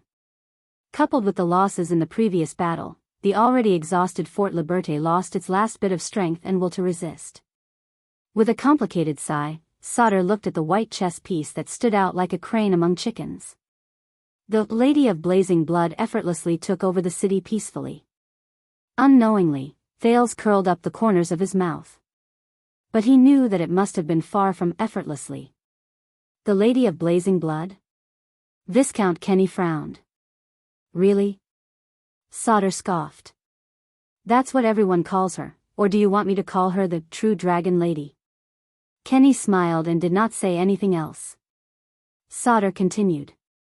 Now that the capital city has fallen and the troubled citizens have surged, the other cities of the Alliance of Freedom lost their will to fight and surrendered at the first sign of trouble. The extensions turned defeat into victory in such a dramatic fashion. The military advisor slowly sat down, no longer moving the chess pieces that had already been decided. The money bag minister coughed. My question is, she was lost on the battlefield and far from her own country. She was at her lowest, without soldiers or money. How did she manage to win over the support of the troubled citizens? She can't possibly offer herself up and sleep with all of them, can she? Thales glanced at Kirkman expressionlessly. This sir is really getting on in years, actually, he might as well retire early. That was what he thought. The spy from the Secret Intelligence Department stepped forward again. I don't know, but we discovered that the nickname, True Dragon of Blazing Blood, originated from these troubled citizens, and then spread to the Northlanders. Kenny was puzzled. What's with this nickname? She set herself on fire, then stood on a carriage and sped into the city? The scar-faced man shook his head. There are all kinds of versions. Some say they witnessed a flying dragon descending from the sky to help her seize the city. Kenny frowned. Was it really a dragon? But he noticed that many of the ministers present were shaking their heads at him. Impossible. Sauter Ryder spoke again, seemingly a little annoyed. You may have just joined the Imperial Conference not long ago, Viscount Kenny, so you don't know. But according to the secret agreement between Black-Eyed John and the entire kingdom of Extet centuries ago, the military advisor scoffed. As an extraordinary being, the Queen of the Sky will only intervene in the affairs of the mortal world when the calamities reappear. Otherwise, we would have been reduced to ashes 500 years ago. Gilbert coughed, reminding his old friend to be careful with his words. Only cares about the calamities? I mean, it clearly appeared in Dragon Cloud's realm 6 years ago. Viscount Kenny seemed to have understood something. His face turned ashen. Oh, I see. Thales recalled the scene of him dancing with the dragon 6 years ago, and the Queen of the Sky telling him that, you have a nice draconic name. He could not help but glance at King Kessel in the distance. But unfortunately, the king remained as steady as a stone statue and did not move an inch. Of course, Sir Kenny, the scar-faced man from the Secret Intelligence Department said knowingly. For centuries, we have also been constantly on guard against the possibility of that dragon breaking the oath. But so far, everything has been fine. Kenny nodded awkwardly. The scar-faced man continued. As for the Archduchess nickname, some say that she can drip her blood into flames and burn her enemies to death. Some say that she can spread her dragon wings and stir up strong winds when she takes off her clothes. Some even say that she can turn into a dragon when she howls at the sky on a full moon. The one on a full moon, that's the legendary werewolf. Sauter could not help but interrupt as the stories became increasingly outrageous. She has long been wiped out by the enemy of the wolves and the longevity hunters. The spy from the Secret Intelligence Department understood the military advisor's meaning. He stopped reciting the information and concluded. So, none of this is credible. The origin of this nickname is still a mystery. The ministers whispered to each other again. Thales noticed that Gilbert gave Archdeacon Stylianides a questioning look, but the latter shook his head. At that moment. What kind of girl is she? A deep, thunderous voice rang out. The ministers stopped their discussions and looked towards the end of the long table. The scar-faced man bowed to the king's shadow. According to our information, when she was 1 year old, her parents, but he was immediately interrupted. Thales. The king's voice rang out slowly, startling Thales. I'm asking you. Kirkman's eyes lit up. That's right, your highness lived in Dragon Cloud City for 6 years. You must be very familiar with her, perhaps even a friend, but the chief of finance immediately recalled the scene when the prince interrupted him.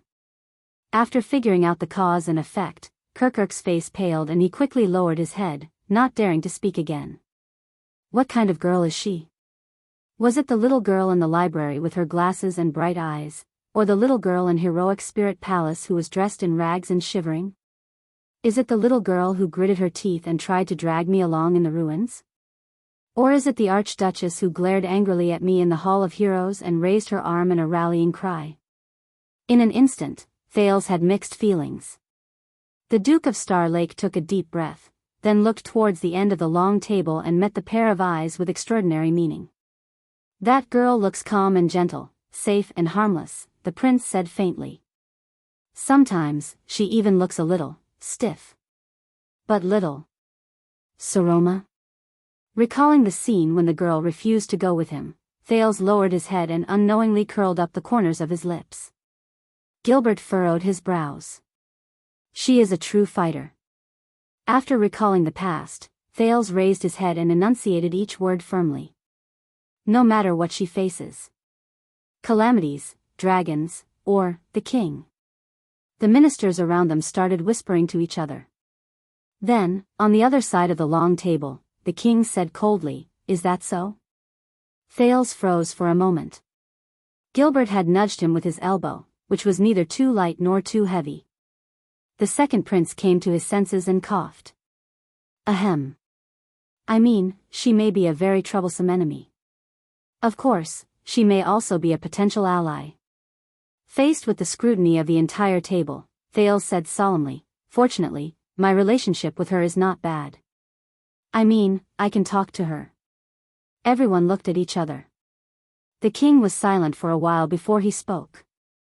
"Is there anything we can use against her?" Thales' eyebrows twitched. "There should be." His expression did not change. "I'll go back and think about it." Thales could not see King Kessel's face clearly, but the king's voice traveled steadily.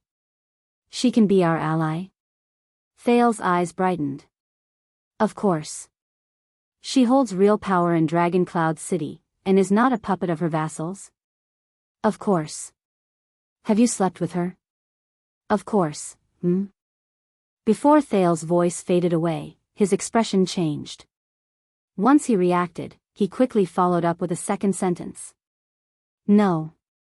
The long table was silent for a moment. For some reason, Thales felt his face burn in the face of the many ambiguous gazes in the meeting room. A few seconds later, the king's scrutinizing gaze finally moved away from him. He only left the teenager with a strange nasal sound. Humph. Chapter 571. Thales' embarrassment seemed contagious.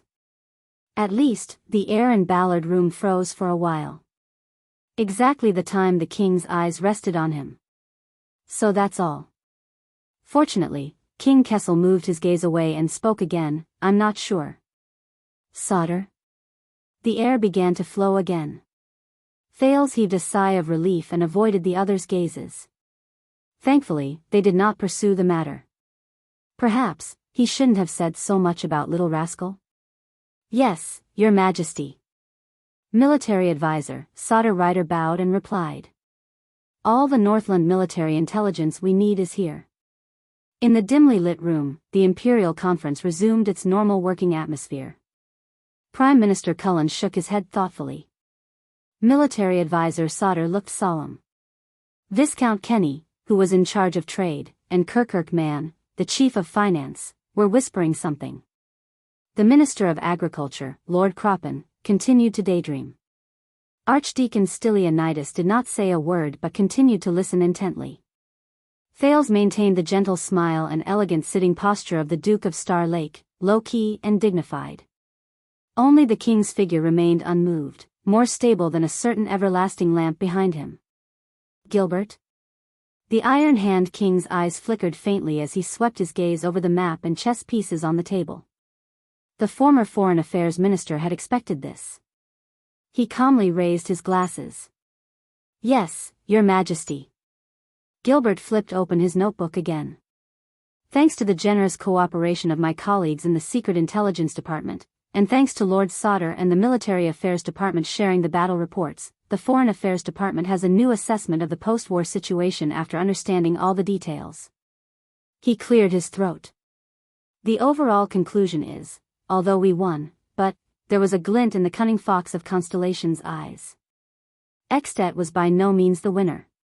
Thales's gaze shifted. First of all, without the other two cities' attrition and restraint, Dragon Cloud City would not have been able to take down Fort Liberté so easily. Gilbert pointed to the black and white chess pieces on the long table. But now, fame and profit, city and land, all the good things have been taken by heroic Spirit Palace. Instead, the city of faraway prayers and Defense City suffered a crushing defeat and were ridiculed. Realization dawned on the participants' faces. And don't forget the Archduchess' peace decree, Sauter added coldly. As well as her magnanimous forgiveness towards the prisoners of war.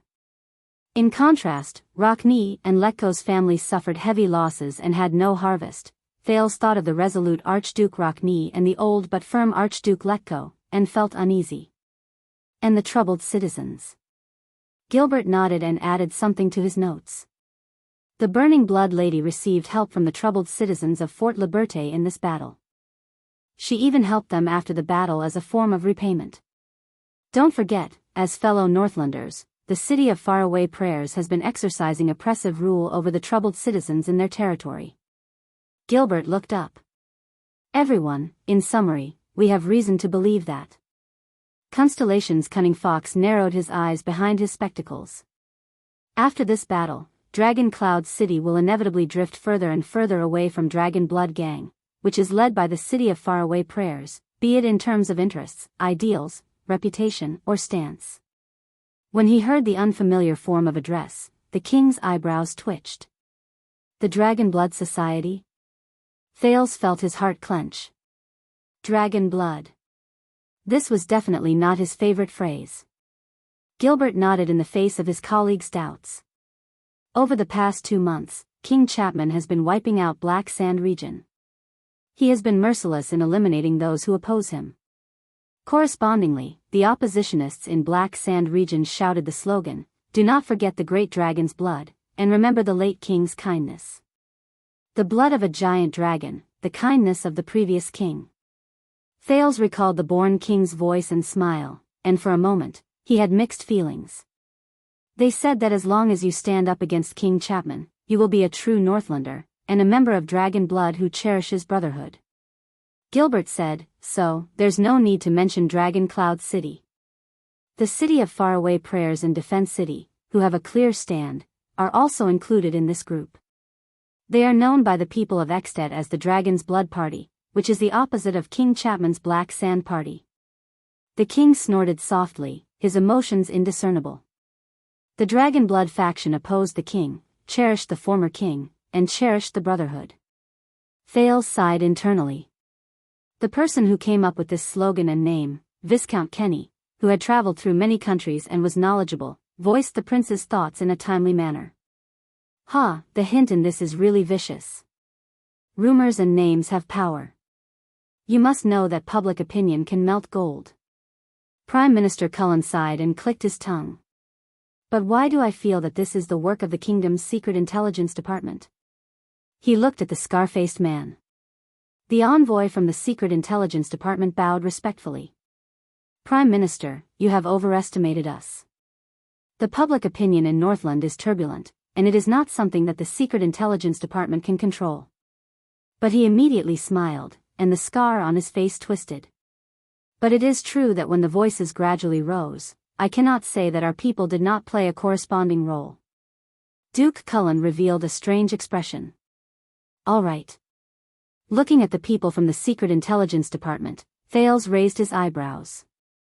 Chapman Lampard is probably not fated to have a good reputation in this life. So, Dragon Cloud City is no longer welcomed by the Dragon's Blood Party. No matter how I put it, it sounds strange. This means that the Walton family will join Lampard's side? Viscount Kenny returned to the main topic. Even if their hatred is as deep as the sea? Gilbert shook his head. Not necessarily. After careful analysis, the Department of Foreign Affairs believes that Dragon Cloud City is likely to break free from the struggle against the king. It is not favored by the Dragon's Blood Party, nor is it friendly with Black Sand Party. Instead, like Beacon Illumination City, it will remain neutral. Military advisor Sauter snorted softly. Then they won't be able to please either side, and will be in a disadvantageous position. Gilbert first nodded, then shook his head. But they will also be outside the storm, and have the right to observe from the sidelines. With Dragon Cloud City's size and status, coupled with the Archduke's natural contempt for female rulers, Heroic Spirit Palace might even be able to benefit from it. What is happening in our northern neighbor will no longer be the confrontation between Black Sand Party and Dragon's Blood Party for the past 6 years. Thales listened to his teacher's analysis and felt relieved. Even though all the nobles in Dragon Cloud City disliked King Chapman, and Saroma and Count Leaspan had witnessed the night of Dragon's blood with their own eyes, and their hatred was hard to resolve. But fortunately, Heroic Spirit Palace did not act rashly because of this. They chose the path that was most suitable for them. Viscount Kenny pondered and said, in other words, after this battle, Extet will be even more chaotic? There will always be at least 3 parties involved in any issue? For now, that is indeed the case, Gilbert said.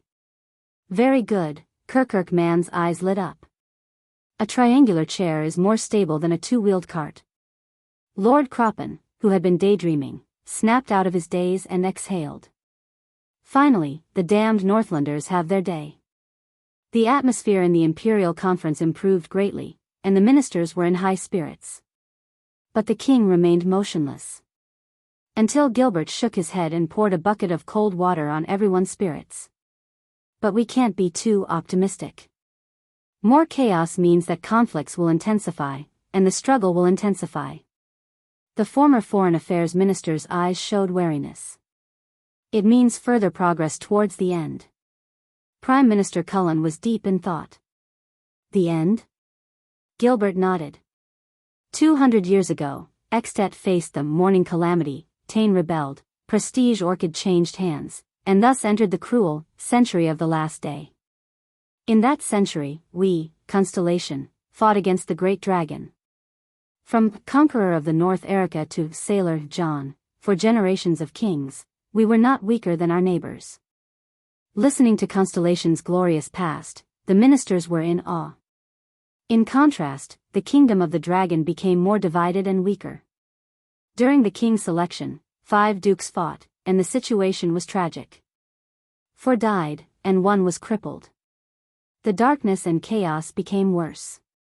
Thales thought of King Chapman's old sword, which he never left, and clenched his fists.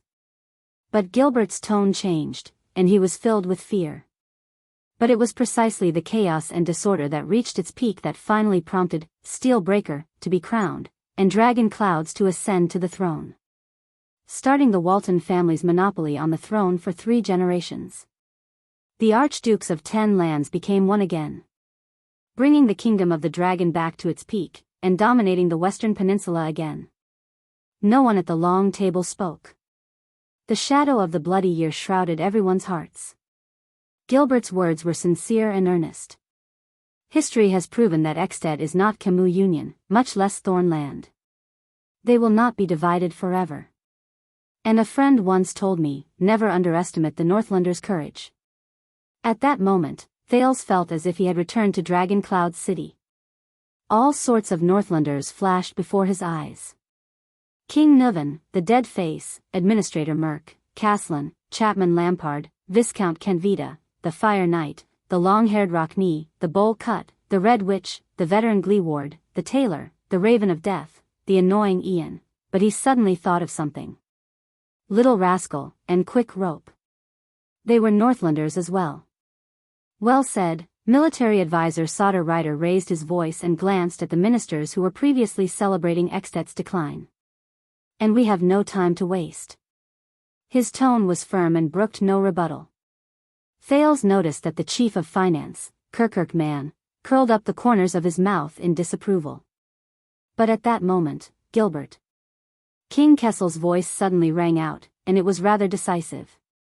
You will be reinstated immediately. The Foreign Affairs Department is yours, even though it has always been yours. The king's gaze swept across the crowd. I guess, whether it's Extet or Constellation, no one will raise any objections this time. The ministers at the Imperial Conference lowered their gazes.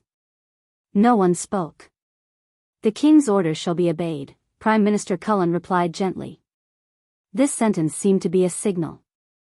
The former Foreign Affairs Minister, to be precise, the current Foreign Affairs Minister, Honorary Earl Gilbert Casso, was silent for a moment, then nodded respectfully. "I will do my best." Thales quietly savored the undercurrents in this question and answer. The king nodded and turned to another person. "Sauter, I heard you have something to say?" The military advisor bowed. "Yes, Your Majesty." Thales leaned back in his chair. After learning about the outcome of the war in the Northwest, his mood improved significantly. Even the pressure that had enveloped him when he entered the palace had quietly dissipated. Now, all he had to do was quietly sit in on the meeting, and then face the consequences of last night. He understood his role. Sauter flipped open the document in his hand and cleared his throat. Although the development of the war was somewhat unexpected, the conclusions of the Department of Military Affairs have remained basically unchanged over the past few months. The war between Extet and the Alliance of Freedom may be small, but it has far-reaching implications. This soldier stretched out his palm and gestured on the map. City walls, barricades, fortifications, catapults, eternal oil, military crossbows, mystic guns, military intelligence crows and hunting falcons, as well as the refined crystal drop weapons specially assigned to elite troops. These things have played an irreplaceable role, even more so than before. Sauter paused for a moment, his expression serious. War. Gentlemen, war. War in this era is no longer the same. Chief of Finance Kirkirk Man, who sat opposite him, waved his hand unabashedly and looked impatient. Not again. Saldus' expression tensed. But he suppressed his displeasure and said patiently, "War's demands on logistics are getting higher and the reliance on it is also getting heavier." The military advisor gestured at the locations of several major battles on the map. Battle examples from the front lines tell us that the Northlanders' frontal combat power is still unparalleled, but Saldus' tone became urgent. Whether it's their strong physique, superb skills, or fanatical fighting spirit, the pride of the past cannot make up for hunger, broken armor, and broken soldiers. His words caused many ministers to frown. And their bad example proves that not only are the supplies obtained from burning, killing, and looting not enough for the battlefield, it will also trigger unexpected resistance and hostility, leading to lax discipline and low morale. Sauter nodded in the king's direction. This is why the Alliance of Freedom is only a small place, but it can rely on the favorable terrain and the favorable human conditions to drag out the three great cities of Extet to the point that they are unable to attend to one thing and lose sight of the other. That taught us a lot of lessons. As soon as he finished, he scanned his surroundings, only to be greeted with an unexpected silence. The ministers seemed to be exchanging glances with one another, which puzzled Thales. This was his first time attending the Imperial Conference, and he did not understand the rules. Finally, as the highest-ranking Prime Minister of the kingdom, Duke Cullen coughed softly and took up the topic that no one wanted to continue. For example? Sauter retracted his dissatisfied gaze. "We cannot repeat the mistakes of the Northlanders. We must pay attention to the maintenance of supplies and ensuring the efficiency of transportation. Let's start with the regular Royal Army." There was another period of silence. Even King Kessel did not say a word. As if it was a terrible topic. "Sir Sauter, our logistical supplies for the regular Royal Army have always been our top priority," the Minister of Agriculture, Lord Croppen, who had been distracted for most of the meeting, suddenly snapped out of it and hurriedly distanced himself from the situation. "Especially during wartime. Sunset can attest to that." "At least we have never been short on provisions," Sauter interrupted him. "I have no intention of criticizing you, Lord Croppen." But in the next moment, the military advisor turned to Thales. "A few months ago, the regular Royal Army and the suzerains of Western Desert worked together to rescue His Highness Thales, venturing thousands of miles into the desert." The Duke of Star Lake was startled. That was a valuable attempt. After the Desert War, we once again tested our ability to establish a unified supply line in a foreign land, and expanded the limits of expeditionary logistical transportation.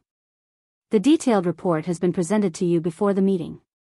Some of the ministers began to flip through the documents on the table, while others were unhurried, as if they had expected it. But Sauter raised his voice and resounded throughout Ballard Room. Facts have proven that the independent logistical capabilities of the regular army are quite outstanding. The shortest route specially designated by the Department of Military Affairs, the security of the rear defense line, and the ability to sweep back and forth in the desert have all effectively ensured the smooth flow of the supply line, and even supported the army all the way to the border of the Alliance of Freedom. His tone changed. But in contrast, the local suzerains of Western Desert organized their own logistical support. They were procrastinating, inefficient, and messy.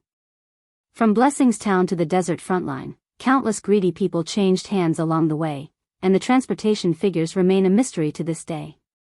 As a result, some illegal merchants smuggled eternal oil from Blade Fang's camp into the hands of the desert orcs, until they were intercepted by the regular army.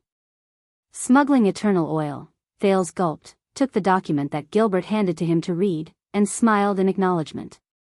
Sauter Ryder flipped through one of the pages of the document in his hand with an ugly expression. Baron Williams even reported a vicious incident.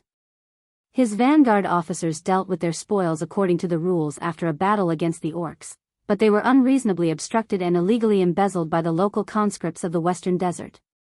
The other party showed no respect for the royal family's dignity, and almost attacked their allies. Hearing the familiar story, Thales rubbed his nose. Yes, the legendary Wings report also said. Kirkirkman's nonchalant words were interspersed with the sound of flipping pages. With a patriotic and loyal heart, he endured the humiliation after the incident.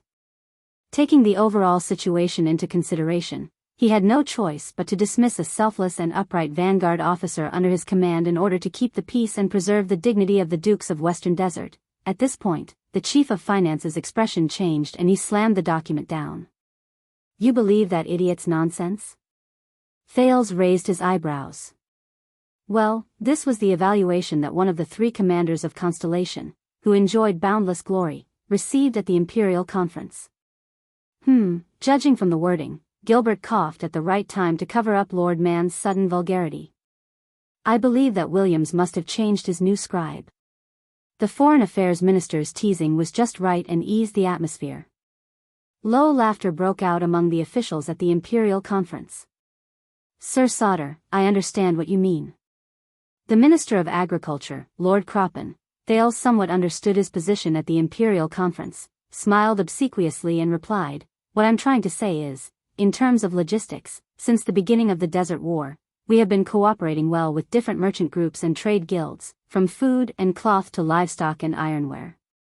If there is a need, I will be happy to introduce them to the Military Affairs Division. Sauter interrupted him again. No.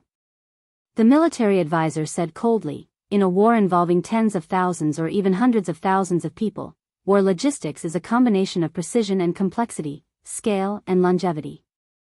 No suzerain, town, castle, or merchant group is qualified to take on such a heavy responsibility. Not even the Military Affairs Division. Lord Croppen's smile froze. Saldus' eyes sharpened. Unless it is under the King's orders, unified deployment, followed by the entire country. And the practice of different suzerains providing their own rations and logistics and gathering supplies on the spot is long outdated. At these words, all the officials at the Imperial Conference fell silent. The military advisor's gaze was as sharp as a knife as he swept his gaze across the people at the long table. No matter how diverse the composition of the army is, or how many suzerains have the authority to lead troops, we need a more unified, efficient, and convenient logistics organization. Only then can we provide sufficient and continuous supplies to the frontline in a war that will last several years in the future. The officials had different expressions as they pondered the meaning behind these words. King Kessel's face was still hidden in the darkness of the backlit room, leaving only a flickering shadow. Until Prime Minister Cullen exhaled and said meaningfully, Sir Sauter, you're talking about logistics. But you're not just talking about logistics, right? Sauter looked at the Prime Minister with an indifferent gaze. Ballard Room fell silent again. Come on, soldier, we all know what you're up to. Chief of Finance Kirkirk scoffed and made no attempt to hide his displeasure. What else? Say it all at once. Thales noticed that Gilbert had begun to wipe his handheld glasses, a sign that he had misgivings and was looking for an opportunity to think. Sodder gave Kirkuk a deep look. That's not the only lesson the Northlanders have taught us. The military advisor bore the scrutiny of the entire Imperial Conference, but he appeared even more unyielding, without the slow-wittedness typical of his age. Take the Alliance of Freedom's battle as an example. Luring the enemy, harassing, occupying, concealing, dividing, circling, decapitating, spying and gathering intelligence. The cycle of war is prolonged, the scope is expanded, the tactics are complex, and the impact is multifaceted. It's no longer something that can be summed up by a few key battles. Sodder stared at the chess pieces on the long table. As we can all see, Ekstedt has unparalleled numbers and a head-on advantage, but it's also because of this that it's inconvenient for the army to move around and overstaffed. In the face of Surprise Ivan and his nimble and small number of elites, they appear flustered and at a loss as to what to do in a foreign land. Not only that, Karkagel is only the commander-in-chief in name. The three armies of the Northlanders are not unified. At most, they cooperate with each other. The delivery of orders is time-consuming and inefficient, and it's difficult for multiple commanders to work together. In the end, it's a bitter outcome. His tone changed to one of anguish. However, such a chronic problem exists within us as well. Sodder slammed his palm on the long table.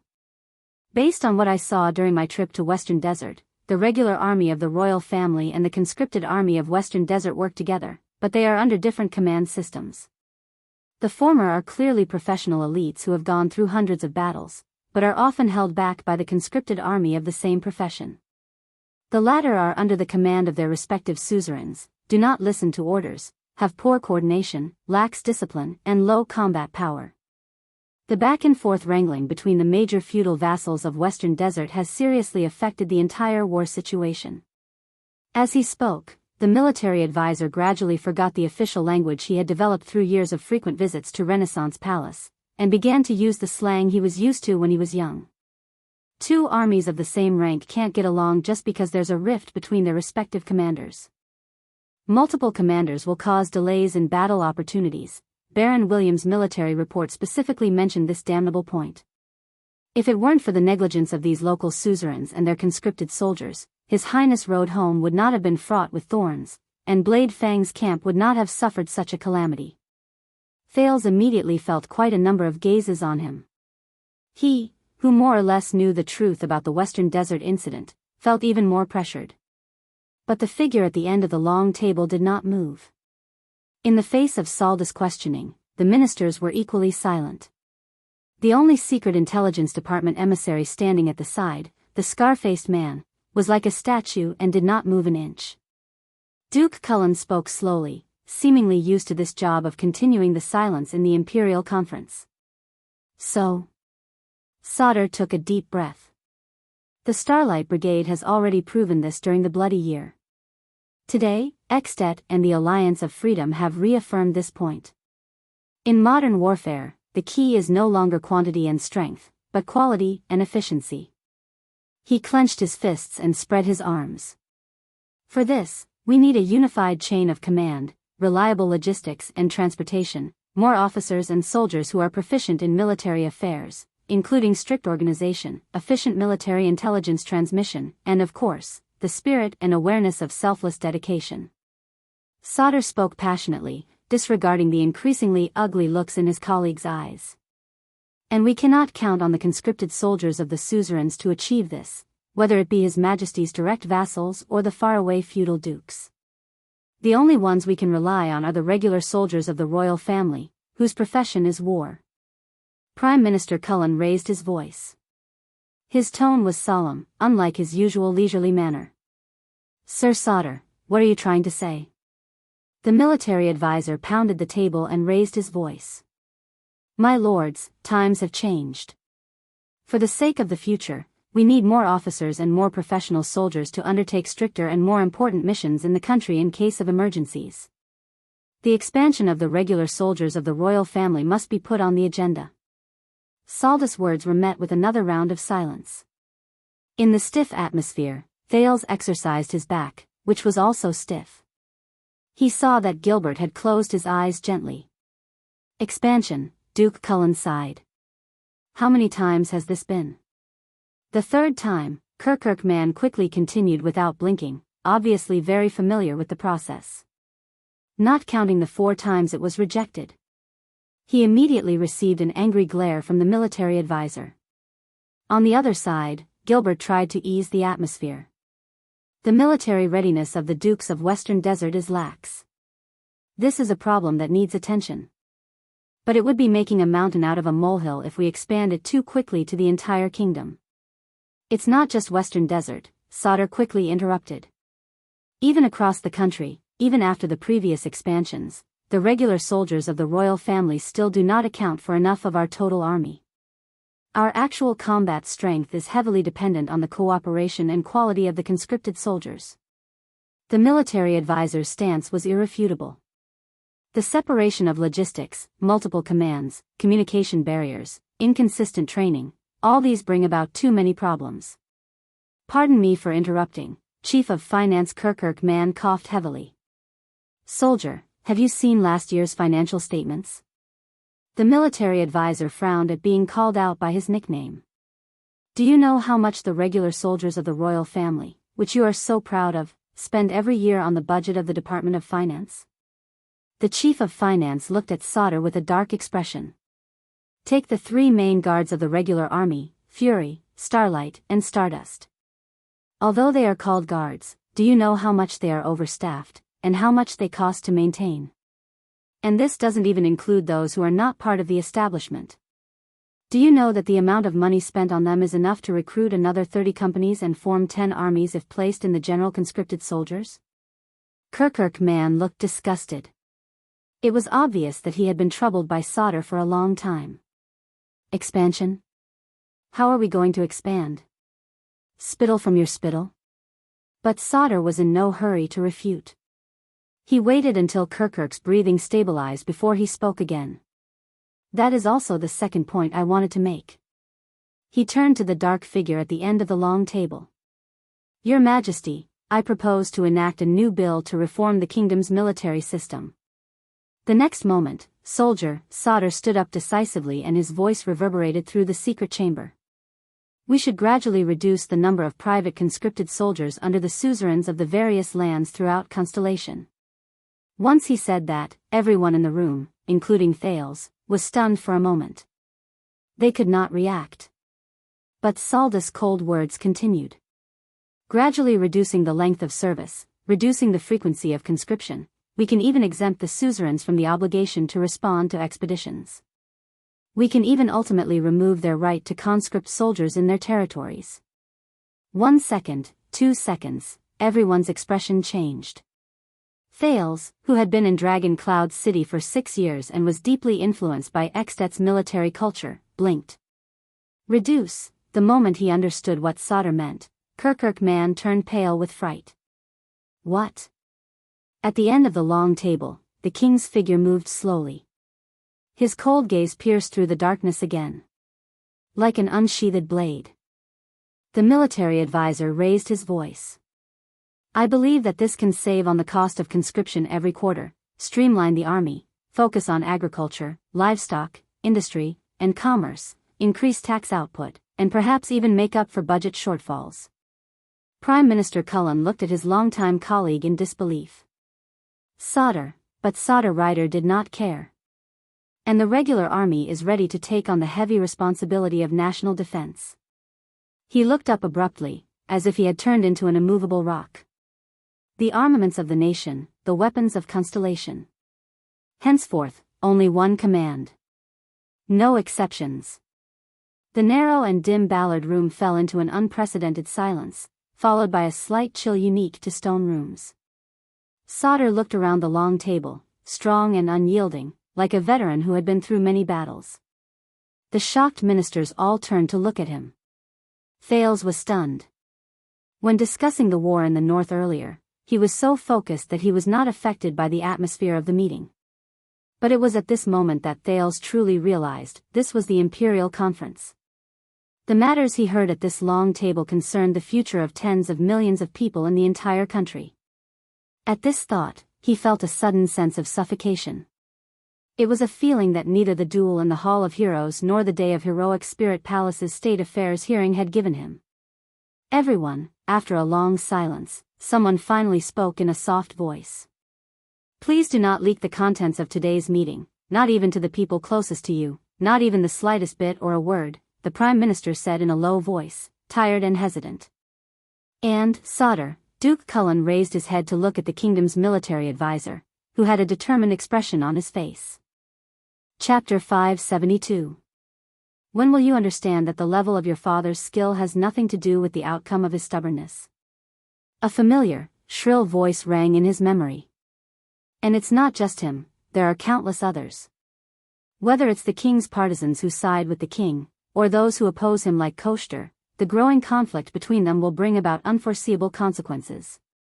Thales sat quietly in his chair and stared intently at the map in front of him, trying his best to drive out of his mind what Faken has said on Ghost Prince Tower.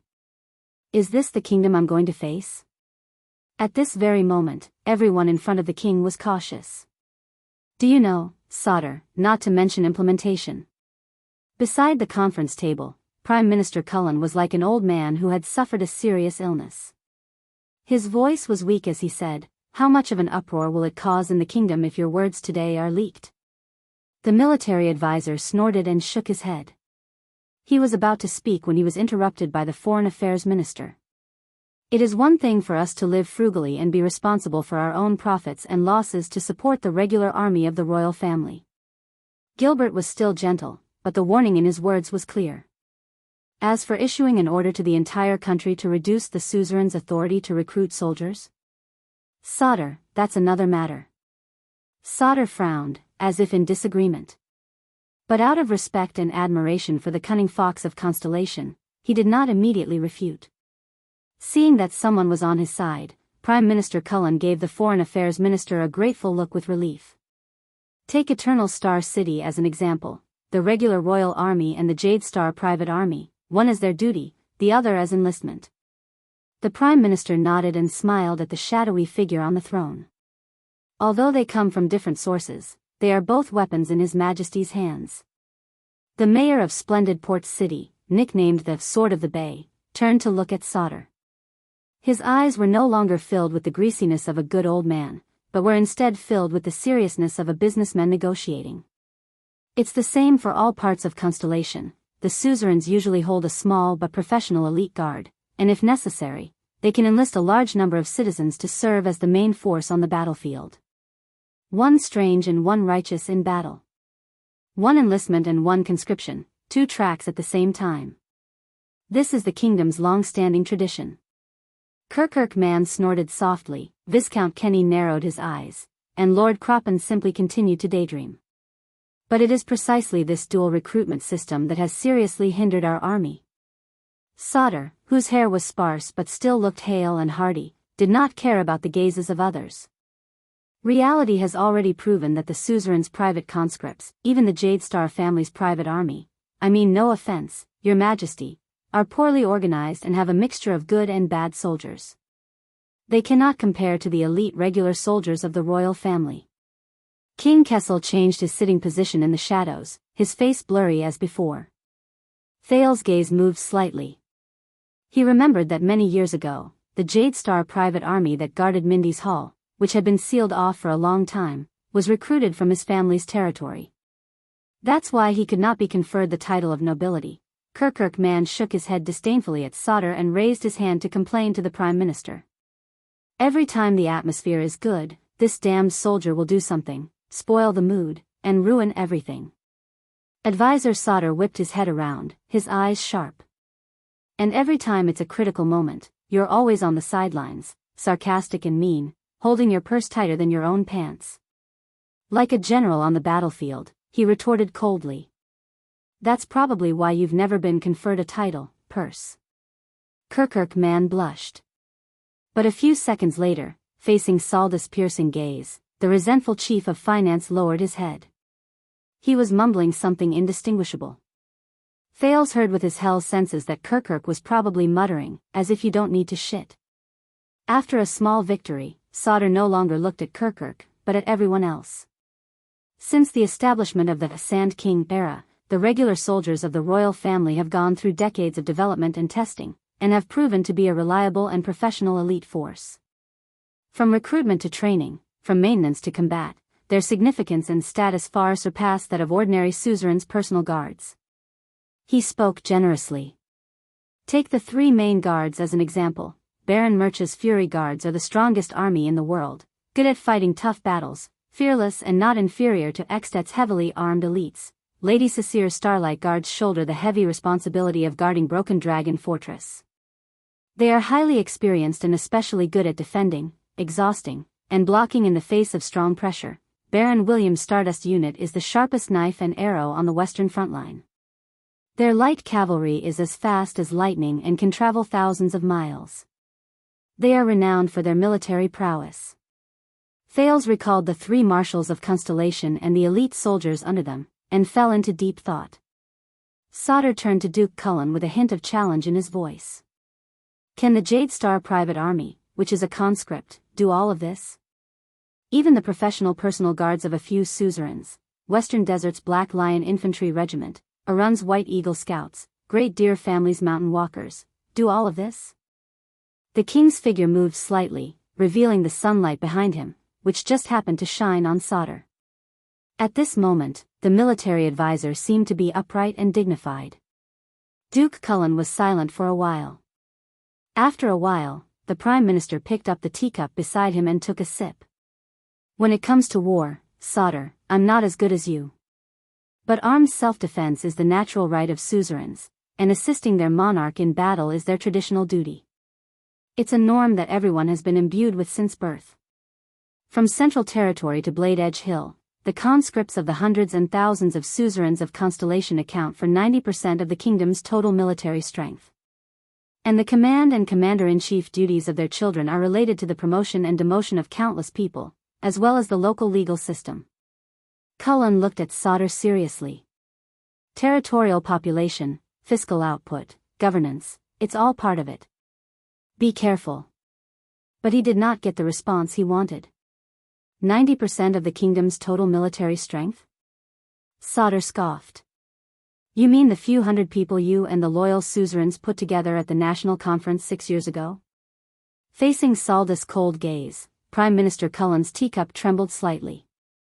Sauter, we're at the Imperial Conference, Gilbert spoke up in time with a warning tone, calming the terrible atmosphere a little. Be careful.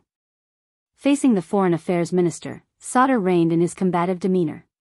He said slowly, my apologies, Count Casso. The military advisor turned to the others with a firm expression. Your Majesty, everyone. His Highness Thales has returned to the kingdom. The fortress treaty exists in name only. There is no longer any room for a political buffer between us and Extet. Thales frowned. Gilbert gave him a reassuring look in time, indicating that there was no need to be nervous. 6 years ago in the Hall of Stars, the awkwardness of the group of suzerains discussing the number of troops to be dispatched is still fresh in our minds.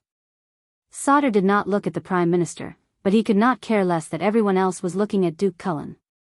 The latter only swirled his teacup gently, as if he did not feel anything. This is why I took the trouble to move the detailed battle reports to Ballard Room. The military advisor had a pained look on his face. Constellation will not be able to withstand another bloody year.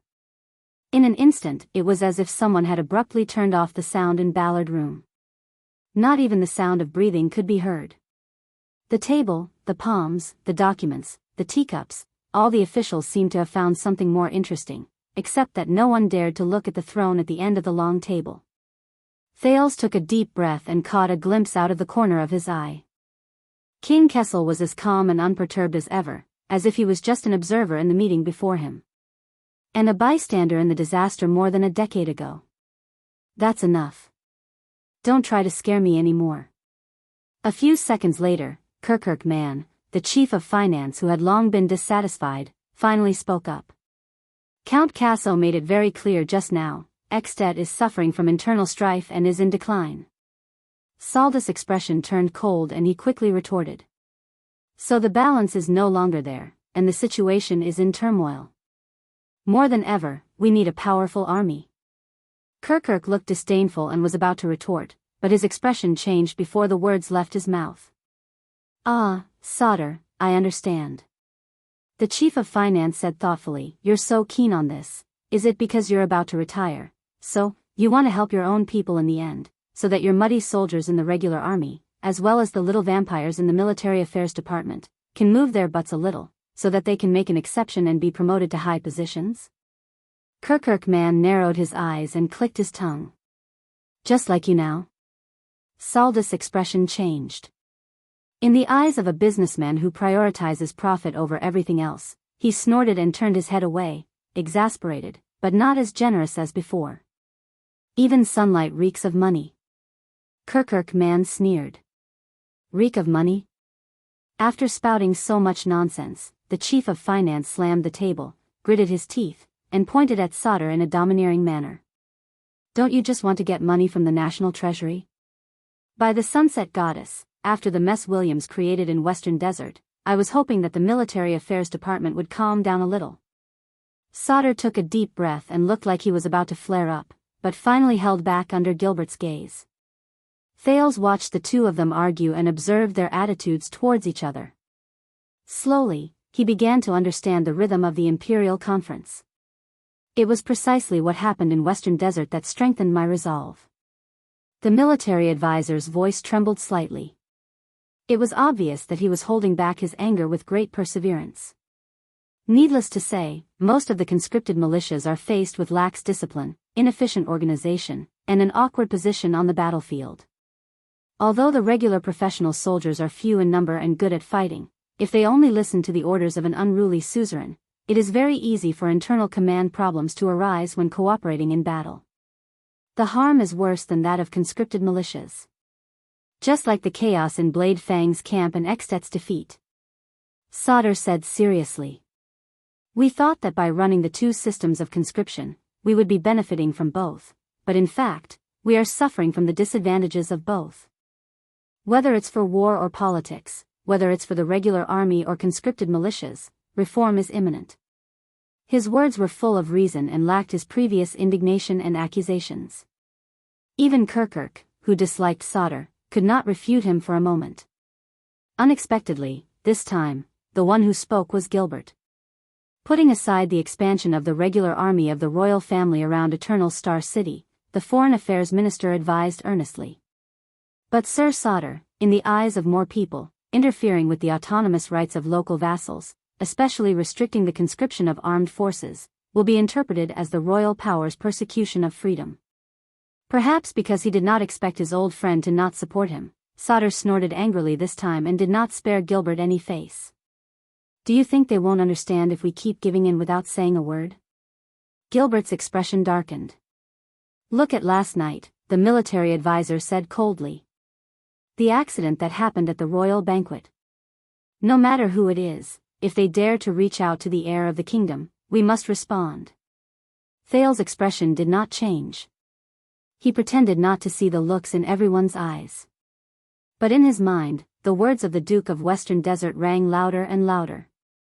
"But haven't you noticed? Compared to 6 years ago, whether it's my father or the feudal vassals now, the actions of both sides are too drastic, and the irony is, do they really think that they can erase their opponent's ambitions and hostility through this so-called victory?" Saldus' words rang out in reality, echoing Fakenhaz's words in perfect unison. "Even if it's for the sake of future generations, sooner or later we will have to disband those so-called local conscripts that appear grand and imposing, but are in fact incompetent and deadly at critical moments." Thales closed his eyes gently. "No, they will only make things worse for the other party, until the final step is either now, or in the future." Sauter looked around and gritted his teeth. "Those antiques that are bound to be eliminated." On the other side, Kirkuk finally grew tired of arguing with him and said impatiently, "Then go and tell them." The chief of finance slammed the table without any grace, causing Gilbert and the others to frown. "Lord Cullen is sitting right here. Tell him to his face, tell the 7 Jade Star attendants, the 6 great clans, the 13 distinguished families, and countless suzerains, tell them that the kingdom wants to abolish their conscription system and remove their right to conscript." Our children and nephews no longer need to attend martial arts classes, no longer need to train as knights according to tradition, everyone can focus on farming, no longer need to be soldiers, and hand over all the taxes originally used for conscription to the Office of Finance and Taxation for us to raise the regular army of the royal family? Sauter seemed to be used to the verbal sparring with Kirkuk at the Imperial Conference. I don't think you understand the basic relationship between cause and effect, Purse. The military advisor replied coldly. It's not because they pay enough taxes that we can afford to raise a regular army.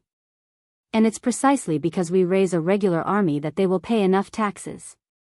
As soon as he said this, many people had strange expressions on their faces, as if they had seen through something. Duke Cullen, whom Kirkuk used as an example, was especially so. Ha, ha, ha. The chief of finance laughed sarcastically and said sinisterly, you know, thanks to you, soldier, when the people outside are indignant, oh, the treacherous king's partisans are deceiving the king and persecuting the loyal in the dark room again, I'll think, perhaps we're not so innocent after all. Then perhaps the innocent you, and your bunch of accountants, should join the loyal camp, the chief of military advisor retorted sarcastically. Thales scratched his head. He suddenly realized that the Imperial Conference of Constellation, which was sparsely attended, was not necessarily as clear and simple as the large-scale National Conference or Dragon Cloud City's boorish and unrestrained state affairs hearing. Be careful, Sauter. Prime Minister Cullen sighed. Before Kirkuk could find a new way to retort, he helplessly interrupted their argument. Some words spoken, there is a price. Sauter shifted his murderous gaze away from Kirkuk and responded to Cullen. So are you saying this as the Prime Minister, or as the Guardian Duke of Eastern Sea Hill? As soon as he finished, Prime Minister Cullen's expression darkened. Sauter. Gilbert sternly interrupted his aggressive old friend. Enough. The Foreign Affairs Minister obviously carried a lot of weight before the Emperor. His words stopped his colleague's quarrel in time and prevented it from devolving into a street quarrel. The meeting room was silent for a while. A few seconds later, Cullen let out a long sigh, feeling rather emotional. I never thought I would say this here, but please understand, Your Excellency Advisor, the pot-bellied governor of splendid Port City leaned on the table and looked sincere. At the Imperial Conference, as the Prime Minister and Guardian Duke of the Kingdom, at this moment, this is far more important to Constellation than me being one of them. The officials present, including Sauter, were taken aback by those words. Even Thales could not help but raise his head to look at the Duke, who was usually a wily old fox. You may be of humble birth, but you now hold an important position, Your Excellency Sauter Ryder. The Prime Minister of the Kingdom, Bob Cullen, looked straight at Sauter. You should understand this better than anyone else. Sauter was silent for a while. A few seconds later, he unexpectedly bowed to Duke Cullen. It's my fault, Your Excellency Prime Minister. I understand your difficulties. This made Thales have a much better impression of him. Finally, a stern voice rang out in Ballard Room. Bob's words are not without reason. Everyone turned solemn and looked at the end of the long table.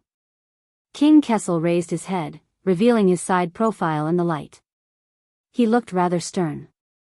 It is not wise to recklessly interfere with the military power of a vassal. Lampard is a lesson learned. These words seemed to set the tone for the quarrel just now. Prime Minister Cullen exhaled in relief. Thank you, Your Majesty. As if by tacit agreement, the officials heaved sighs of relief. All right. Since you say so, Sauter looked displeased and reluctant, but he still gave in. I withdraw the proposal to reduce the national conscription. The corners of Prime Minister Cullen's mouth curled up, and he turned back into the smiling Duke of Eastern Sea. Thank you for your understanding. The Chief of Finance also leaned back in his chair, looking as if he was in a difficult situation. Thank God. Gilbert pursed his lips and smiled at his colleagues. At that moment, Thales looked at the king at the end of the long table and suddenly realized, the Imperial Conference was different. At least, at the National Conference, King Kessel could not overpower the 6 great clans and the 13 distinguished families with a single word. And on the day of the State Affairs hearing, the Archduchess had to be careful even in front of her own vassals. Only here, in Ballard Room, no matter how much the officials quarreled, the Iron Hand King would always sit at the end of the long table. But your majesty, Sodder interrupted Thale's thoughts. You can try it out in Eternal Star City, set an example, and reduce the number of Jade Star private soldiers serving regularly. Surely it can be done? Everyone was taken aback. Kessel, on the other hand, pondered seriously for a few seconds. If it doesn't involve other regions, perhaps there won't be too many objections. The military advisor's eyes lit up. Very good. And we can select the best of the disbanded Jade Star private soldiers to expand the regular army of the royal family. The king pondered for a moment. A few seconds later, King Kessel spoke again with an unquestionable tone. All right, Sodder, Kirkirk, Croppen, discuss the details. Start with the Jade Star private soldiers. Start by reducing the conscription period, and carefully replenish the regular army of the royal family. Let's see how it goes. Apart from Kirkirk's expression changing drastically, the others hesitated for a moment, but ultimately did not interrupt. The military advisor looked delighted. Yes, Your Majesty. The next second, Kirkirk man spoke urgently. Wait a moment. The chief of finance, who had looked relieved, bounced forward from the back of his chair and pointed at Sodder in disbelief. Expand, why are we back at it again? The military advisor's eyebrows twitched slightly, but he did not speak. The chief of finance looked at the king, then at Sodder, his expression shifting. I understand, soldier, you did it on purpose. He turned pale with fright. Reducing the military strength of the feudal vassals, it's all a cover. You've made up your mind from the beginning, to ask for sky-high prices, and return them as low as you can.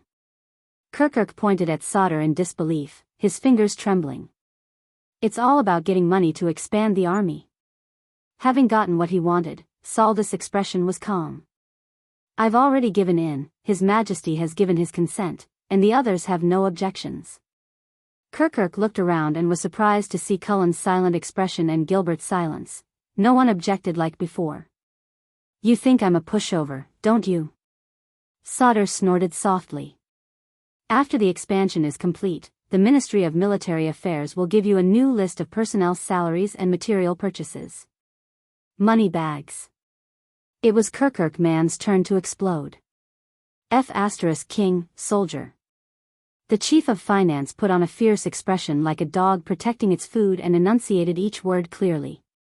I'll be merciful and tell you again, as I've said on countless occasions last year, the maintenance costs of the royal army are already, heavily, overstretched. I strongly suggest that you take a good look at last year's financial statements. If you're not smart enough, at least look at last quarter. If after that, you still insist on expanding the regular army, then I suggest that you look for your own source of income. By the way, it's popular to do business with rich ladies in Red Street Market, and those strong six-pack soldiers under you are in high demand. Sodder frowned slightly. How do you know? Lord Kirkirk man blushed and coughed. Managing finances, coordinating taxes, formulating economic policies, I naturally have to be proficient in that industry. In the midst of the awkwardness, a trembling voice rang out. Can I say something? Everyone turned to see the Minister of Agriculture, Lord Croppen, smiling cautiously. My lords, I've seen Lord Saldus' draft request for an expansion of the army last year. Although our food supplies are increasing, but the amount of cultivated farmland, pastures, mines, forests, and towns in the country in the last 10 years is far slower than the rate of expansion of the army and nobility. He smiled obsequiously and probed. Everyone, do you know what this means? Kirkirk man seemed encouraged. He shrugged his shoulders and raised his arms. Look. Soldier. But it was not Sodder who replied. This means that we can't just cut back on expenditure, we need to open up more sources. Kirkirk turned his head and saw the speaker clearly. Viscount Kenny? The well-bred Minister of Trade, Viscount Kenny, bowed slightly. Extet's decline due to internal strife will inevitably lead to unrest in its surroundings. Their territory is vast, and nearly a third of the trade routes in the entire Western Peninsula will be blocked. Merchants and goods will have to find other outlets, and even affect the transoceanic trade between the eastern and western peninsulas. The newly promoted minister of the imperial household observed the expressions around him and tried to seize the rare opportunity to speak up. If we can seize the opportunity, while the Northland barbarians are preoccupied with their own affairs, deploy our troops and attack aggressively, such as seizing control of the 3 major trade routes in the Great Desert, retaking the Lost Sea Corridor, and even further influencing the countries in Dragon-Kissed Land and the Long Corridor Sea Route, to fight for more benefits? Gilbert furrowed his brows, while Prime Minister Cullen bared his teeth. Even the king's gaze flickered. "Did I hear you right, sharp-faced Kenny?" Kirkirk man said in disbelief. "Forget it. If Sodder wants to ask for money to expand the army, you still want to go abroad to fight?" Viscount Kenny flashed a friendly smile, but unfortunately, it was ineffective on that pointy face. "Chief Kirkirk, we are talking about absolute control over key trade routes, strategic hubs, resource-rich lands, and transoceanic trade. That's a huge sum of money. If we succeed, I guarantee that you will never have to worry about financial resources again." But the chief of finance only caught one keyword. His face was full of suspicion. "If?" Viscount Kenny's smile did not diminish. "To achieve this, perhaps, and I mean perhaps, the number of regular troops and armaments can indeed be temporarily increased." Kirkirk gritted his teeth. "Perhaps?" Kenny coughed. "Yes. But there is no doubt that the kingdom's gradual recovery and return to prosperous commercial trade requires trade routes, markets, gold and silver, exchanges, and more opportunities. In turn, this will provide considerable tax revenue for the kingdom. This will be a sustainable virtuous cycle." Kirkirk's face contorted and grew paler. "Sustainable?" Viscount Kenny shrugged. "Anyway, Advisor Sodder, Chief Kirkirk, the next time you go to war, will you consider it?" Kirkirk man understood what the other party meant. His gaze shifted back and forth between the Minister of Trade and the military advisor. Sodder pondered for a moment. "It's not that we can't, but we should find some time to look at the map and look for possible targets. The regular troops of the royal family need training, at that moment. If you want to go, go by yourselves." The ministers were startled and turned their heads. Kirkirk had stood up at some point. His lips were trembling and he was furious. "You prodigal sons, money-losing fools." The stingy chief was not stingy at all. "In any case, don't even think of getting a single cent from me." "A single cent." 1. 2.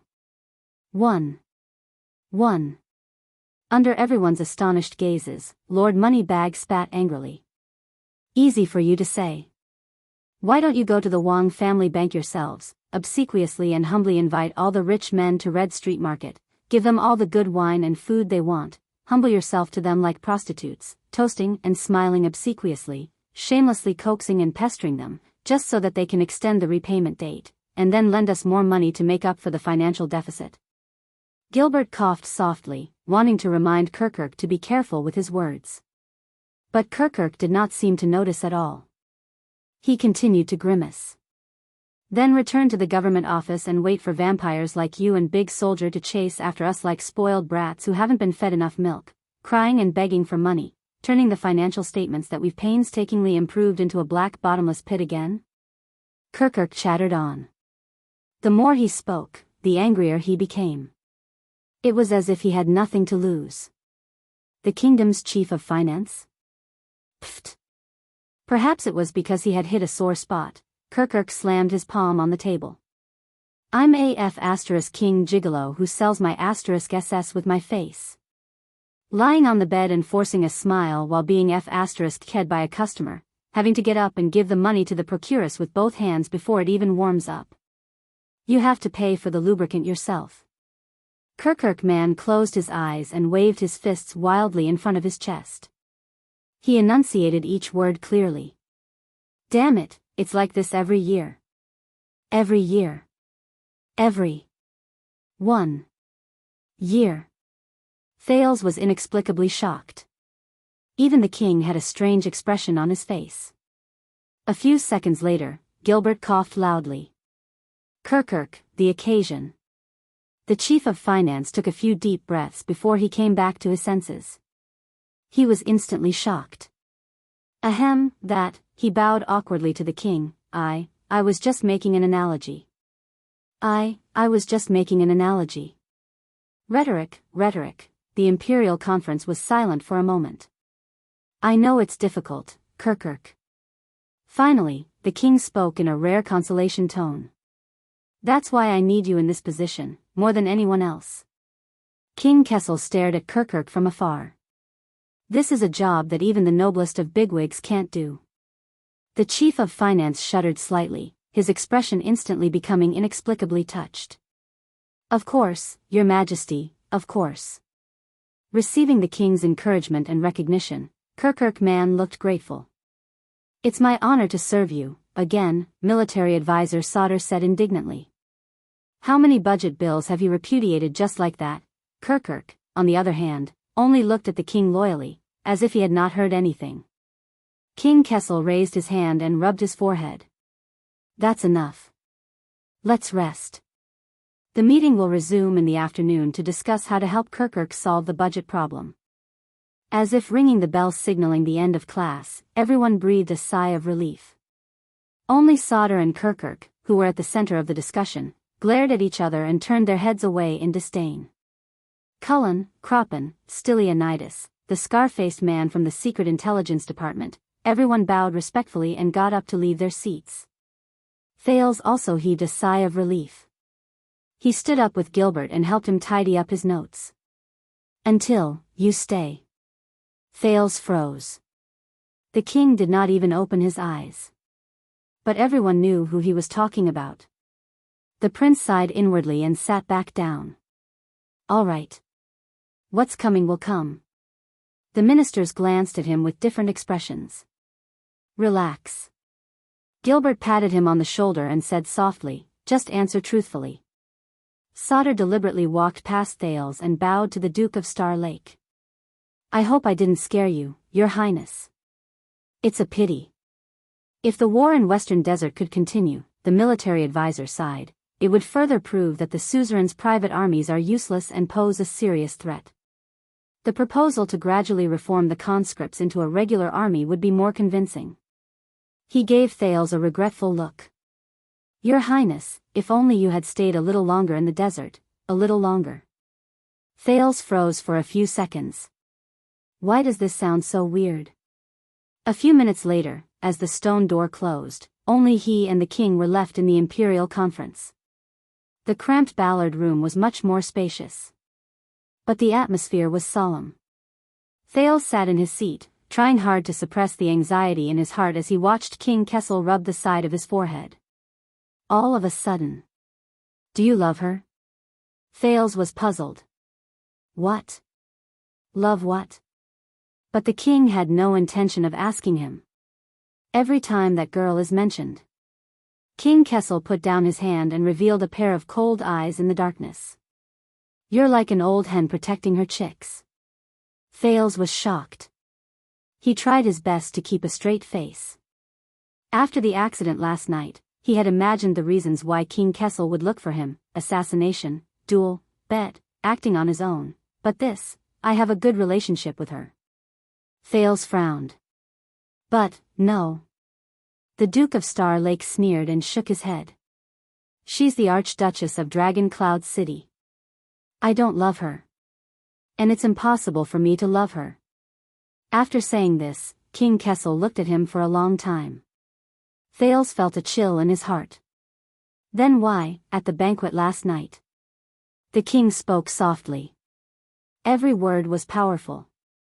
Gilbert, Eastern Sea Hill, Land of Cliffs region, Elafir City, Reformation Tower, you cried to everyone you could find for help, wagged your tail and begged, just to help her? What? At that moment, Thales' heart skipped a beat. How did he know? Thales tried to frown and tried to defend himself. I don't understand. I saw a lot of people last night, but the king used an affirmative sentence, which did not allow him to refute. Your performance last night was terrible. The Iron Hand King leaned back and completely sank into the darkness of Ballard Room. There was a hint of contempt in his tone. Lord Polaris. Polaris. For some reason, the title given to Thales by this Northlander made him feel a chill in his heart at that moment. So, the heir to the throne of Constellation fell in love with a Northland girl from the Walton family. At that moment, his father, his supreme king, spoke coldly. And he was head over heels in love. Unable to extricate himself. Chapter 573. Why is he here? Every time he walked along the corridor of Renaissance Palace, Mallows could not help but ask himself this question. A few rays of light shone through the narrow stone window, dividing the corridor on this floor into countless black and white fragments. As for him, he passed through the light and shadows, flickering in the cold morning air. Soon, the path under Mallow's feet forked before his eyes. One path led to the royal treasury and watchman's secret room, while the other led to the guard's duty room, which he hated the most. Why is he here? Mallows did not hesitate to walk down one of the paths. Because he was destined to be here. When he passed by the precious portrait of the wise Prime Minister Halva from the era of the King of Renaissance, the watchman greeted the two logistics officers of the royal guards who passed by. But he was sensitive enough to notice that their attitude was very strange. It's normal. After all, after last night, Mindy's Hall has become the center of attention in the capital. Mallows thought calmly. What's more, the person who's really bearing all this pressure. Mallows turned a corner with familiarity, pushed open a wooden door, and walked into the guard's first duty room. So, Will, what are the benefits for New Year? Mallows stopped in front of the wall with the duty roster. He greeted the people in the room while he removed his saber and hung it on the sword rack. Touching weapons, meeting others. His power of eradication awakened in his body like an instinct. The entire world became quiet. Barren. Dead silence. Cold. Heavy. Dark. Until someone disturbed him. Mate T. At the other end of the duty room, a young man, flag bearer Will, put down his teacup with a bitter expression and looked up from behind a desk full of documents. A merchant group brought it back from the Sante archipelago. It's so bitter that it can't be sold in the capital. So the logistics division got a large batch of it at a low price. It helps to refresh the mind. At least, that's what they said. Will was depressed, and the reason was unknown. Mallows controlled his face and made a smile that made people feel that it was sincere. Not bad. The watchman picked up the teapot and poured himself a big cup. Bitter. This is the style of the logistics division. Mallows took a sip, and the taste in his mouth made him frown. It's especially suitable for your job. But the usually talkative Weah didn't respond that time. Don't look at me, Sir Mallows. Will raised his hand in resignation. Today, I am just a record keeper. Mallows paused when he saw Weah's unusual caution. Not only was he depressed, but he was also trying to hide his nervousness. But why? The sound of footsteps could be heard from inside the room. A new fluctuation appeared in the dead world, attracting Mallow's attention. You're late. A voice rose in the duty room. It was steady but stern. Lord Mallows. The voice was full of displeasure. The watchman turned around. A man about his age, with a pair of thin lips and a pair of narrow eyes, walked out of the inner room and stopped in front of him. It was him. Mallow's expression did not change, but he sighed in his heart. Why did he still feel disappointed? He knew he was coming, didn't he? I didn't expect it to be you. Mallows put down his teacup, flashed a smile, and faced the newcomer. Lord Talon. Vogel Talon, the vice-captain cum chief flag-bearer whom he had just met last night, scoffed at him. Yes, I didn't expect it either. Mallows nodded. Vogel was unhappy. In the dead world, he told himself. The other party wants something, but can't get it, so he's extremely resentful. The watchman turned to ask Weah. Where's Gaetan? I remember, he's usually in charge of the records. Behind the desk, flag-bearer Weah stared intently at the words under his pen, as if he didn't hear the watchman's words. He seemed determined not to raise his head. The flag-bearer division is very busy today. We're understaffed. It was Vogel who answered him. The chief flag-bearer said coldly, thanks to last night. Mallows smiled faintly. Very busy? So much so that you, as the chief, have to do it yourself? The watchman turned his head and looked straight into Vogel's willow leaf-like eyes. To do paperwork? Vogel did not answer him. He moved to the back of the desk and pulled out a chair beside Weah. Mallows saw that Weah had discreetly moved to the side. In the next second, Vogel suddenly uttered an ancient saying in a cold voice. Gather the knights. When he said that, Mallows and Weah became solemn in unison. Despite having other thoughts, the watchman had no choice but to respond with a straight face together with Weah. By the Emperor's command. He did not know the meaning of this ancient ritual. But as far back as he could remember, the royal guards had been following this rule. As if this would restore the demeanor of the Emperor's Praetorian guards. He could only obey. The atmosphere became solemn. Vogel stared at him silently, as if to test the veracity of his words. A few seconds later, the vice-captain nodded. Lock the door. Let's begin. Weah took a deep breath and got up to do as he was told. He pulled out a black box from the locked cabinet and took out a crystal drop and a coarse oval-shaped stone. Mallows' gaze froze. Then, esteemed watchman of the guards, Tormund Mallows, please take a seat. Weah respectfully invited Mallows to take a seat as he pulled open an iron gate behind the wall. The wall under the iron gate was engraved with strange but intricate patterns, on which were written many ancient runes that could only be understood by scholars. Weah obviously did not understand these, but this did not affect him from following the procedure and embedding the crystal drop and stone into the intricate holes in the wall. His movements were careful. Familiar, but also reverent. Weah closed the iron gate. A few seconds later, the gap in the iron gate glowed with a strange light. What does this mean? Mallows stared at the light.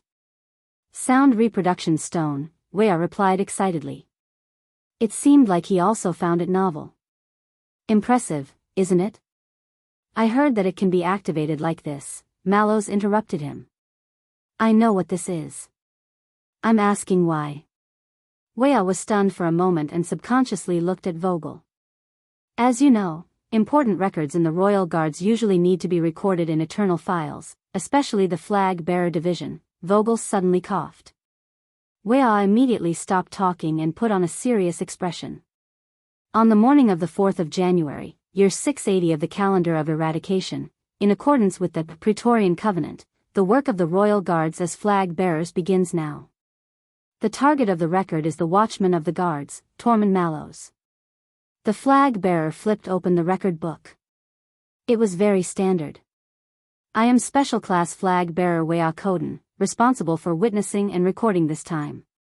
Accompanying me is Chief Flag-bearer Vogel Talon, who will lead today's, but Vogel interrupted him. Enough. Crystal drops are very expensive, let's be frugal. Under Weah's awkward expression, Vogel took over the reins of the conversation. First of all, about last night in Mindy's hall, Vogel flipped open a page of records in his hand and looked straight at Mallows. Whether it was an impulsive act or a proxy duel, as the captain of the guards, you know the pros and cons, why did you not stop it, but instead condone Prince Thal's impulsive act? Mallows retracted his gaze from the inlaid sound reproduction stone and crystal drops on the wall. He no longer looked at the ancient sound reproduction spell that had been tinkered with by countless amateurs over the past 600 years and was now barely usable. He returned to last night. I have neither the right nor the ability to interfere with His Highness' decision. Since he has spoken, I can't go against him in public. Vogel snorted indecipherable. Is that so? But why do I feel that you were quite eager to disagree with your superior last night? He hasn't changed. Mallows stared at Vogel's face, which was as suspicious, mean and hostile as ever. Just like 18 years ago. At that time, Vogel, Facundo, Stanley, and Thales, including himself, were still young knight apprentices. Even Vogel, who was of the highest birth and the most experienced, was only a candidate for the Royal Guards, and not even an official member of the Guards. They were just a bunch of youngsters, looking up to a former legend, yearning for illusory fame. But at an age when they were already sensible and about to become adults. Witnessing a bloody nightmare.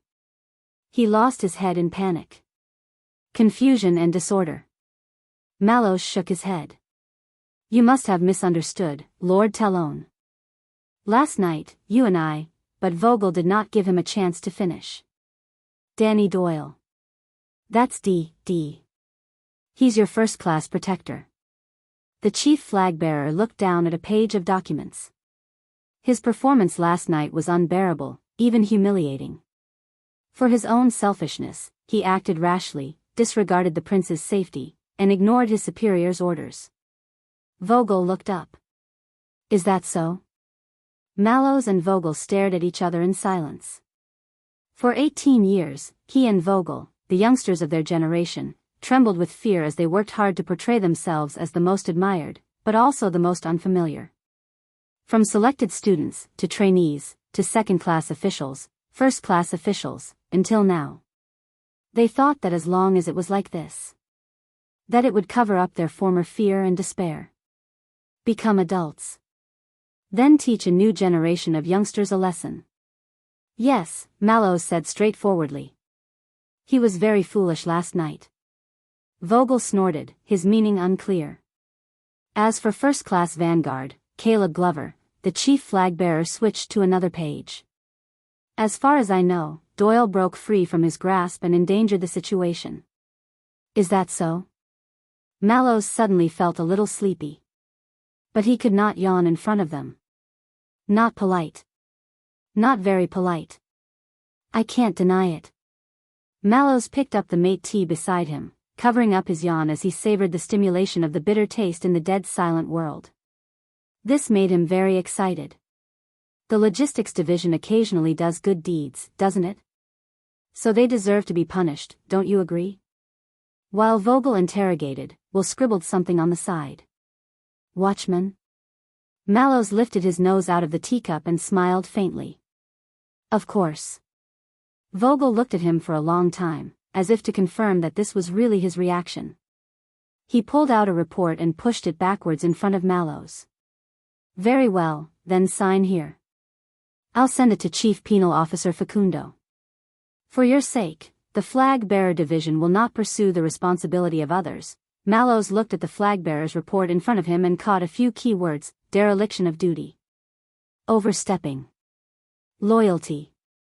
Dealt with. Mallows lifted the corner of his lips. But he still obediently grabbed the pen and flipped open the report. Don't worry. Although the mistake has been made, I think that both Doyle and Glover are pardoned, and will not be imprisoned by the guards. Vogel continued to stare at him with bright eyes. His words softened considerably. I suggest that Facundo only demote them to second class. Mallows was as indifferent as ever. He tested the ink on the draft and grunted. That's very generous of you. He was not. Vogel was eager to do so. Mallows told himself. To assert the power he never had elsewhere, to numb the pain he felt elsewhere, to cover the frustration he had been feeling for decades. The world was still dead silent, allowing Mallows to sense Vogel's emotions more clearly. But even after he did so, he was still not satisfied. Just like how revenge could not fill the emptiness. The future could not make up for the past. But there's no doubt that these two are no longer fit to stay by Prince Thale's side. Vogel's tone changed. I think they should return to their original positions in the wings, reflect, and await further orders. Mallows nodded as he looked at the report. There's only one small problem. Vogel paused. What? The sound replication spell flickered slightly. Wea frowned and knocked on the wall tentatively. Under the witness of Prince Thales and the entire team, I have already carried out the punishment. Mallows' attitude seemed indifferent. Doyle and Glover have also paid the price they deserve. Vogel was silent for a few seconds. When? This morning. Mallows flipped to the next page. Oh, this was the signature page. The specific records are with Vice Penal Officer Gray Patterson. Of course, I believe that Hugo Fubel will also report this to the Flag Bearer Division as soon as possible. Vogel did not speak. But in the dead silent world, Mallows felt that the pressure from Vogel was rising. Like a stove for boiling water. This morning, Vogel exhaled. Isn't it a little hasty to deal with last night's incident in such a hurry? It was indeed hasty. Mallows dipped his pen in ink. Unfortunately, Prince Thales could not suppress his anger. We dared not delay under a forceful order. Vogel frowned fiercely. Mallows, on the other hand, laid out the report meticulously. He was prepared to sign the most perfect signature in his life on the report. After a few seconds, the vice captain in front of him slowly forced out a sentence. Is that so? Vogel stared at Mallows. Prince Thales, is he so harsh, ungrateful, and unreasonable? At that moment, Weah suddenly felt a little suffocated and had to concentrate on maintaining the sound replication spell. As if he really knew that stuff. Mallows shrugged and chuckled as he began to write the letters. You can't imagine. Vogel lowered his eyes and looked at Mallows' beautiful handwriting. Are you sure the punishment is appropriate? I don't know. Mallows dipped his pen in ink and shook his head. Of course, if you feel that His Highness was unfair and needs to be resentenced, it is not incomprehensible. Bang. The vice captain slammed his palm on the table. Mallows' pen stopped. He raised his head and looked at Vogel. He did not need to stroll in his own dead silent world to sense the other party's emotions. No need. Vogel stared intently at Mallows and pulled back the report in an irrefutable manner. Halfway through his signature, the tip of his pen left a long ink stain on the paper that was pulled away. Weah lowered his head deeply. This child had been in the Flag Bearer Division for a long time and knew how to read people's expressions. Under normal circumstances, we do not punish him twice for the same crime. Vogel was expressionless. In front of Mallows, he tore the report in his hand into pieces and threw it into the wastepaper basket. Of course, I forgot. Mallows put down his pen and smiled at him. Thank you for the reminder. What a pity. That was his best signature. Vogel was silent for a long time until he had digested his current emotions. A few seconds later, when the chief flag bearer looked up, his posture was perfect and his attitude was proper. As far as I know, you have been living with Prince Thales for more than 2 months. Vogel swept away his earlier unhappiness. He took out another report and returned to his current work. How has His Highness' personality been these days? Personality. That child's personality? Mallows' gaze was slightly unfocused. Fighting with no regard for his life. He said slowly. Still reluctant to admit defeat. Vogel frowned and looked down at the report. It's not just martial arts, it can also be, the chief flag bearer paused. Other aspects? Mallows smiled faintly. Perhaps the kingdom's secret intelligence department knows more about His Highness' life in the north. Vogel looked up. But I'm asking you. There was a momentary pause between the two. Mallows stared at Vogel quietly. Just like when they were young. Bardic poetry. Mallows spoke slowly with a nonchalant expression. He quite likes this stuff. He's read quite a lot and sings quite well. It's a pity that he's only good at lute, played by him like a cat in heat. Vogel frowned again. He liked to talk to himself and play chess, but his chess skills were as bad as D's. He liked to carry a book wherever he went, pretending to be a cultured person. Mallows picked up his teacup, and gradually felt that the tea inside was not so bitter. But he never flipped through it. What else? Vogel interrupted. For example, some abnormalities? Mallows looked up. Vogel's expression did not change. We all know that the prince is a genius, different from ordinary people. Different from ordinary people. The watchman stayed in the dead world that only he knew about for a while, before scoffing and returning to reality. His Highness's venomous mouth is unforgiving. But strangely, his usual temperament is gentle and unhurried. Mallows put on a knowing smile again, including some of the usual moodiness and melancholy of his age. You know, the lack of love in childhood. Vogel coughed intentionally. Mind your words, Lord Mallows. Mallows smiled apologetically. How interesting. The watchman stood in the dead world, looking at the boundless wilderness ahead. Vogel had been living in irritation and emptiness, burning with anger. But he was still in awe. In fear. Anything else? Yes. Although I'm not sure of the details, there is something about His Highness that worries the guards. Vogel raised his head and pretended to listen. From various signs, Mallows thought for a moment. Prince Thales, he might, The watchman nodded and said seriously, prefer men? At that moment, Will, who was sipping his tea, was splashed in the face by a huge splash from the teacup. He hurriedly wiped it away in a pathetic manner. The report in Vogel's hand was torn out of shape, its folds disheveled. The night shift room was silent and inexplicably awkward. Only the sound replication spell was still operating diligently. Mallows. Vogel's face was expressionless, but his voice deepened.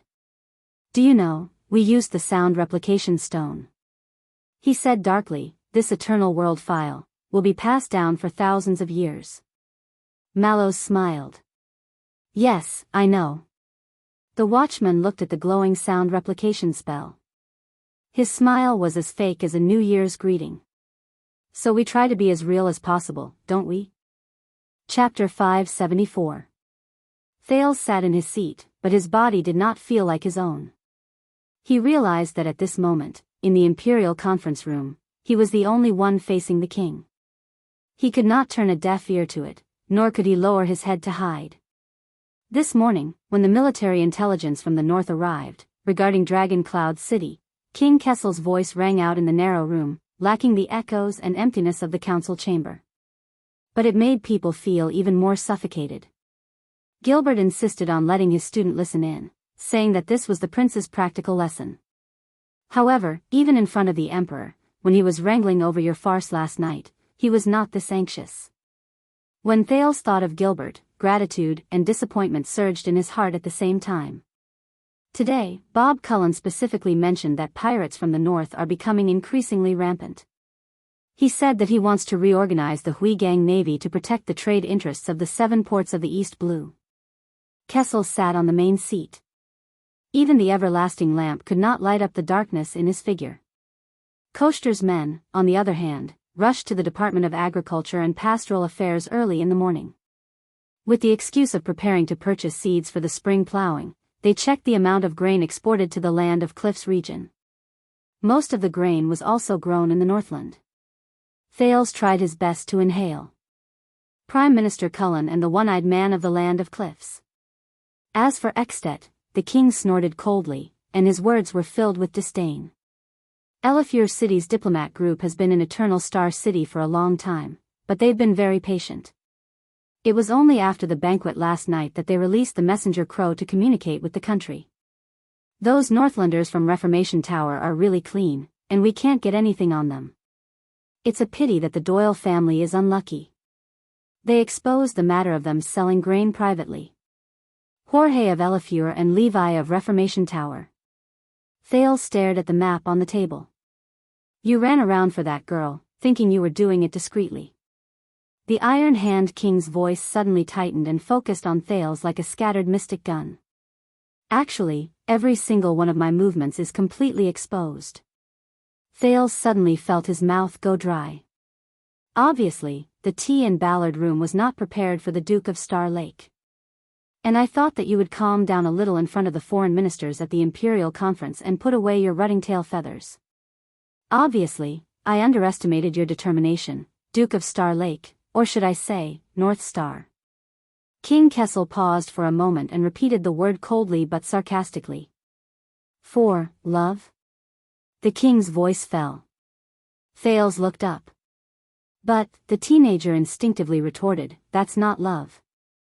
No, the king's eyes pierced through the darkness, piercing the sunlight. It descended on Thales.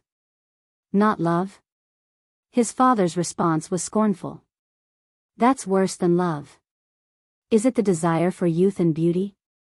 Or are you interested in conquering noble women? Kessel V's voice boomed like thunder. Or are you just an arrogant pig who can only rely on your swaying penis to find self-esteem? Thales shut his eyes.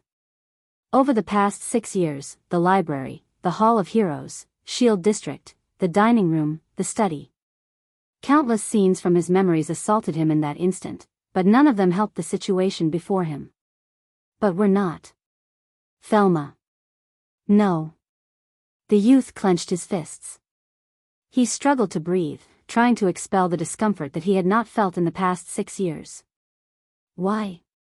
Why did he feel so uncomfortable, suffocated, out of control, and irritated? No. Thales looked up and defended himself with difficulty. Thelma and we have a good relationship, that's true. He withstood the Iron Hand King's cold gaze, just like withstood the day before the bitter cold blizzard, and also withstood the desire to retreat in his heart. You can't run away. Find a way out. Face him. Just like facing his past opponents, King Nuvan, King Chapman, but outside of our personal friendship, I treat her, face him. Face it. Face them. Thales took a deep breath and finally said those words. I have a responsibility to her. At that moment, Thales felt the air around him circulate, just like his words and thoughts. A rhetorical question came from the dark room, not much better than before. Responsibility? Thales found himself nodding slightly. That's right. 6 years ago, I should say that you and the kingdom used all of our power to send that girl to the throne of Heroic Spirit Palace. King Kessel did not speak.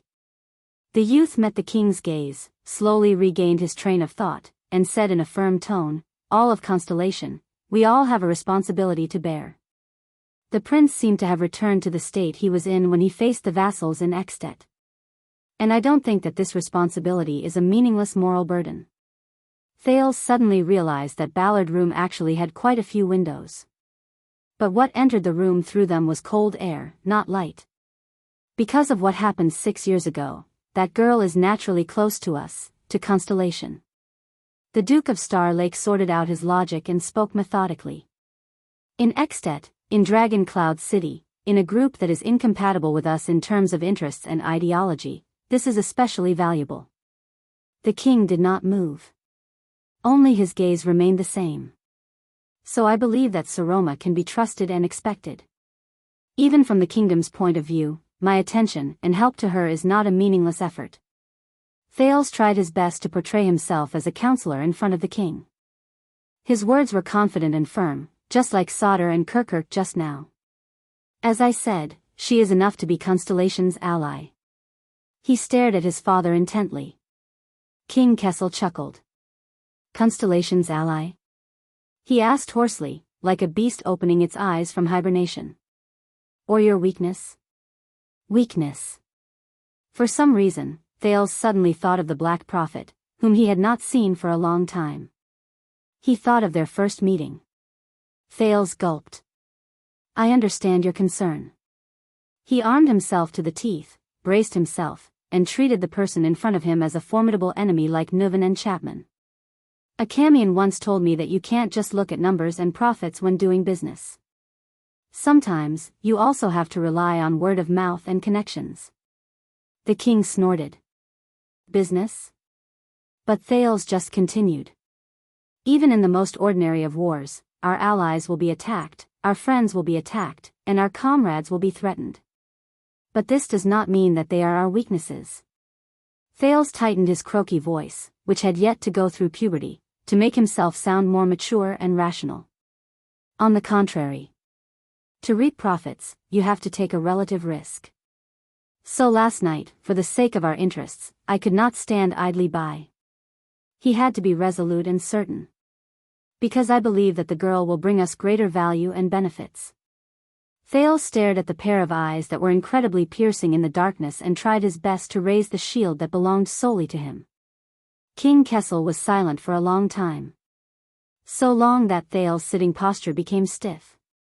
Finally. We The Iron Hand King sneered. You use we to coerce your reasoning. You tell me that this is what we should do. The next moment, the king pressed down on the arm of the chair. Kessel came out of the darkness into the sunlight, revealing his figure, his face, and his gaze like a stone statue. And the 9-pointed star symbol on his clothes.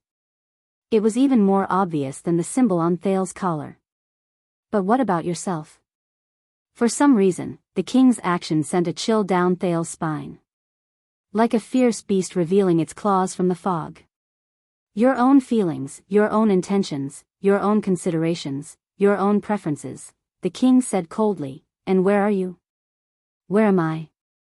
Thales frowned. He stopped thinking about other things and replied, I am among us. If, in addition to the interests and standpoint of the kingdom, you can also consider sincerity and not betray my personal friendship with her, then everyone will be happy. But the king's response came like a shadow. No. Kessel's tone was steady, but there was an unshakable majesty to it. You are pretending to be among us. Thales furrowed his brows. Because you think that I am a rational and calm king born for constellation, a cruel king who only has eyes for the kingdom. The Iron Hand King's words were incomparably cold. I despise emotions and impulsiveness, and only care about gains and losses. That's why you racked your brains and spent so much effort just to disguise yourself as me and face me. Thales was stunned for a second. To prove that what you are doing is in line with the principle of interests and political considerations, the king's words were calm. So that I will believe in your words. So that I will let go of your recklessness and let go of your girlfriend. Thales was about to retort, but the Iron Hand King's next sentence completely froze him. Just like your usual trick, to understand your opponent's methods, their logic, and then defeat them on their battlefield. Kessel snorted coldly. He rubbed his fingers gently. To deal with King Nuven with exquisite calculations. To fight back against Chapman Lampard with a desperate gambit. To deal with Williams with a domineering attitude, or like last night. Using the weakness of human nature to play a remote game with the boy from the Covendier family. Thales stared at the king in a daze. He knew. The king's words echoed in Thales' mind. Usual trick, to pretend to be like him and face him.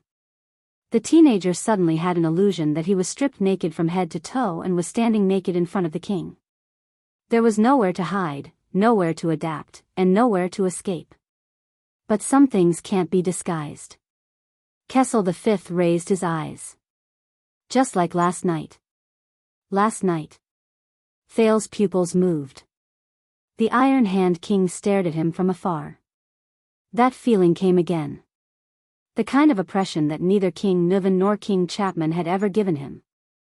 The kind of powerlessness that made him feel as if 1,000 pounds were weighing down on him, and he opened his mouth to speak but felt as if a fishbone was stuck in his throat. Why? The king spoke softly, but found it difficult to parry. Last night, why did you put yourself at risk? You personally participated, and you enjoyed it? Thales felt as if he was seeing double. It was Anchor and Doyle's faces. The teenager took a deep breath, focused, and tried his best to explain. The situation at last night's banquet was tricky. I was in a dilemma, and no choice was appropriate. So I personally participated in order to find a third way, to show them a completely different Thales Jade Star, so that but at this moment. Lies. Thales stopped talking. You personally participated, not because of us. King Kessel stared at him from afar, as if he was watching a game of chess. And it was because of you. You wanted to save the chess pieces and the game at the same time. Thales felt a chill in his heart. Because this is who you are. No matter what, you always want to find a way for everyone to be happy, a perfect choice that meets the highest expectations in your heart. It's best if there are no ripples, no harm. To avoid the ugliness and sacrifice that you are most unwilling to face. Thales felt his breathing become more and more sluggish. He wanted to speak, to relieve the pressure, but, it's useless, Thales. The teenager opened and closed his lips in vain, thinking bitterly. It's useless. He knows. Thales lowered his head in a daze. And just like he said, you have nowhere to hide. No excuses. But what I don't understand is... The king continued speaking. Don't tell me that damned fate doesn't give you a damned response every time. Thales was stunned. At that moment, King Kessel's gaze seemed to cut open his chest. You slaughtered everyone at the national conference, but received even more malice and suspicion. You turned the tide in Dragon Cloud City, but brought up an enemy more terrifying than your predecessor.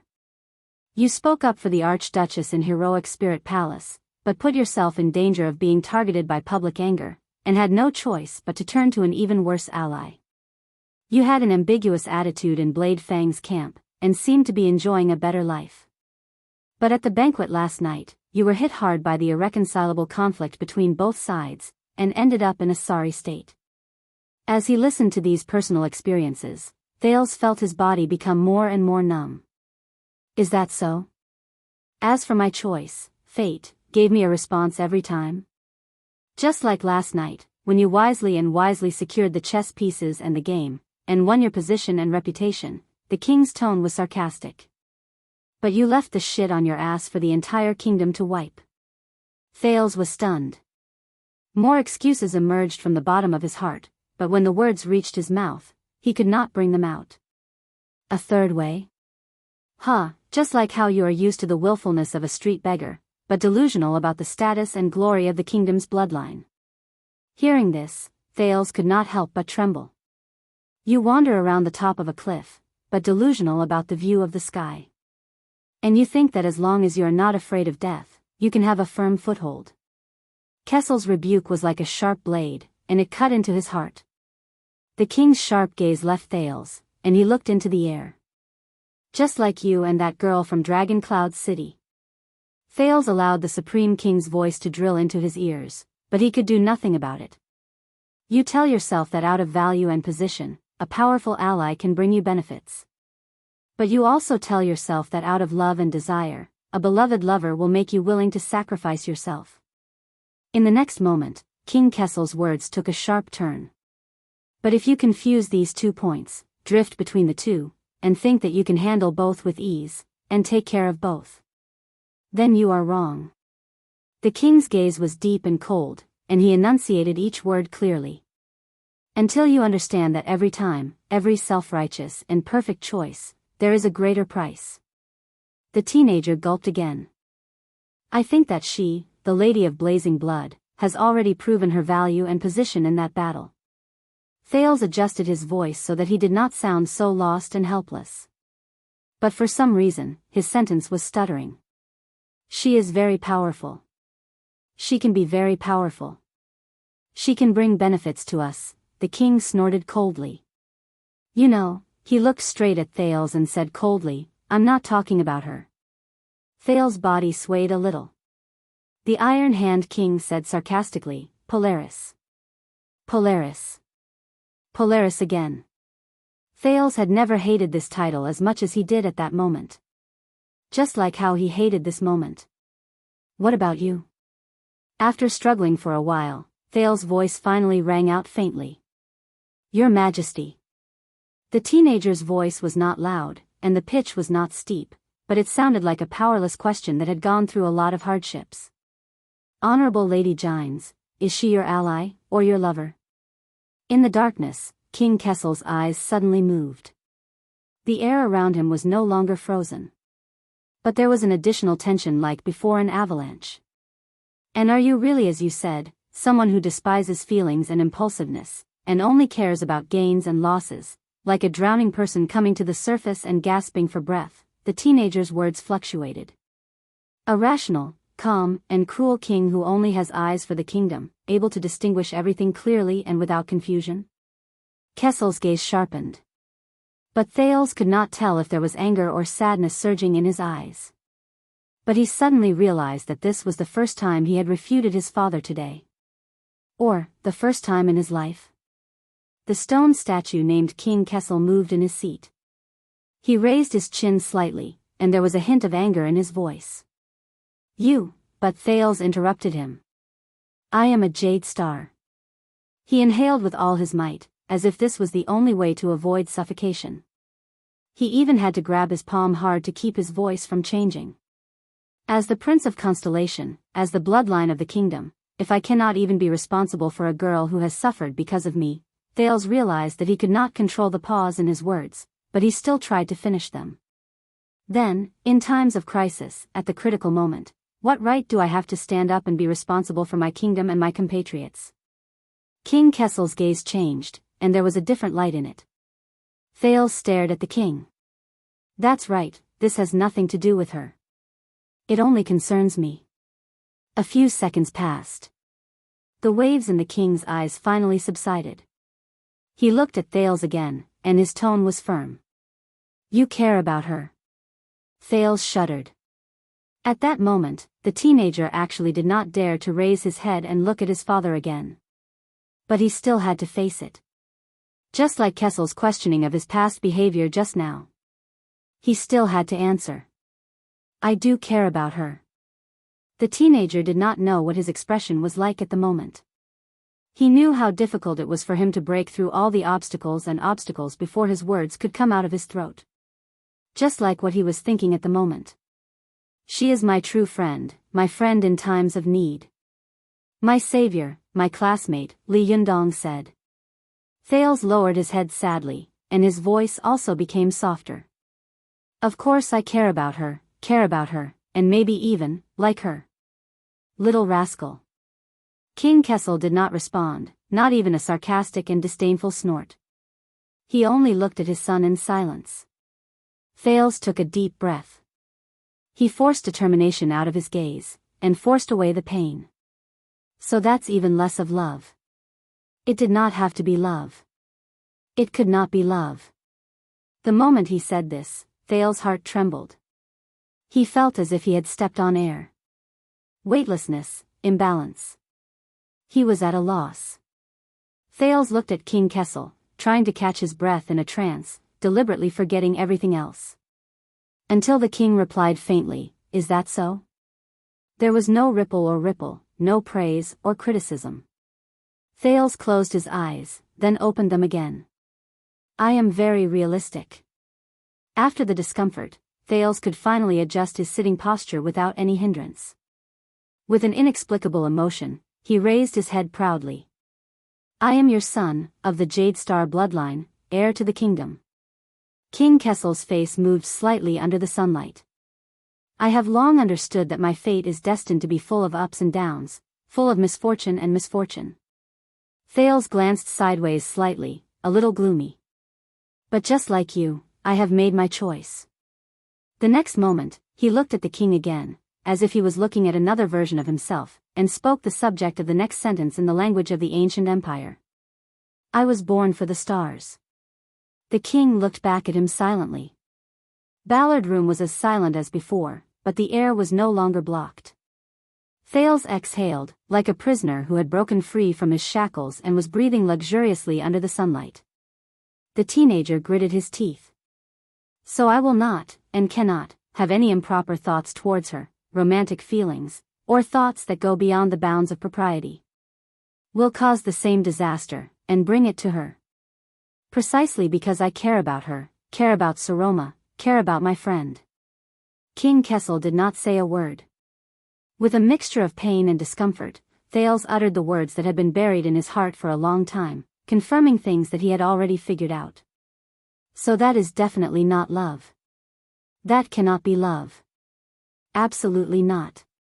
At that moment, he was like a bird freed from its shackles, finally able to spread its wings and soar into the sky boldly. Until his wings broke and he fell to the ground. You asked me where I am, the young duke said in a low voice. He suddenly liked the darkness of the stone room. I am here, in Renaissance Palace. Just like you. Father. Thales' mood sank. And you don't have to worry about her and me. As soon as he finished speaking, Thales realized that he was sweating profusely and breathing rapidly. This was far from the demeanor that the Duke of Star Lake should have. The silence in the room lasted for a long time. It was as if he wanted to leave enough time for this confession. until the meaning behind it was completely understood. Is she well? King Kessel suddenly spoke, startling Thales. But the teenager immediately fell into dejection. I don't know. He closed his eyes and opened them again, trying to eliminate all expressions. I also don't want to know. Ballard Room was completely silent. It seemed like a long time had passed. Finally, the king's figure voluntarily retreated in the light. He sat in the shadow of his seat again. His face was no longer visible. Only the voice of the king could be heard from afar. Sometimes, I am really strange. King Kessel's words were as sharp and harsh as ever, but there was no longer that prickling sensation. Why is your rationality on par with your stupidity? Why are they in the same mind? The king snorted coldly. And still able to coexist peacefully. Thales did not speak. He sat at the long table in a daze. Just now, the teenager understood a little. In his life, he had faced 3 kings. King Nuvan's tyrannical methods were a combination of strength and gentleness, a mixture of kindness and authority, as unfathomable and immeasurable as the sea. King Chapman, on the other hand, pressured and threatened him with tangible benefits, as if a blade was pressed against his neck and a thorn in his back. But the Kessel V in front of him. The Iron Hand King. He was completely different from the other 2. As the supreme king of Constellation, he did not speak eloquently and did not know how to speak boldly. But Kessel had an even more bizarre and terrifying ability. With this ability, he could transcend kindness and authority with just a few words, directly strike at the heart, and grasp the most damned vital point. Forcing Thales to face his true self. Calm and tranquil. But heartbreaking. The king reached out and moved a cradle on the table. The door to Ballard Room opened. A few unfamiliar royal guards appeared at the door. A person walked past them and into the room. It was the scarred man from the Secret Intelligence Department. But Thales did not seem to hear it. He just sank into his seat expressionlessly. Take him out, King Kessel's voice rang mercilessly. Let him see the mess he left behind. Thales looked up absent-mindedly. What? Don't dawdle. The king lowered his head again and flipped to the next document. There are much more important matters in Ballard Room. Remember what you said today. Thales did not remember what happened next. He did not even remember how he walked out of Ballard Room in a daze. He also did not remember how the scarred man stiffly put his hands behind his back and apologized stiffly, saying that the king's orders could not be disobeyed, but Lord Mallows could not leave for the time being and asked His Highness to come with him. Until Thales followed him absent-mindedly out of the palace through a side door and into a carriage. Where are we going? Feeling the swaying of the carriage, Thales, who had finally adjusted his emotions, came back to his senses. The kingdom's Secret Intelligence Department, Your Highness, His Majesty's orders. Opposite him, the fierce-looking scarred man scratched his face as he answered. Secret Intelligence Department. Thales frowned. But he found something even more wrong. The scarred man in front of him, his voice, became different. Noticing the prince's gaze, the knife-scarred man smiled faintly and stretched out his hand to tear off the skin on his face. Thales widened his eyes. Long time no see, Your Highness. The person in front of him threw away the scarred mask and lowered his head to fiddle with his eyes. His voice was relaxed and humorous. How have you been? Thales was stunned. It's him. You don't look happy. Why? His old acquaintance, the Baron Bone Man Raphael Lindbergh, opened his dark red eyes in the carriage and looked straight at Thales. Dumped by your girlfriend just now? Thales' expression froze. Raphael. The prince, who was already in a bad mood, leaned back. One more word of nonsense from you. The Duke of Star Lake stared straight at the top of the carriage and said expressionlessly, I'm going to ask for the Honorable Lady Miranda's hand in marriage. Raphael's face fell. Then, the carriage became completely silent. No words were spoken throughout the journey. Chapter 575. Thales and Raphael sat opposite each other in the swaying carriage. They did not speak to each other. Thales sized up the emissary of the Secret Intelligence Department, who had gone through life and death situations with him in Dragon Cloud City. He recalled the last time they parted in the tunnel. Raphael remained calm, a faint smile in his dark red eyes. He was as confident as he was when they first met. Why was he always so confident? Then, he would do all sorts of shameful things, and when he messed up, he would need someone else to clean up after him. Thinking of this, the youth who had just escaped from Ballard Room felt even more gloomy. Weren't you supposed to stay in the north and play hide-and-seek with the Star Killer? When did you return? Thales was the first to break the silence. He could not stand the other party's enchanting smile. Raphael smiled and looked out the window. Recently. Look, it's so fast. Could there be a more mysterious answer? Thales coughed. Those who stayed in Dragon Cloud City, Waya, Ralph, and Putray, safe. Raphael's answer was concise and tight. Thales frowned. Gilbert said that he could not find you in the Secret Intelligence Department for the past few years. It's a secret. Then the disguise you put on at the Imperial Conference just now, hide. So why did you bring me to the Kingdom's Secret Intelligence Department? It's important. After going back and forth for a few rounds, Thales, who felt that he was talking to Yodel, laughed out of extreme anger. Can't you say a few more words? Finally, Raphael turned around. There was a profound meaning in her red eyes. But you were the one who said it. If I say another word of nonsense, you're going to marry Miss Miranda? Thales choked. After a few seconds, he sighed. He was both mentally and physically exhausted. How petty. Thales waved his hands in resignation and logged out of the game. Just kidding, okay? Raphael smiled, leaning easily against the side of the car. I know, he said with a pleased expression. Me too. The corners of Thales' lips curled into a fake smile. Is there any point in being so talkative? It's meaningless.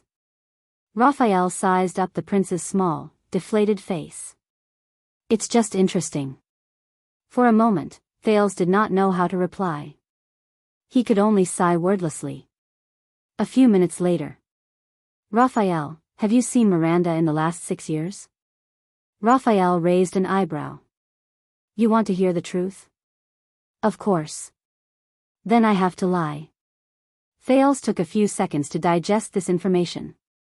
Oh. The prince nodded. Then, what about meeting Cohen? Who is he? The carriage swayed for a few more minutes before Thales sighed. Raphael, if you never plan to leave the Secret Intelligence Department for the rest of your life, the prince looked at the Baron Bone Man seriously. Then what does she mean to you? How are you going to face her? Raphael raised her red eyes. Why do you suddenly ask? He cares about his subordinate's love life. Raphael smiled sarcastically. What about you? He asked back, what does she mean to you, Your Highness? Thales leaned against the carriage and sighed. I've already said that I won't marry Miranda, but Raphael's next sentence made Thales stop talking.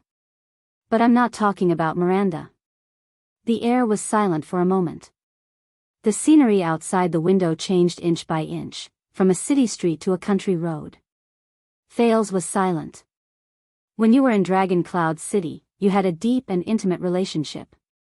Raphael looked to the north. His voice was light. Can you really give up on this relationship? And become strangers from then on? Thales clenched his teeth. Don't talk about other things, Raphael, the prince said unhappily. I have nothing to do with her. Raphael chuckled, unconcerned.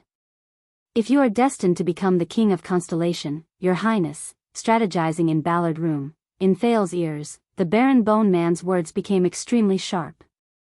How are you going to face her? Face what I like? Thales felt a wave of irritation. I will only say it once, Raphael, the prince turned his head and said coldly. I definitely don't have that kind of relationship with her. No. Yes. What kind of relationship? Why do you care what kind of relationship I have? But, no buts. I just want to say, don't say it. After going back and forth, Raphael could only sigh and admit defeat. Fine. Thales snorted and hugged his arms tightly. The Baron Bone Man sighed. It's just a pity that you don't like her. Thales turned his head even more to the side. You know, we went through a lot of trouble to pick out refined grains for her and prepare to welcome her back to the country. Thales froze for a moment and turned his head around. Refined grains, welcome her back to the country? Wait, who are you talking about? Who else could it be? Raphael turned his head around. The Secret Intelligence Department carefully selected her for you from thousands of candidates, of course. Raphael flashed his white teeth and smiled brightly. What a good horse, Jenny. Thales was silent for a full 10 seconds. He stuck close to the carriage and swayed with the wind. Only then did he give his middle finger expressionlessly. F***CKU. Raphael laughed heartily when he saw his expression. Thales swore with a dark expression that if Raphael told this joke again, the first order he gave when he became king would be for Miranda to marry Cohen. At that moment, God knew how much he missed Cohen. Raphael sat back in his seat. Are you feeling better now? Not at all, Thales said listlessly. But thank you for livening up the mood. You're welcome. Raphael did not care about the resentment in the prince's words at all. You'll only feel worse later anyway. Thales' mood, which had improved a little, collapsed again. This time, is it because of what happened last night? A shadow flashed across Raphael's face. What else could it be? When it came to serious matters, it was as if the relaxed mood just now had disappeared. The Baron Bone Man sighed. 14 hours ago, I was still busy sorting out the Alliance of Freedom's battle report, and then I received news of an accident at the royal banquet. Anyway, no matter where you are, you can always stir up trouble. Raphael clicked his tongue and shook his head. Thales snorted in annoyance. Then depose me, change my face, and disappear. Do you believe that I can be a law-abiding citizen for the rest of my life? Raphael glanced at him. You? A law-abiding citizen? Do you believe it yourself? Thales was speechless for a moment. So, what happened last night? Thales tried to steer back to the topic of concern. The grudge between Crow City and Mirror River, that is, between Byrel and Doyle, what is the truth? Raphael was silent for a few seconds. His Majesty has ordered the Court of Justice and the House of Nobles Affairs to be in charge of the case. Due to the principle of neutrality, I suggest that you not intervene. Thales yawned widely. Seriously, Raphael, why do you think I'm not dancing with the young ladies at the banquet until dawn, but smelling your sweat in this broken carriage? Raphael changed his posture and sniffed his collar without batting an eyelid. Or do you think I'm as gullible as Cohen, or as tolerant as Miranda? Thales winked at him. Just take it as giving me some personal inside information. Raphael frowned. Thales raised his eyebrows, his gaze inadvertently falling on Raphael's sleeve. The latter's forearm was as fair and perfect as ever. It was hard to imagine that it used to be. The Baron Bone Man was silent for a moment and instinctively pulled up his sleeve. You should not talk about personal relationships. His red eyes sparkled. You are a prince, and I am a servant. We should do business according to the rules. Hey, who was the one who was trying to establish a personal relationship with him? If it were someone else, it might be. But you are still different, Raphael, Thales said in a half-sincere and half-conventional manner. That night in Dragon Cloud City was different. Raphael tilted his head at him. By the way, Thales added. If we really want to work together for the next 50 or 60 years and meet at the Imperial Conference, then it's best to start learning how to get along with each other from now on. Perhaps convinced by the last sentence, Raphael took a deep breath and sat up straight in the carriage. He said sternly, from the information gathered by the Secret Intelligence Department, this is an unfortunate tragedy. Yes, tell me something I don't know. Thales nodded earnestly and modestly as he swallowed the words. Raphael continued. Baron Doyle of Mirror River is a complete idiot. His greatest strength is his shamelessness. But he was lucky. His remarried wife was a business expert. Over the years, she managed the family and amassed wealth, or rather, she speculated and groomed for personal gain, amassing wealth everywhere, so the Doyle family became richer and more daring. Their reach grew longer and more unscrupulous. Thales thought of Baron Doyle and his wife and nodded with lingering fear. Raphael snorted softly. On the other hand, the ruler of Crow Caw City is not a good person either. He never had good intentions when he borrowed money. Old Birol doesn't know how to manage money, but he's good at the traditional arts of coercion, intimidation, and blackmail.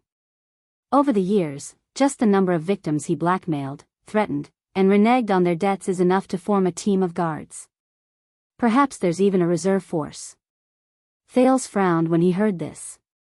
It's only been a day, and the Secret Intelligence Department has already investigated so thoroughly? Raphael laughed and shook his head.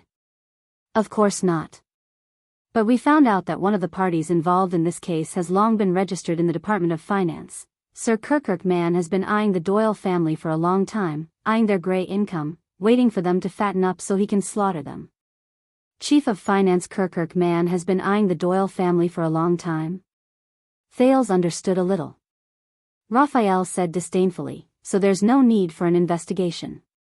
Our people just moved the tracking files and investigation files that have been piling up for a few years here overnight.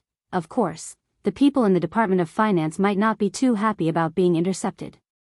Department of Finance, overnight, intercepted. Hearing this, Thales had a strange expression on his face. He recalled Sir Kirkirk Man's loss of composure at the meeting this morning when he vehemently rejected the budget proposal. Now that he thought about it, he did not lose composure at all. That was basically, Brother Chen lost a few $1,000s tonight. He already had good self-restraint by not flipping the table.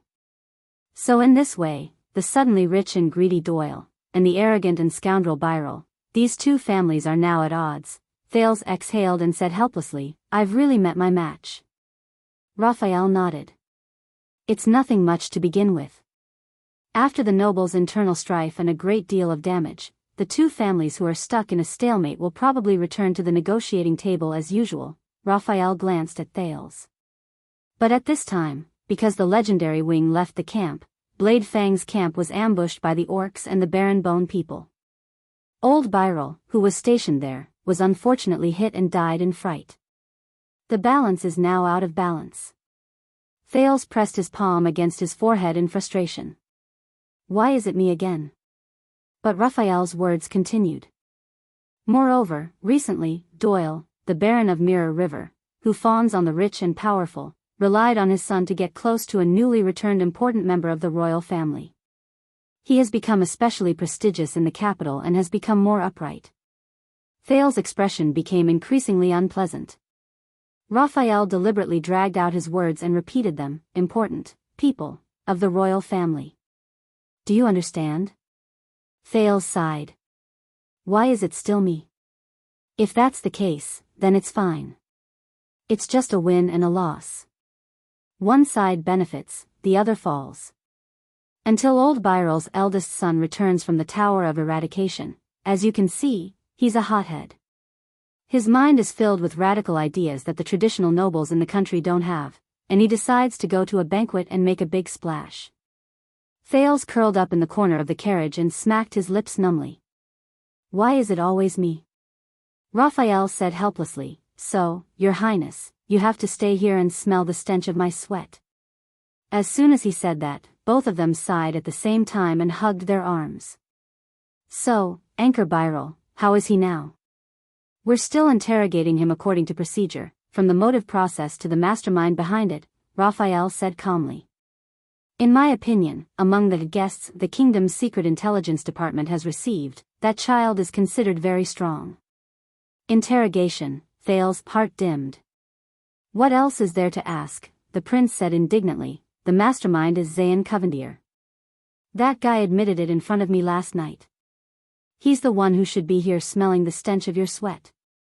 Raphael's expression was a little strange when he heard this name. I think you should know, Your Highness, Guardian Duke of South Coast, Zayn Covendier, left the capital this morning due to urgent family matters and returned to Jade City. Thales was shocked at first, then he understood. That was fast. Of course, as the mastermind, he has to save his own life, Thales sneered with his arms crossed. Isn't it an urgent matter? If the Archduke of Beacon Illumination City had Zayn's ability to slip away, perhaps his neck would not have been broken by King Nuvan. But Raphael's tone was grim. Before he left, Duke Covendier sent His Majesty the Jade City Substitute Servitude petition. Thales did not react for a moment. What? Raphael glanced at Thales. He applied to His Majesty that the vassals under Iris Flower can voluntarily pay a new quarterly tax according to their needs, and be exempted from military service and labor accordingly. Jade City's business is prosperous, and there are many suzerains who are willing to do so. The Covendier family will lead by example and pay taxes to the royal family in lieu of servitude to make up for the loss in the form of subsidizing the regular royal army. Thales took a few seconds to understand the meaning of this sentence. What? The Covendier family will lead by example, pay taxes, substitute servitude, subsidizing the regular royal army. In the next second, the shocked Thales struggled to get up from the back of the chair. We just argued about this at the Imperial Conference. But isn't this too fast?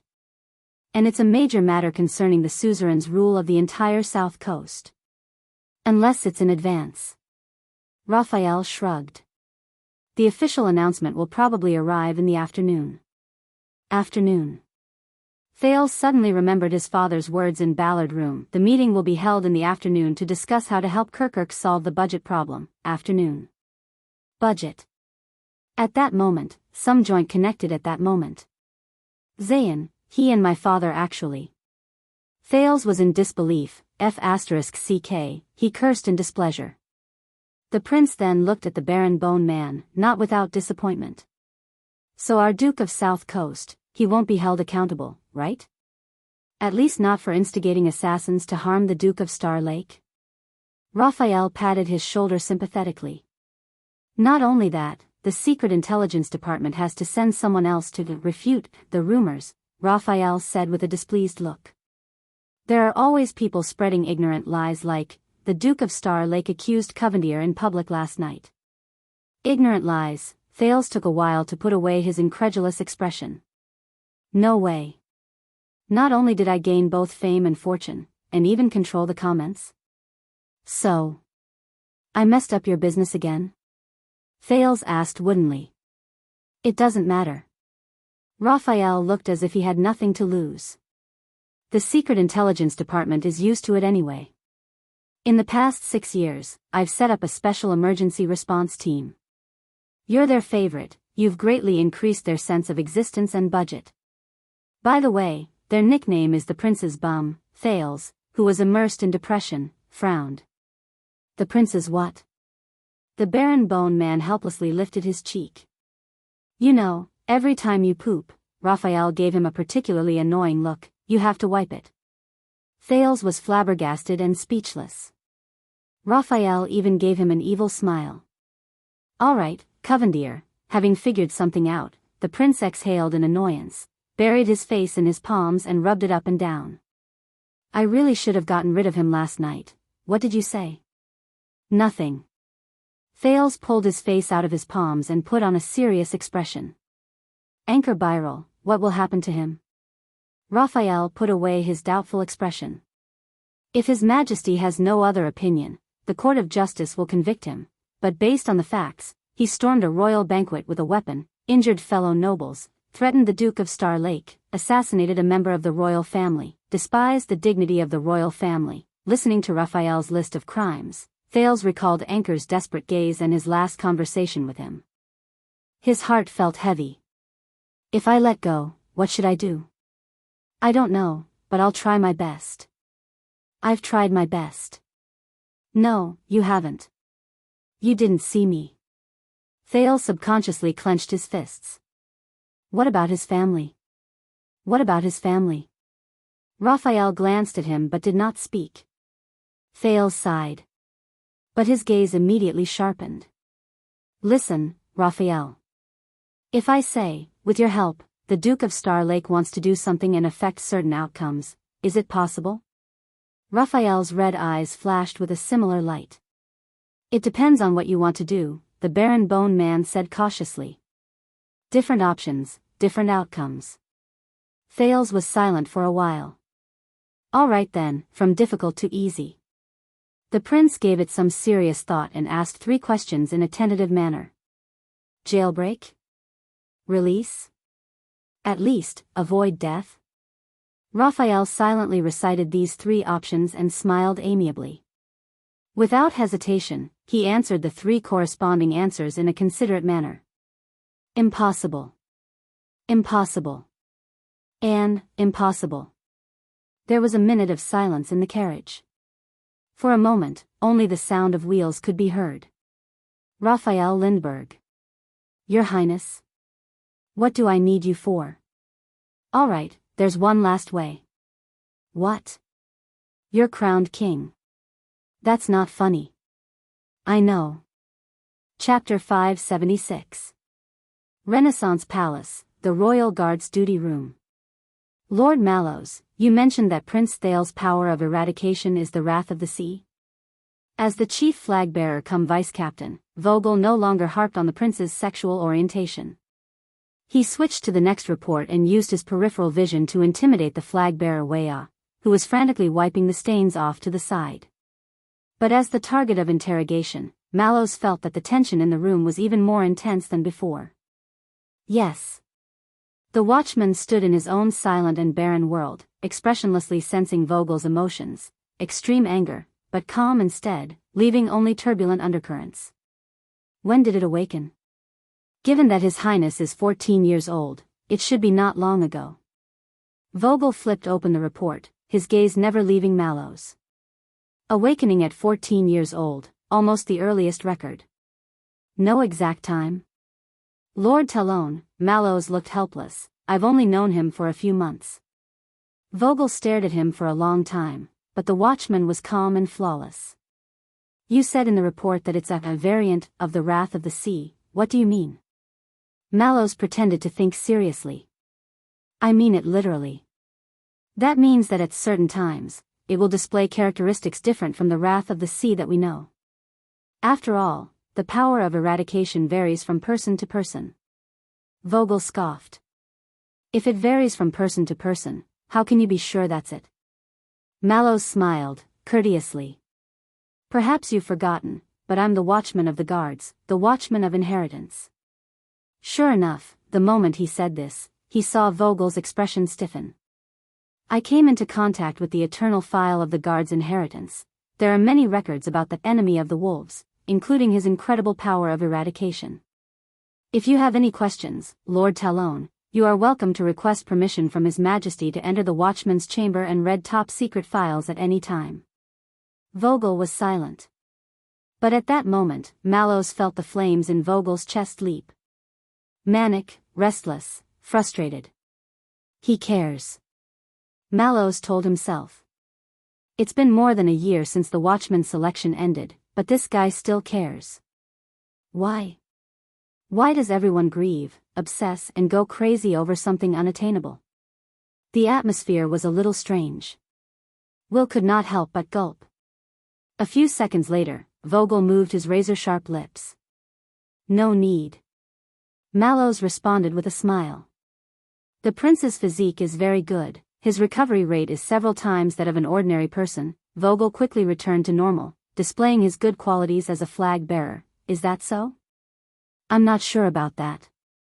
I heard that Madame Gines took care of His Highness' daily life 6 years ago, but Vogel would not let him off so easily. But I'm asking you. Mallows was silent for a few seconds before he nodded naturally. It should be. The watchman spoke again, but his voice became even more stern. At least in martial arts training, no matter how vicious the beating, he can quickly jump around. Although he likes to sleep on the floor and wash his hair every few days, he has never had a serious cold. Vogel's gaze shifted back and forth between the man and the report in his hand. You've never doubted it? It's a good thing that Your Highness has an outstanding physique. Even the Secret Intelligence Department didn't ask about it, so why should I doubt it? What about your own guess? Mallows' gaze shifted.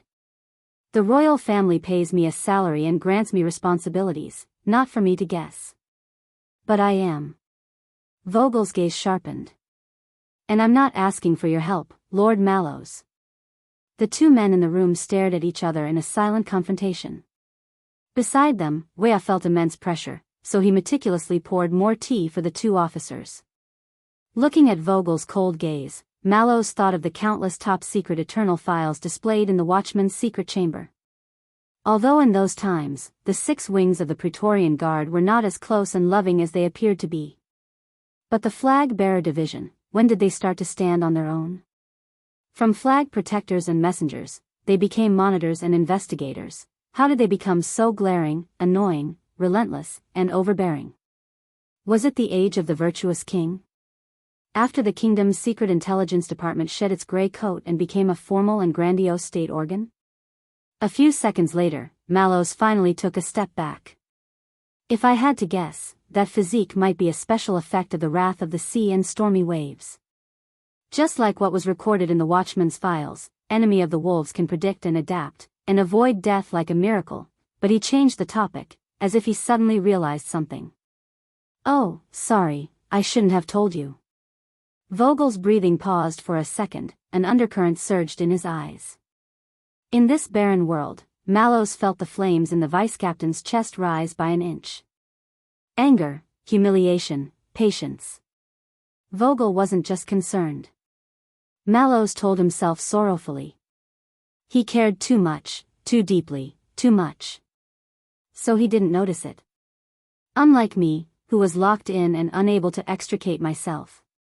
But you just said, Vogel breathed expressionlessly, Prince Thales only recently awakened his power of eradication. But his physique is at least 6 years old. Mallows took a sip of tea. You look much clearer than I do. Answer the question. The Watchman stared at him for a while. I don't know, but I think someone might know. Who? Extensions, especially that Star Killer. It was said that he supervised His Highness' outdoor training in Dragon Cloud City. Vogel paused slightly. That's right, the murderer who killed Prince Horace. Mallows smiled faintly. Are you going to summon him for questioning? Like this? There was a moment of silence in the night shift room. Until Vogel leaned forward slowly, as if trying to get a good look at Mallows from the inside out. Haven't you thought of another possibility? Mallows did not answer immediately. In this barren world, he sensed that the Vogel in front of him had turned into a huge shadow, igniting everything around him with the cold flames in his chest. Strange. What else does Vogel want besides this? The Watchman met Vogel's gaze. I don't understand what you mean. Vogel's expression turned colder. His Majesty and Captain Adrian, do they not understand like you? Watchman? Mallow's pupils constricted slowly. Then why don't you ask them? At this moment. Click. The two men facing each other turned their heads in unison.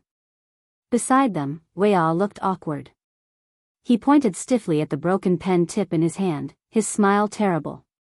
Realizing the presence of a third party, Mallows and Vogel exchanged a look and retreated. Wea heaved a sigh of relief. It's all right, Vogel's tone softened, but his gaze was like a venomous snake's tongue, licking Mallow's calm face from time to time. Let's talk about something else. Mallows picked up his mate tea and let the bitterness hit his taste buds. Vogel waved his hand, and Wea placed a new stack of documents on the table. 24 royal knights, transferred from the royal guards to stand by under your command, to welcome the return of Prince Thales. But from now on, stationed at Mindy's Hall, by the side of the Duke of Star Lake. Vogel sneered. So, Lord Mallows, how does it feel to leave Renaissance Palace and establish a new position? Establish a new position. Wea, who had just relaxed, had to hold his breath again. He turned his head and focused on monitoring the sound replication spell. In the first few months, the work of the guards was still a little rusty, Mallows thought for a while, as if he did not understand what Vogel meant. But thank you for your concern, we are gradually getting on track. Vogel lowered his head and snorted, his meaning unclear. In fact, the accident at last night's banquet had a profound impact. The vice captain picked up one of the reports. The sharp-eyed Mallows recognized it as the personnel files of the Star Lake Guards. Each file on the table had so many pages and so many entries that even if the person in question were to write an autobiography, it would not be as exaggerated as this. An old trick of the flag-bearer division. Damn it, who sketched this? Can't they make my hair look nicer? I'm a watchman, after all. This made me realize that your daily work in Mindy's Hall has many shortcomings. The vice captain was unhurried. Out of the 24 people, you chose 3 from the command division, 8 from the vanguard division, 6 from the guard division, 3 from the punishment division, 3 from the logistics division, and the flag-bearer division, only 1 person. Vogel paused. There was a profound look in his eyes. You don't like our division very much, do you? Don't like it?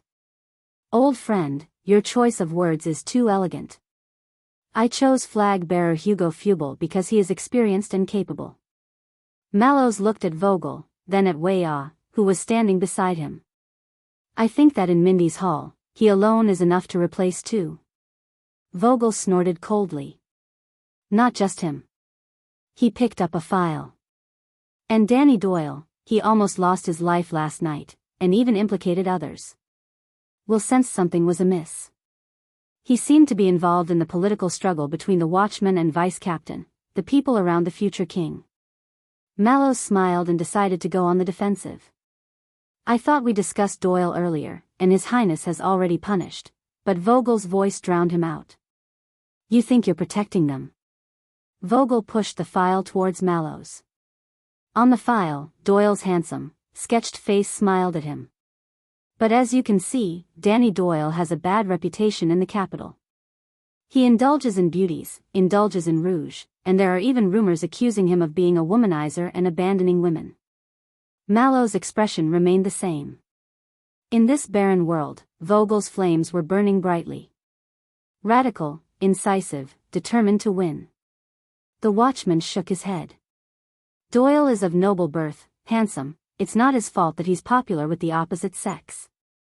Vogel sneered. So last night's loss of composure was no accident, but the inevitable result of his usual indiscretions in life, not to mention the mess his father created. You expect someone like this to protect the kingdom's bloodline? Mallows stared at him without retorting. This concerned the rights and wrongs of the guards. Will, who was taking notes, dared not even breathe loudly.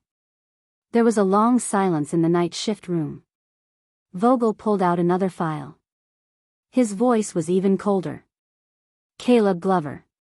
To be honest, I was pleasantly surprised when I saw this name. Mallows did not speak.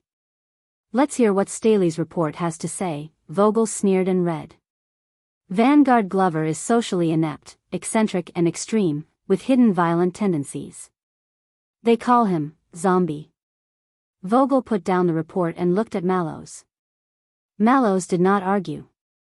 He merely raised his teacup and stated calmly. The strong always have their own personalities, Vogel interrupted him like a selfless flag-bearer. Vanguard Glover has attacked his own people during missions, more than once. In the most serious case, this son of AB** TCH severely injured 6 of his Vanguard Division colleagues in Blade City, causing 3 to retire and 1 to be permanently disabled. This is your so-called personality? Mallows furrowed his brows. Hearing these secrets, Will's expression changed several times. He could not help but recall if he had offended that zombie. Although the news was suppressed, this is a stain that can't be erased even with his noble birth. Neither the power of the Glover family nor his grandfather's legacy can save him. Vogel sneered. Until you took the warrant, took him away from the detention well, and brought him directly to Western Desert. And then a few months later, he suddenly became the personal guard of the Duke of Star Lake? Mallows was as indifferent as ever. In his barren world, the Vogel before him emitted a dark shadow, ignited a flame, and filled the entire room. Vogel. He did want something. From just now until now, everything was just a means. Logistics Division, Leo Praca. Vogel flipped through another person's file, his voice becoming calm. In the early years of the Vanguard Division, he was quite famous, rumored to be comparable to Staley.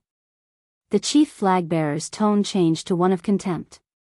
But ever since he was injured in the Desert War, his health has deteriorated. He lost his drive, and all he can do is bow and scrape. I heard he lost to Prince Thales in training. Mallows took a sip of mate tea. The bitterness made him feel alive. I'm more inclined to call him a smooth person. Vogel snorted disdainfully. When the blade is blunt, it can still shine again. When the willpower is lost, it's incurable. Mallows watched as Vogel tossed Praka's file aside and picked up the next one. Defense Division, Gianluca Commodore.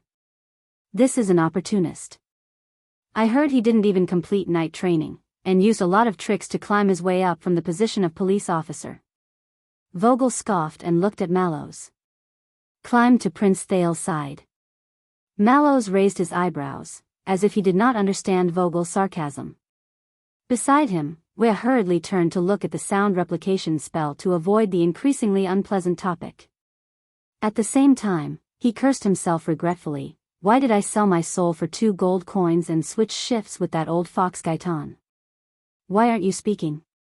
Vogel said coldly, aren't you quite good at retorting? Listen to your advice, Lord Talon. Mallows looked up, and reflect on yourself. Vogel snorted angrily. Mike Johnvold, originally from the Discipline Division, transferred to the Vanguard Division from the Star Lake Guards Bayou. The vice captain flashed the next file. Received knight education from the Northern Territory. No wonder he's a left-handed swordsman. Looks like the Northlanders didn't correct him when he was young, but why did I hear that he had an affair with his young stepmother? Mallows sighed silently. He really did not know about this. He had indeed underestimated the flag-bearer division.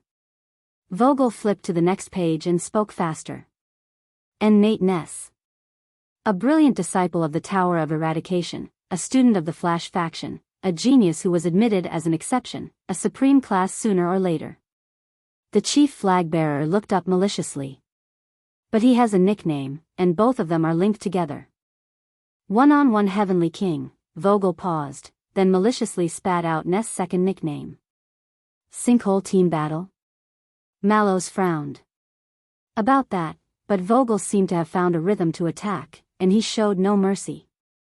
Ness is arrogant and selfish, has no sense of teamwork, and will step on the heels of those in front of him even when walking in line. These are the original words written by Mariko in the training report. Although this child is talented, he is not naturally suited to teamwork and cannot work as a partner. Whether it's the battle formation of the Age of the Empire or the contemporary astral formation, if there's even one additional comrade within 2 meters, the swordsmanship he prides himself on will be greatly discounted, and he may even attack blindly without distinguishing between friend and foe, dragging the battle down and making things worse. Mallows sighed in his heart.